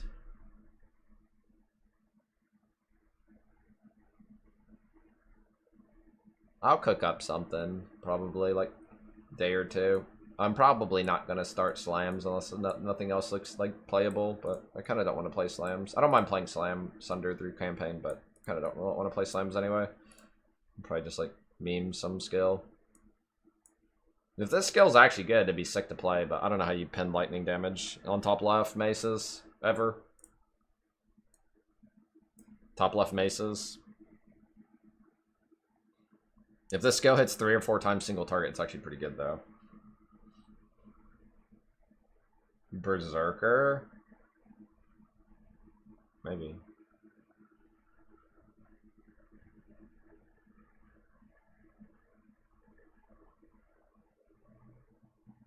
Lightning penetration, yeah, about that. About that. Inquisitor, that's not an ascendancy in the game. It is interesting that they pretty much completely dodge ever touching melee ascendancies. Like true, like real melee ascendancies, or they do virtually nothing to them. They don't know what to do with them, dude. Like they went full circle on Warden, and now that you know they're tweaking Saboteur again and shit.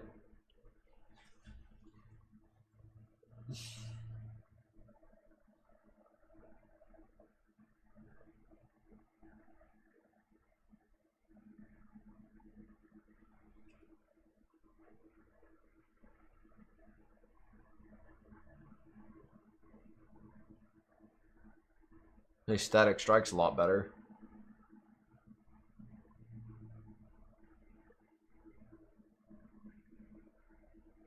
I never even felt like this Viper Strike of Mambo was like that strong. It's crazy that they like nerfed it on like 3 different ways.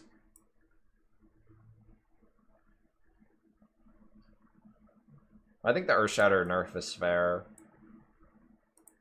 I think... I don't know how strong Penance Brand, like... This shit's like OP with Giga Gear, right? Like it's just mechanically Giga. I haven't played that skill since it came out anyway. I don't know what people have been doing with it. It just scales really well.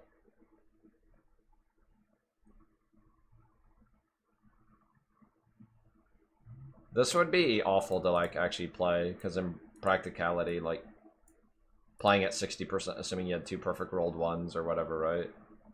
Like you can't, like this item is just not real anymore, I think, right? With that nerf, because you can't hit 100%.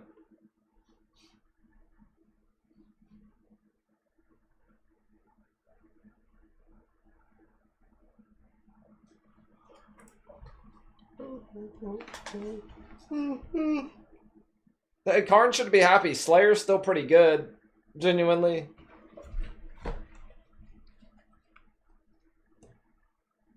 Slayer is still a really good choice for melee ascendancies. Probably one of the best, if not the best, in general.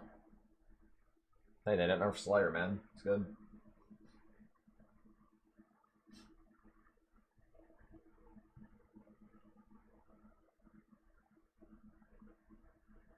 Damage cannot be reflected.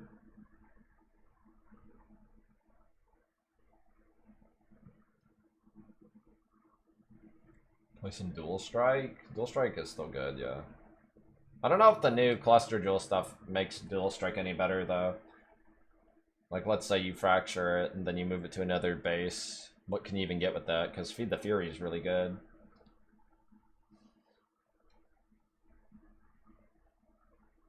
Like, is there a good third mod on a large cluster duel that you would like?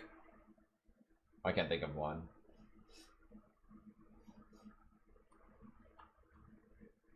Int stacking untouched. Dude, they nerfed the fucking gloves by 50%.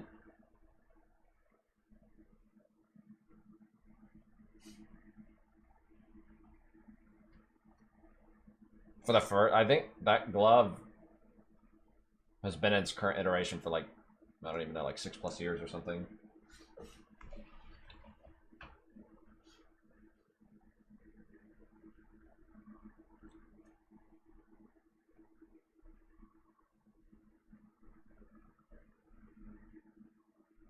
The initial thing I think of playing as a Slayer, to be honest.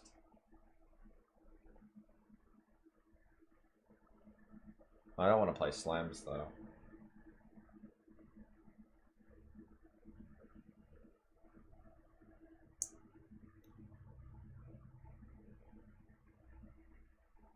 No, I'm not playing Bleed again.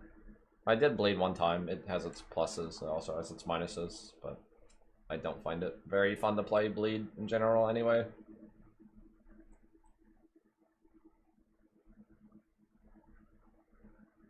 Where's Zaki at? Zaki, show yourself. Does the Holy Hammer skill hit like 4 times on single target?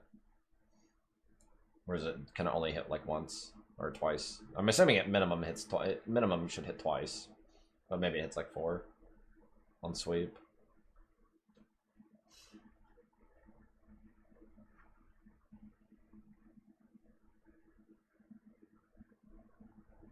Reveal thine self, Zaki. Reveal thine self.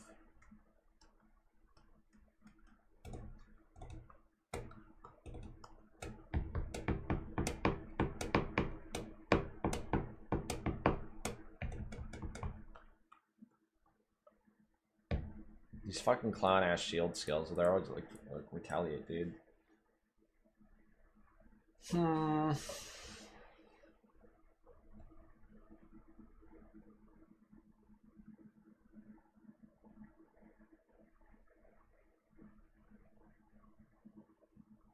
I'm not even like disappointed or mad at the patch notes. I wonder what other people think. I'm just kind of neutral. Like, my expectations in general are pretty neutral these days. They nerf stuff, they buff stuff, like cool, whatever. Just play it, play the game. Like, whatever. If League is fun to play, it's fun to play. That's all there is to it. I still go back to this. This is the one thing that I'm surprised they left, the Delirium node. The cluster jewel one for, what is it, 40% less damage taken or whatever? That thing is nuts. Fucking nuts.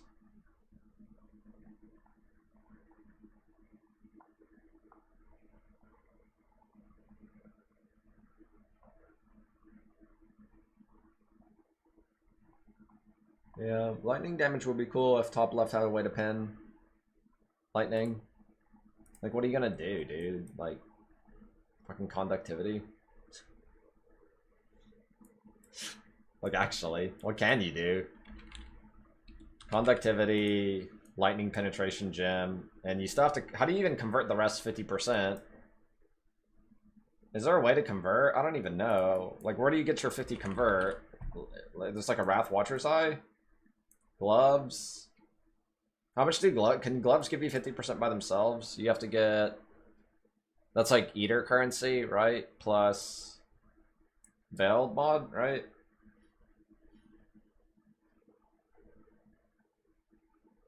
So you can do pure lightning if you want to, but... I don't even know where you get, like, decent penetration so that, like, it's not dog shit ass trash.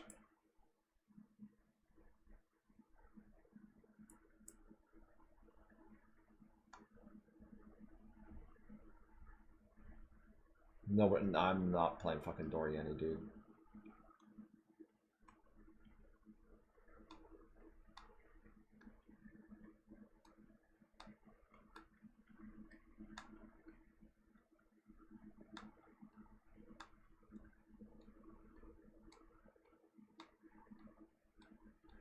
Free 200 pin. Free die to degen instantly.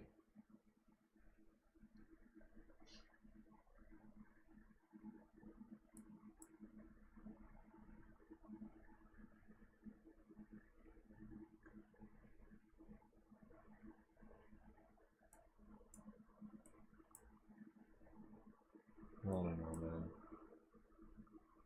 I see 5 pin on the tree that's realistically clickable. 5 total.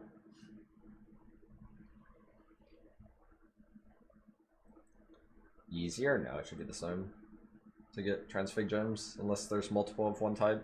Because there's only one dual strike, right? Pretty sure.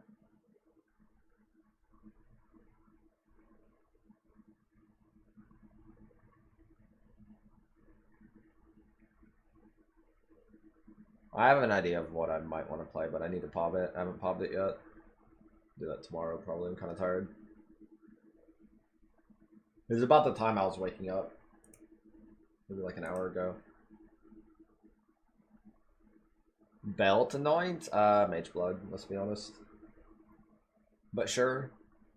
Before Mage Blood, you can.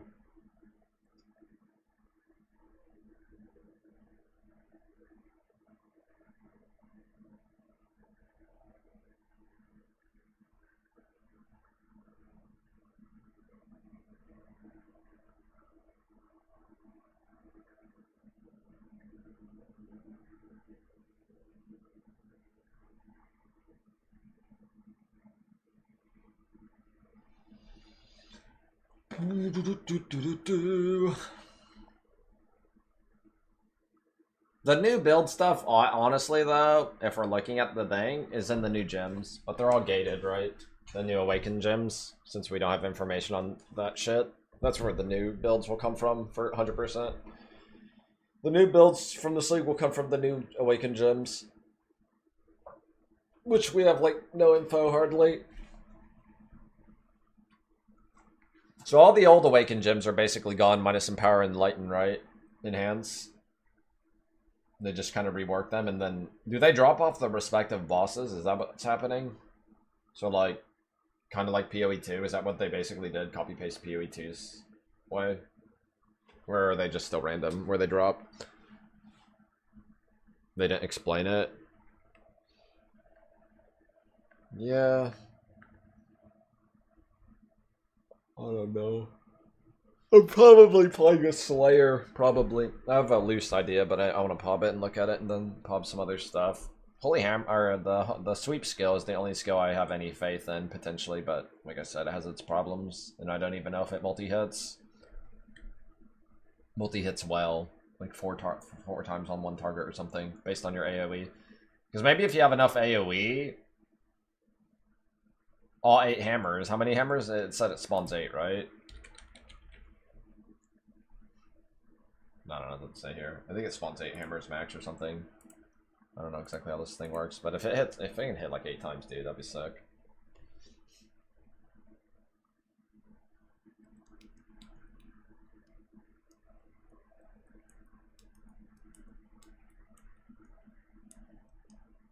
Yeah, I'm down to play some dual strike.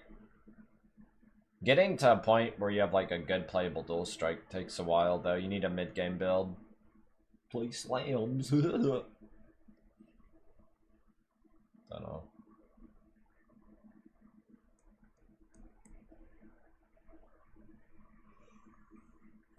Especially with Genesis tree not dropping weapons anymore. Gonna be harder to craft mid-game weapons in general.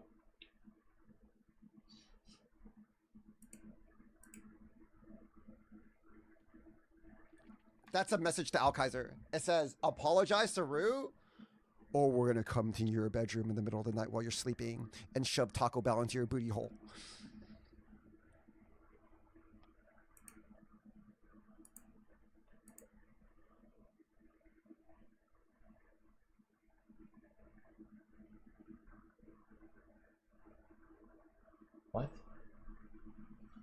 It's cooked.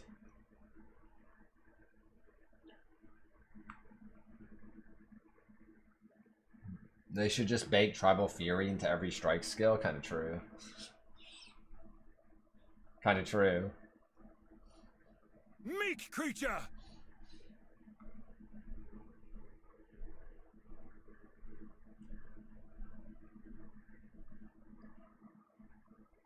I'm Ploop!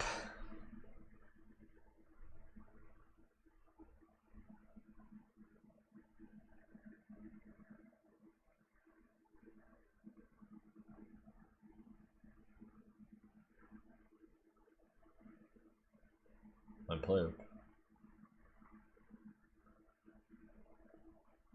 Vault 1 trillion gems for Ancestral Cry? I don't know what you're saying. Oh, I see what you're saying, yeah. +1 level. That would actually be pretty sick if you can get that. Yeah, yeah. If it's an outcome, potential outcome.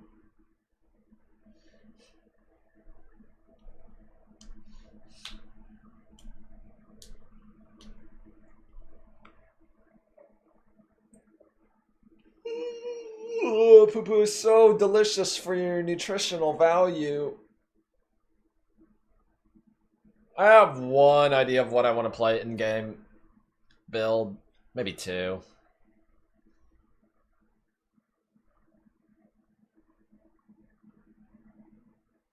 They're not slams, but I don't know what I play mid-game. Mid-game is like the stupid part of the game. Campaign, Sunder, then into what, and then can play something else. I don't even play no fucking Frostblades. Bob, yeah, I'll probably look at it tomorrow. I'm going back to bed, I think.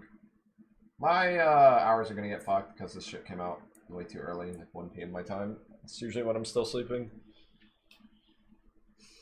Quick load Siege.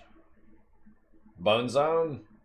Like, Bone Zone is not a bad mid-game build, honestly.